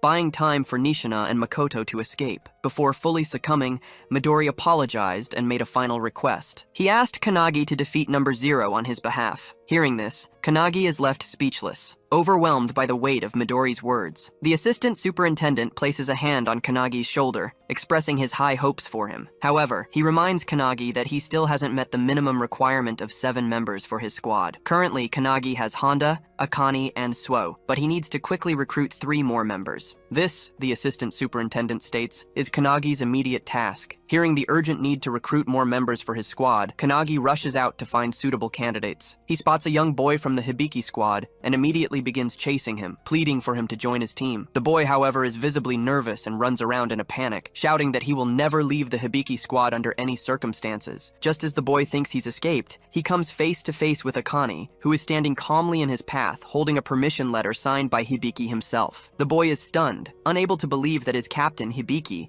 would allow him to leave. However, after reading the letter, his disbelief turns to shock as he realizes it's genuine. Reluctantly, he agrees to join Kanagi's squad. With this, Kanagi and Akane successfully secure their 4th member. Meanwhile, outside, Hanoda is attempting to recruit Akihina for the squad. His approach, however, is anything but conventional. He performs a strange, exaggerated leg-stomping gesture as an invitation, which Akihina finds utterly bizarre. Hanoda insists it's an order from the captain and declares that he wants Akihina on their team. Akihina, however, refuses outright, explaining that his goal is to participate in the next captain's exam, as a position has opened up following Todoroki's death. Undeterred by the rejection, Hanada suddenly launches a powerful kick toward Akihina, testing his reflexes. To Hanada's surprise, Akihina effortlessly dodges the attack, showcasing his unique evasion skills. Impressed but not defeated, Hanada presses on. Akihina, now intrigued, proposes a challenge. He agrees to join the squad on one condition. Hanada must land a single touch on him within 60 seconds in the courtyard. If Hanada succeeds, Akihina will gladly join their team. Hanada confirms if he can use any means necessary to achieve this, and upon receiving Akihina's approval, he summons the glowing dragon around himself, determined to win the challenge. Akihina starts the timer on his laptop. Somewhere inside the limestone cave of the anti-prophecy unit, Akihina meets Captain Tsurukai, who appears to be fishing in a 17th dimensional crack called the Underjaw. Tsurukai reveals that sometimes he catches big fish there. Noticing Akihina, he asks if he is applying for the replacement exam for the Todoroki squad. Akihina confirms it, but states that he wants to be a captain who doesn't want to die. Tsurukai responds by telling him that his goal is still achievable without even becoming a captain. This shocks Akihina, who asks if the captain thinks he's not suitable. Tsurukai, reeling in a monster shark, claims that he believes Akihina is lacking something. Coming back to the present, Hanoda is charging at Akihina, who is trying to avoid any physical contact. Despite getting inches close to him, Hanoda isn't able to touch Akihina even once. Hanoda is amazed, realizing that Akihina is using some kind of evasive skill to dodge his attacks. Akihina is using Omni-Egos, a skill he has tried to hide from everyone for a long time. His Omni-Egos allows him to teleport to a designated location within a 100-meter range. Although he needs to visit the target location at least once before the skill can be used, once it's set, he can teleport there with fast and high precision. Despite Hanada sending blow after blow, Akihina manages to dodge every single one using his skill. This proves challenging for Hanada, but he takes it as practice, knowing that in the future, he'll have to fight against Midori. While teleporting around and evading blows, Akihina asks Hanoda what kind of redeeming quality he sees in Kanagi. Hanoda, continuing his attacks, reveals that he doesn't know anything specific. He flies into a kick toward Akihina and admits that he knows about Akihina's ideal squad captain image to increase his squad's survivability by 1%. Hanoda finds this admirable, but claims that he wouldn't put his life in the hands of a captain who prioritizes the chance of survival over everything else. This comment annoys Akihina, but Hanoda explains that if someone always thinks about themselves, they won't be able to achieve the goals they're meant to. As he says this, Hanoda recalls his childhood when he saw his family's bodies lying around, killed by a prophecy. This event instilled in him the determination to shut down all prophecies. With that motive, he finally understood that Kanagi has the capability to do just that, which is why he decided to become his subordinate. Hearing this, Akihina realizes what he's lacking to be a captain, the ability to be relied on by others. As he focuses back on dodging, he knows he's winning the fight, and hopes to use this conversation as a reference in the future. With the countdown at 5 seconds, Hanoda starts messaging someone on his phone,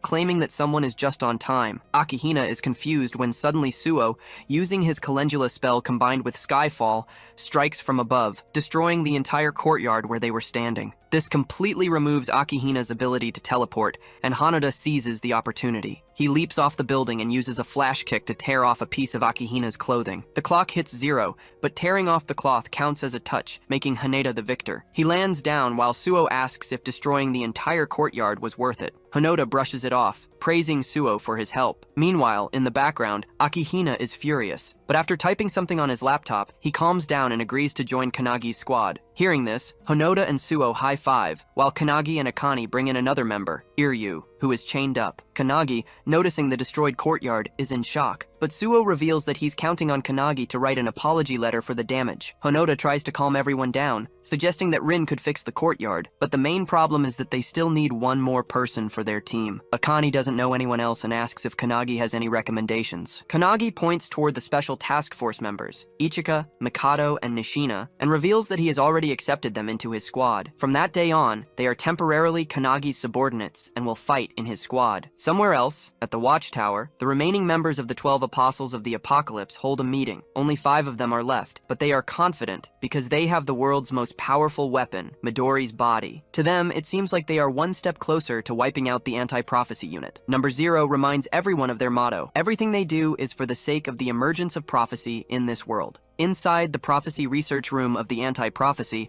the assistant superintendent asks the director if he has obtained what was requested. The director confirms and reveals that the Book of Doom, once possessed by the 12 apostles, is actually a single book torn apart. Based on the 8 books that Midori brought, they determined that the recent incident is part of the prophecy, specifically one concerning a special rank called Bhagavad Gita. According to him, in order to destroy the world, the 12 apostles need Midori's power, which alone is sufficient. Meanwhile, over the sea, Midori and Hajime, a member of the 12 apostles, are flying toward an unknown destination. Out of nowhere, Midori asks Hajime if he has ever read the Gita, to which Hajime denies. Midori explains that it is one of the Hindu scriptures, emphasizing that humans should fulfill their duties with a selfless heart. According to Midori, whoever wrote a prophecy like the one currently unfolding likely harbored a deep hatred for humanity. As they fly over New York's Times Square, a family notices them, and a child excitedly recognizes Midori as the world's strongest awakener. The crowd quickly follows suit, cheering and clamoring for pictures. They also notice Hajime referring to him as a samurai. As the gathering swells with excitement at the sight of their heroes, Midori gives Hajime the order to begin their mission. Without hesitation,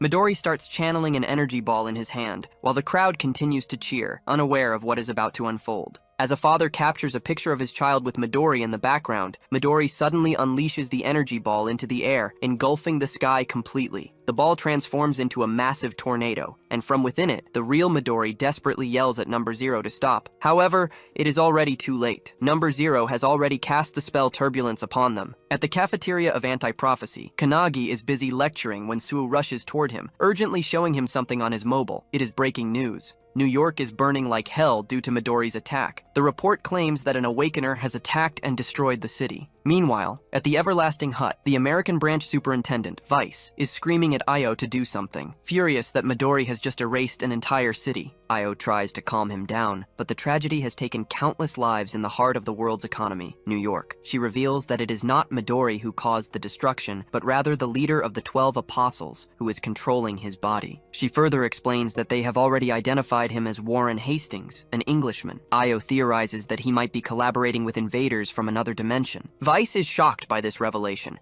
while Io discloses that the 12 apostles are using artifacts beyond the supervision of anti-prophecy. According to her, someone or something is backing them. Despite her reasoning, Vice counters that the responsibility still lies with Io, since the man who leveled an entire city came from their special task force. He warns her that the White House is even considering using nuclear weapons against Midori. However, Vice knows that even nuclear weapons will have no effect on Midori and asks Io what she plans to do. Back at the cafeteria, Kanagi asks Suo if he has completed Lesson 15 along with the others. Suo confirms, and to his shock, Kanagi appoints him as the vice captain of the Kanagi squad. He then orders Suo to instruct everyone to continue their lessons until deployment orders are given. He notes that Irian and Akihina always argue, so they must focus on teamwork to achieve perfection. Suo wonders what Kanagi himself will be doing with his free time, to which Kanagi reveals that he will be sleeping, and this time it will be a deep sleep. He commands Suo not to allow anyone to wake him, and since it is Kanagi's command, Suo accepts the order, placing his trust in him. Back at the Everlasting Hut, Io reveals she is planning to face Midori head-on with their strongest elite unit. Over at headquarters, Kanagi reaches his room and instantly falls asleep. In his dreams, he takes out his sword and starts practicing with Hinoki,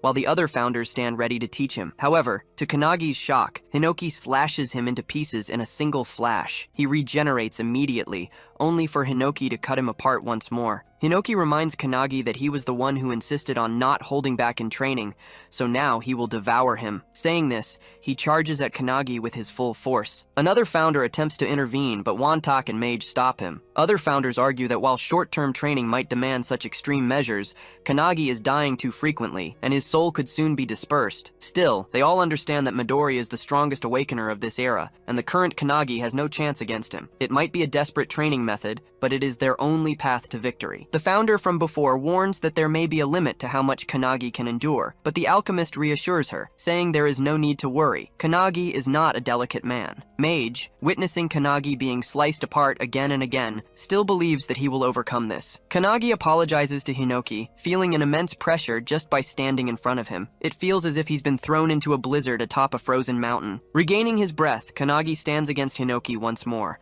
only to be slashed in half instantly. To his surprise, however, he manages to cut a single strand of hair from Hinoki's head. Before, he couldn't even reach a single hair, but now he has succeeded. Despite being killed countless times, Kanagi remains determined to grow stronger. He rises again and again. Meanwhile, in Mumbai, at the gateway of India, Aradib of Anti-Prophecy's Indian branch becomes excited upon seeing Midori. He reminds Midori that without him, the special rank prophecy boss would have turned Mumbai into charcoal. With a smile, he asks if, after they once protected the city together, Midori is now here to destroy it. Midori dismisses his words as futile, explaining that while it is his body, it's being controlled by Number Zero. Mocking Aradib, Number Zero scoffs at the idea that Midori could regain control. To toy with him further, he projects Midori's entrapped thoughts directly from his mind. Midori's voice, apologizing and urging Aradib to run. However, Aradib refuses to flee. This is his hometown, and he is prepared to fight until his last breath. At the Everlasting Hut, Io explains the century-old war between humankind and beings from another dimension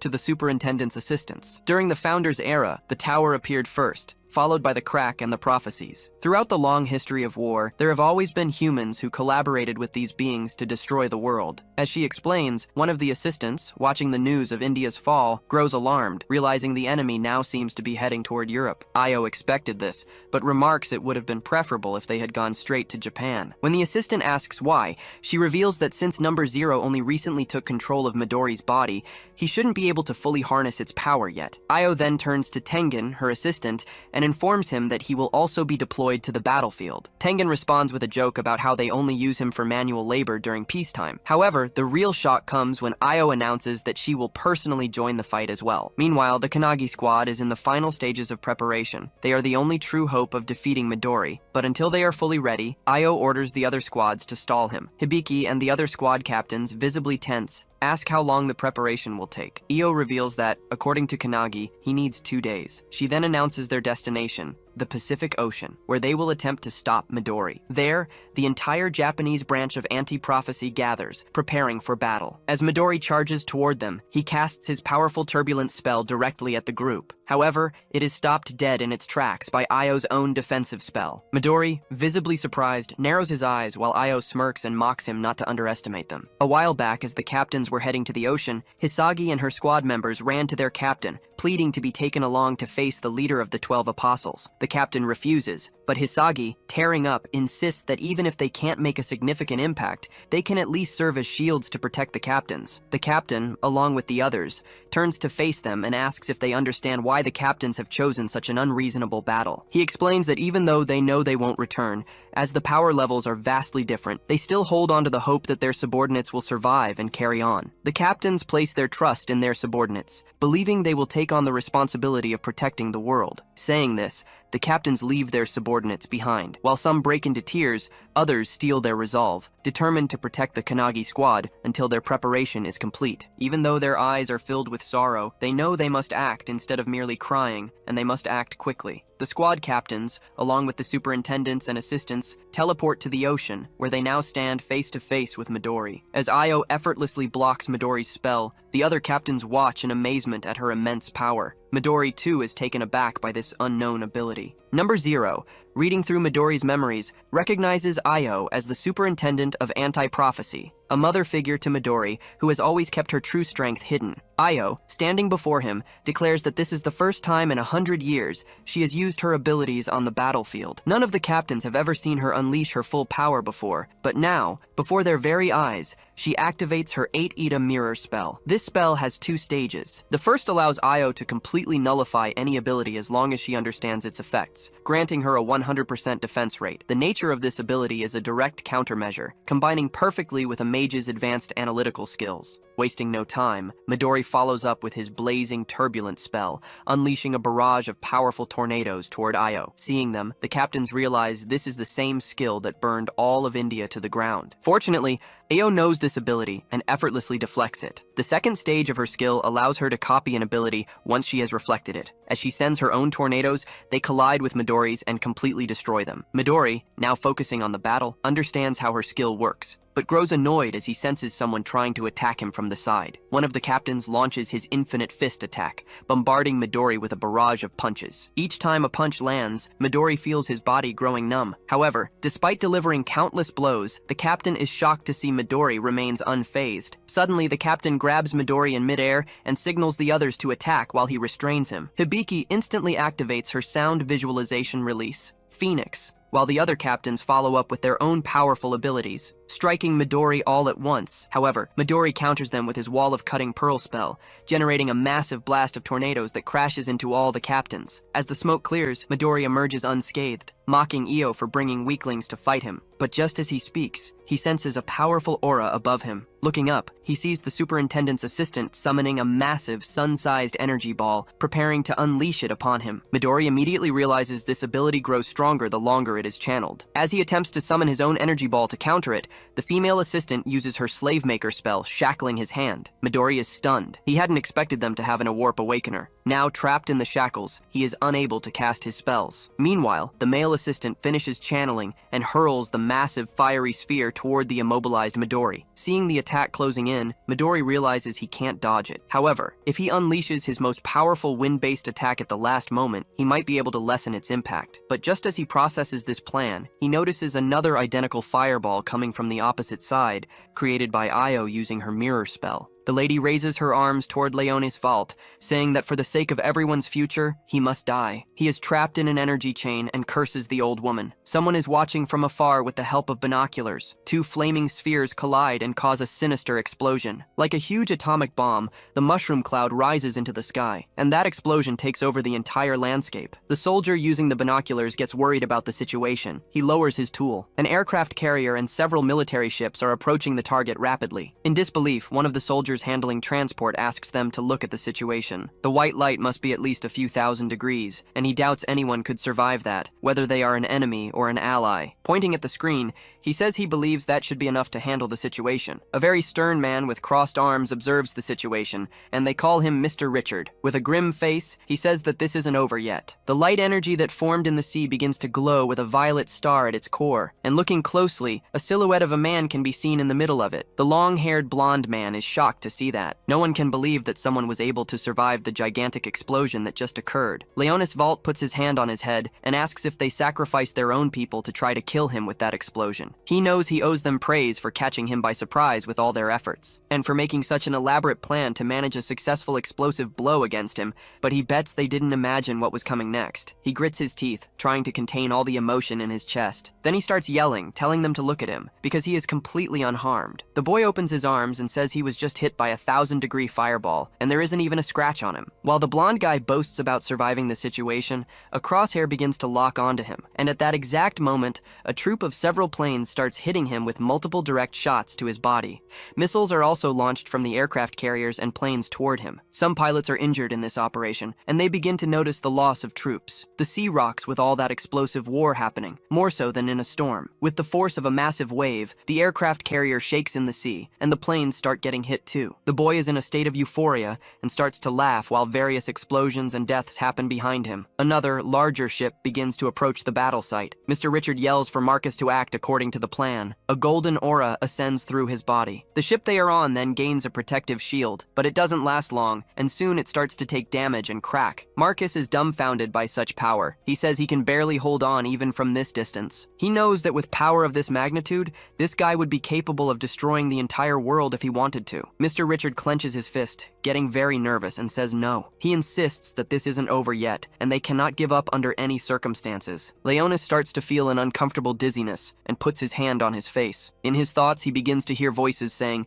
they knew he would use too much energy at once. Now he is in the company of a white-haired lady who asks if he finally ran out of energy. She holds an empty vial and calls the boy number 0. In another location, we see a small house with a thatched roof and a few people gathering. Setsuna asks if they have no chance against the guy, but a blonde man with glasses tells her not to ruin their morale. She asks if she always needs to sugarcoat things for him. The boy gets annoyed, but the lady warns that they probably won't be able to defeat him anyway. The white-haired woman asks how the commissioner lady intends to stop him. She says that even without winning the battle, they can still achieve their goals. And to do that, they will need to use an artifact they possess. She picks up a vial with a liquid. This artifact is the sandglass cage, and it is now imprisoning Leonis' vault. He observes the bars of that prison and feels that it looks very familiar. The commissioner lady bets that he recognizes that cage, as it's just like the artifact he gave to his henchman. Leonis' memories come rushing back. He really has seen that cage before. It was used by the man who ended up losing his arm in that situation. He didn't imagine there was more than one of that artifact, but he maintains his posture and asks, so what? If he wants to get rid of that cage, he will need to use a massive amount of aura, but since he practically drained all his power, that will be impossible. With a dark look, Leonis stares at the old woman, and you can feel the hatred in his eyes. He lets out a small smile and asks if they are just finding a way to buy time, but this confuses him, because he says that trapping him for a moment won't change anything. The lady is confident and says he wouldn't say that if he knew what was on her mind. He has no idea what is coming. We can see 2 swordsmen training, and the lady continues, saying that if he just waits a few days, he will certainly witness something very interesting. Placing a hand on his chin, Leonis asks if she really thinks he doesn't know what they are planning. The blonde man asks if it's something related to a boy named Minato Kanagi. Io's expression changes instantly. She is shocked to hear that question. Pointing to his head, Leonis says he had enough time to fish out some memories from her brain. He asks if the lady knows what Midori Ichihara thinks about him, and reveals that he thinks the boy is the one who will end all prophecies. Io's eyes go wide, and she thinks that Midori said that about Minato, feeling extremely impressed. Leonis says that the moment he took control of his body, Minato became the top of his target list. He clenches his fist and repeats with hatred the phrase he just said about the boy being the end of all prophecies. With an outraged expression, he questions if they should allow this, and that Minato must be stopped at all costs. Io now has a very unfriendly face and curses the blonde man in her thoughts, but he says he still has something else to say, and she is surprised again. Accumulating a violet energy inside the cage, Leonis says that she is the one who doesn't know the half of it. Even now, as they talk, Midori Ichihara continues to get stronger. The woman is now in a panic, not knowing what to do. The amount of aura he has used so far is nothing compared to the total power in his body. All they have done so far is melt the very tip of the iceberg. The more Leonis fights, the stronger Midori's body gets, and the more aura he can command at once. A yellow energy begins to come out of the lady's body, the Yata mirror. She feels the force of a blow hitting her straight on without her being able to dodge. Leonis' hand goes through her body, causing a huge wound. The cage in the background explodes into 1,000 pieces. Io had no chance to defend herself, and the blow was a direct hit to a vital point. And now that he has dealt with his opponent, Leonis wonders which way Japan is. While that battle was happening, our protagonist is sleeping, and the symbol on his hand begins to glow very brightly. The Japanese CPU did everything it could to try and imprison Midori, but their plan ended up failing miserably. Number 0 ended up learning how to release massive amounts of aura using Midori's body. A vortex of violet energy begins to form and can be seen even from Earth's orbit. Leonis' power has grown significantly stronger. Meanwhile, in Japan, Shinji and Ichika are training, and he says he could feel a gigantic wave of dark aura approaching. Scratching her head, the girl with long black hair thinks the plan has failed. Midori is training, and they decide to return to the headquarters. Kurosagi is also in the middle of a fight, but can sense the different energy. Everyone at the academy becomes apprehensive and worried about what is happening. Ichika says they need to prepare to face the enemy. Shinji already readies himself to grab his sword. Meanwhile, at the CPU headquarters inside the monitoring room. The woman with her hair tied up is desperate, asking if they are still waiting for the video images from the American fleet. Her assistant is working on the computers and says the American fleet was practically wiped out by the enemy, so she asked to see the satellite images. The woman is extremely apprehensive. She knows she can't use Raven Eyes at sea, and she wonders how the commissioner lady and her team are doing. A group of people appears behind her, and they call for Rin. She looks back, yelling for Shiki in a cry of concern. The group is badly injured. There are many people, and the white-haired girl says they need her recovery techniques urgently. Rin quickly approaches everyone, running as fast as she can. Her expression changes. She panics when she notices one thing. That Commissioner Io is extremely injured, unconscious. Shiki has tears in her eyes and says it's a very critical condition. Observing Mrs. Io, it's possible to see that life is unfortunately already draining from her body. In recent memories, Mrs. Io asked Shiki to listen carefully. She said that their survival on that mission would depend on the girl. After going over the entire plan again, she said she needed the girl's help to stun the enemy while she and Tengen used the heavenly descent. Shiki gave a respectful bow and said she would give her life to ensure it, but as she was about to complete the sentence, she received a slap on the head which startled her. Mrs. Io got angry and said she was a fool and had misunderstood everything because she needs to stay alive no matter what to bring everyone home safely. She asked if Shiki understood that, because it is very important that she survive no matter what happens to her. Not accepting this, the white-haired girl tried to argue, but Mrs. Io made such a frightening face that it would silence even the bravest of stubborn people. With tears in her eyes, Shiki tries to express herself with a trembling voice. She remembers when she was just a child, and Mrs. Io took such good care of her and the others. She said she doesn't want to lose her. The girl recalls the woman's reassuring smile at that moment, and that afterward, she put her hand on her head trying to calm her down, saying that everything would be okay and she wouldn't let anyone die. Smiling, Io said that this was the main point of the mission they were about to execute. But now that calming smile is gone, and the lady is on an oxygen mask and extremely injured. The group mobilizes to try to heal her and save her life. Shiki yells for Commissioner Io not to leave them. She tries to pressure Rin, who is doing her best to help, but it's a complicated task. Her healing ability isn't working properly because of that artifact that stopped time for her. The woman with glasses and long hair tries everything to help, but says the most she can do is keep her alive for now. However, time only stays stopped for Mrs. Io if she is inside the CPU, so the idea of taking her outside comes up, but she is in a very critical state. But a very loud noise interrupts everyone's conversation. Tengen, Shiki, and the others are surprised. Tengen looks up and realizes they have already arrived. Outside the CPU building, someone with their head covered by a turban can be seen observing everything. He is accompanied by 3 other people besides Leonis Valt, who is wearing a frightening smile. Shiki has fire in her eyes and yells that she will end the life of every single one of those bastards. Rin warns her not to do it, but it's already too late, and the girl is gone. She appears near all those beings that emerged outside the CPU. With hatred in her eyes, she joins her hands and uses her spatial division ability. Shiki Kitamori's ability instantly connects different parts of space, allowing her to teleport between different places with extreme precision. But in large, open areas, this ability becomes very unpredictable and results in damage that can be catastrophic. Space and time begin to distort. The image of everything becomes confusing. Tengen is furious with the girl's recklessness and says that the commissioner lady is still there. Leonis Valt concentrates, observing the girl who just arrived at the battle. Then he calls for Hajime, who already prepares his next attack, holding his sword. He uses the artifact Relic of the Abyss, firmly gripping his sword and its sheath. Drawing his blade, he cuts space and uses the Kulika strike ability,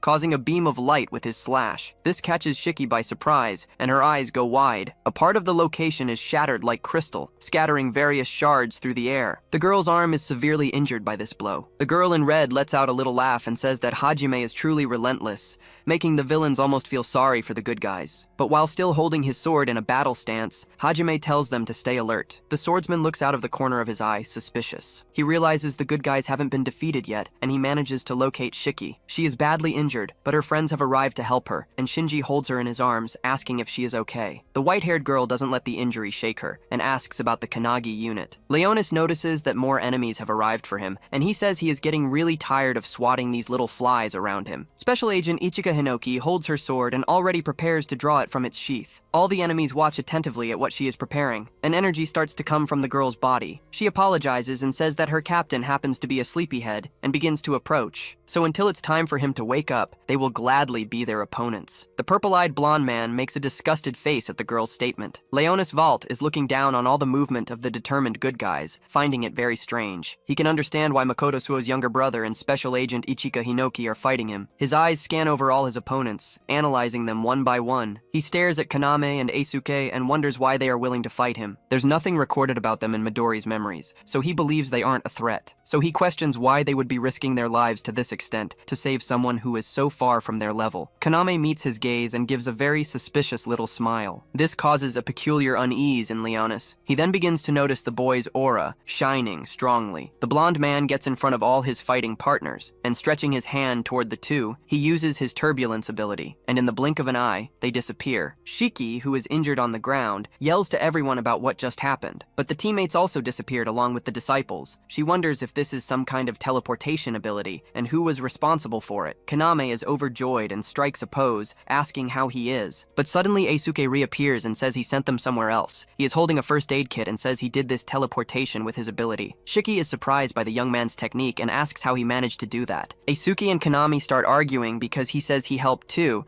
It was a combo of abilities. Shiki just wants them to explain. Basically, it was a combination of the My Sweet Home and Extended Self abilities. Kaname's ability increases the range of the ability of someone he is touching. Normally, Eisuke's ability only applies to himself, but with Kaname's help, it was possible to teleport everyone who was near him at that moment. The purple-haired boy may not have the same range as Shiki, but he can teleport any object he chooses. Hajime was teleported near Ichika. He already prepares for the confrontation. Eisuke managed to teleport everyone so that the fights would be fair. The only ones left were the three of them, but the rest of the team prepares for the next fights. The white-haired girl is surprised by this strategy. Eisuke adds that he made a point of sending number 0 to a special place just for him. We see the blonde man floating in a mysterious place, surrounded by what looks like a red liquid. He is extremely confused and can't tell where he is, or even which way is up or down. But something special catches his attention. A group of sea monsters appears in his field of vision. Shape-shifting sharks, octopuses, and even sinister fish are there. They begin to approach number 0 rapidly, forming an aquatic ambush. A man in a uniform holds his sword and looks at a kind of lake. He believes Leonis must be in the limestone cavern inside the CPU facilities now, specifically in the 17th rift known as Shimo Ajito. The rift is a passage to another dimension that grows approximately 4 inches every year, and there is no way to stop this growth. Not even Midori figured out a way to stop this prophecy, so they'll see how number 0 fares while he's trapped there. Meanwhile, on Mount Nagano on Mitak,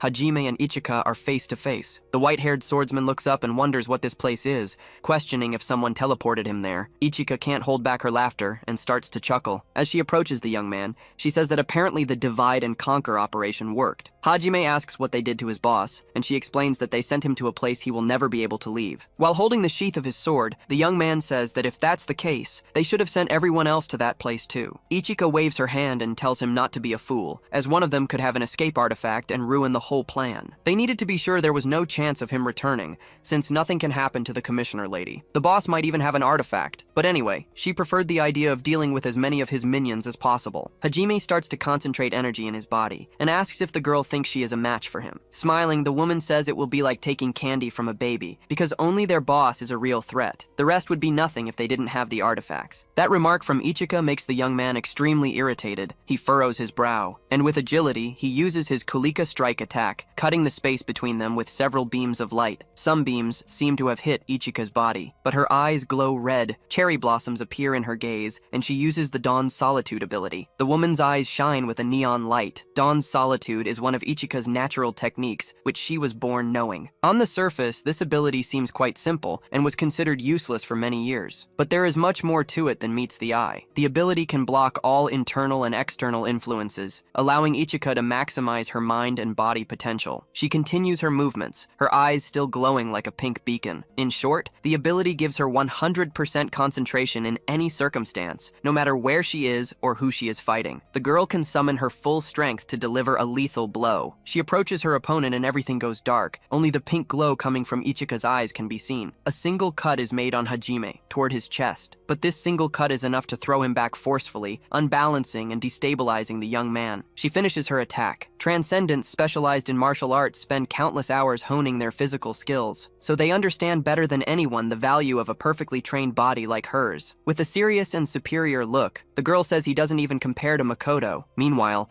back at the CPU's large-scale practice area, a pair of good guys and a pair of villains face each other. With a mocking look, the girl in the red hat, Sete, says it won't make any difference to change to a 2-on-2 battle. The pair of CPU warriors doesn't look frightened or anything like it. Sete turns to Ashara and asks what their plan is now. It starts to rain at the location, getting all the warriors there wet. With his eyes closed and a sad expression, the man says he can fight them if she holds them, but a fist is already approaching his face. The punch hits him hard, and Ashara flies far away from the force of the blow. Midori asks if he thinks they will just wait while they get trampled. Set watches the white-haired warrior advance on her teammate. While she is distracted, her opponent's long hair grabs her. He starts to have memories of when he was a child, his little red-haired friend touching his locks. And with hatred in his eyes, he asks if she is one of the bastards who killed Makoto. Already almost completely wrapped up by the boy's hair, she says she understands now. And with a smile on her face, she asks if he is still mad about that. Red lightning begins to appear in the sky, turning it dark red. The two good warriors have to dodge the lightning bolts that seem to be trying to hit them. With a maniacal look and surrounded by playing cards,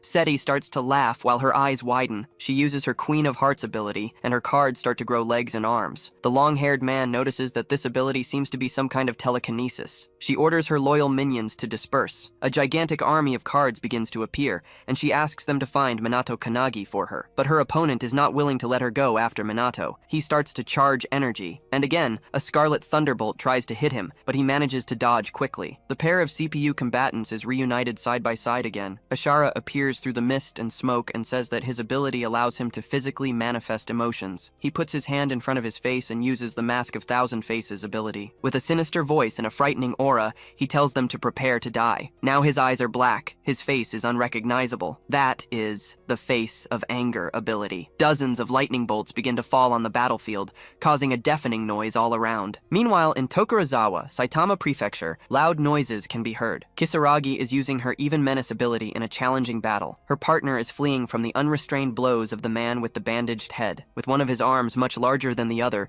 he throws several punches toward the blonde man, who tries to defend himself. The villain's punches end up hitting the rocks and mountains around, causing a loud noise and a lot of destruction. And the big-armed man doesn't give up, persistently going after his enemy. But a familiar voice interrupts that distressing chase scene. It's Shinji, who appears using the Soaring Tengu ability. A smokescreen forms, and the enemy starts to try to clear a path through it with his giant hand, and he quickly succeeds, getting rid of that sand whirlwind. There are 3 CPU warriors down below, and they observe the enemy. Kurosagi looks worried. She imagined this battle would be difficult, but the enemy manages to be even stronger than she imagined. He stares at them with empty, dreadful eyes. That bandaged man is named Dry, one of the 12 disciples of the Apocalypse. He deduces that since they survived his attack, they must be very strong warriors. But to him, the 3 of them are just a minor annoyance at best, so he prefers to save energy and finish this quickly. The blonde man gives a small smile and says he seems pretty confident for someone who's about to lose his life. Shinji starts to prepare an attack and says he will teach this idiot a lesson he will never forget. Kurosagi notices that Shinji is starting to lose his patience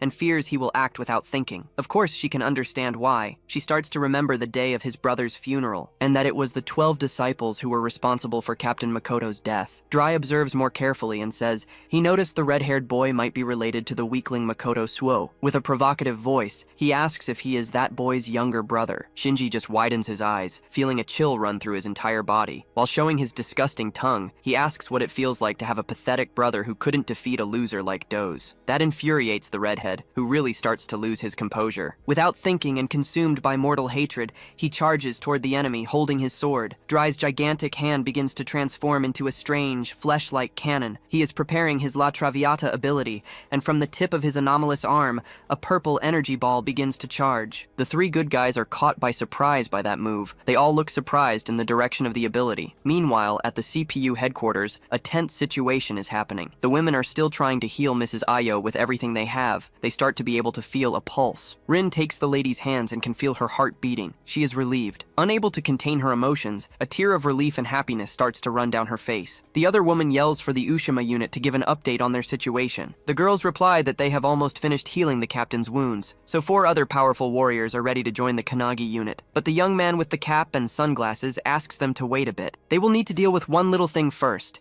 and several cards appear in the location, looking for Minato. Tengen orders everyone to take their positions and says they need to keep Minato safe until he wakes up. So while one team fights to heal Mrs. Io, the other part of the warriors prepares to deal with the cards. But the man with the goatee notices an extremely large energy that has managed to hit an entire area. Eisuke and Kaname can also feel a tremor that closely resembles an earthquake. But Eisuke knows this isn't just a mere earth tremor. A gigantic purple vortex appears in one location, messing with the energy of the entire environment. The man in the uniform who was watching Number Zero's prison realizes he has escaped and says that guy is a real monster. Kaname panics and starts yelling, saying that he was trapped in a rift forever. Eisuke knows they don't have much time and asks the boy to help him send that bastard somewhere even farther away. Kaname seems a little reluctant, but the purple-haired boy insists because they need to save the captain. But before he can try to convince his friend to help him further, something catches his attention, and he looks up. His eyes are wide, and he can't believe what he is seeing. A beam of blue light is coming from inside the CPU building, and now, helping the girls heal Mrs. Io, Kanagi Minato is there, passing energy to her. With tears in her eyes, still overcome with emotion, Rin watches the boy who just woke up. He is focused, his eyes fixed on Mrs. Io, determined to heal her. While helping with Mrs. Io's recovery, Minato asks how long he was out, and Rin replies that it was for a few hours. She fixes her gaze on the boy, curious to know how he managed to wake up so quickly. While they are with Io, Number Zero is escaping from his prison, and she asks if he is capable of defeating him. The protagonist looks at the girl and says, yes, he will defeat him for her. But first, there is one thing he needs to do, and his hair starts to change color. Now with white hair, he continues to pass energy to Mrs. Ivio. He asks her for forgiveness and says he didn't want to leave her waiting for so long. Believing that Minato must be strong enough to do it now, with the woman's help, he uses his sacred medical tome ability. An energy so strong it almost liquefies begins to flow from his body toward the lady. Sacred medical tome is an ability of Warrantine, the sovereign apothecary. It allows the user to instantly activate the supreme healing ability. Inside the imaginary medical tome in Warrantine's mind, the wound that was previously very severe on the woman's chest now begins to close, little by little, and finally, it closes completely, leaving her intact. The women who were trying to heal Mrs. Io earlier are impressed with the demonstration of the technique. The girl with glasses is dumbfounded because she realizes the wound didn't just close completely, but it also healed entirely. Even the woman's organs are intact. She really wants to know what the mechanism of that ability is, and it doesn't take long for the woman to slowly begin to regain consciousness. Rin's eyes fill with tears again. She starts to call the lady by her name. Mrs. Io moves her eyes toward the protagonist, showing she is well and conscious. Her vision is a bit blurry, but she can identify that it is Minato who is there, smiling at her. She smiles back, saying that he finally came. With the little strength she has, the lady raises her arm toward him, and suddenly, she no longer sees Minato, but rather Warren, the woman who healed her. The protagonist holds the lady's hand with both of his hands, very gently. Smiling calmly, the boy says she should be more careful. Io says she tried her best but wasn't much help and apologizes, but he says that on the contrary, she was spectacular. Warren asks her to rest now that her wounds are healed, and as soon as she wakes up later, they can all have a meal together like in the old days. Then the memories of the two of them when they were very young surface, having fun and eating together. That memory makes Io emotional and her eyes well up. She agrees with her old friend's plan. Warren observes the situation from a screen and addresses the other souls who are there, so everyone is ready to continue the protagonist's actions. Meanwhile, a shower of cards with legs and arms begins inside the CPU building. One of the young men there grabs his sword and uses the metal reinforcement and thousandth blow abilities. With this, he uses his body's momentum to use the sword like a baseball bat, knocking the cards away as well as cutting them. Some little cards are chopped into several pieces, being defeated. The blonde woman uses her martial arts skills and the lethal chain blast ability. The two join forces to defeat those minions. The girl is giving it her all but only managed to knock out one card. This is very similar to when they fought Eva. Each of these minions is as strong as En Shikami. In fact, they are much more powerful than that. She fixes her eyes in a direction behind her, trying to protect herself. A 3 of clubs card lands a direct kick to the girl's face, sending her flying from the force of the blow. But with perseverance, she manages to regain her balance and hold on. Determined, she thinks that she refuses to give up without a fight. A flood of cards approaches her, but the woman does not intend to be defeated. She remembers Captain Makabe with a smile on his face, saying he is counting on her to save the world. Since he is counting on her, that is why she will battle until the end of her days. Then, while she is trying to attack the cards with her martial arts ability, she feels she is not alone. It's Captain Makabe who is helping her, using his stone punch ability and decimating some little cards over there. Not believing what her eyes are seeing, the girl starts to shout the captain's name to make sure it's really him there. He looks at her with a smile on his face and apologizes for coming back, since a true warrior should die in battle. Suddenly, someone using the golden bat ability manages to defeat a bunch of cards all at once. The boy in the cap looks at this, somewhat confused. It's Captain Yorozuya, who is holding his pose and all pompous, defeating several cards while moving with his bat. With a serious expression, he asks everyone to listen to him. He needs to finish off all these cursed little cards and asks them to help him finish every last one. The two young people are much more energized and their morale is much higher with the presence of their captains there. But before starting to move, Captain Makabe asks them to wait a bit. He can see Minato up high, near the armored batter. The protagonist is holding his sword in the middle of several cards, and Makabe thinks he is about to do something. Then the boy changes his stance and holds the sword as the cards notice his presence and begin to approach. Concentrated, he charges the energy in his body, letting it flow to his arms like a drop of water falling into a river. It is the Hinoki style, the sword technique. And finally, he unleashes the Shadow Vortex ability with all his strength, quickly cutting down all the cards there, one by one. Spinning his sword, he forms a true vortex with his blade, which covers the sky and leaves the boys down below impressed. A shower of paper begins to fall. All the little pieces of the cards he chopped up are now inanimate as they should be. Meanwhile, on the other battlefield, several red lightning bolts are still falling all over the place. Seti suddenly gets startled by something, her eyes widening. Ashara asks his partner what is happening there. She can't believe her eyes, because there were over 500 cards in total, and yet they were eliminated in the blink of an eye. With pure hatred in his eyes, the white-haired man asks if this is the work of Minato Kanagi, their main target, and now he promises he will kill him. Then his gaze turns to the opponents on that battlefield. The two are dodging the lightning bolts, and he says he has better things to do than fight with these little worms. He yells at them to stop resisting and just die already. Midori lets out a long sigh and prepares to act. Changing his stance, the man begins to charge his next attack. He holds one arm with the other and points at the two enemies right in front of him, and as his arm begins to emanate energy, he says they are the only ones there who are about to die. The veins on Ashura's face begin to pop, such is his rage. While staring at him, he asks what Midori thinks he is doing, but before he can do anything, a mark on his arm appears and begins to glow. It is the powerful ability of the man in sunglasses, the holy seal of exorcism.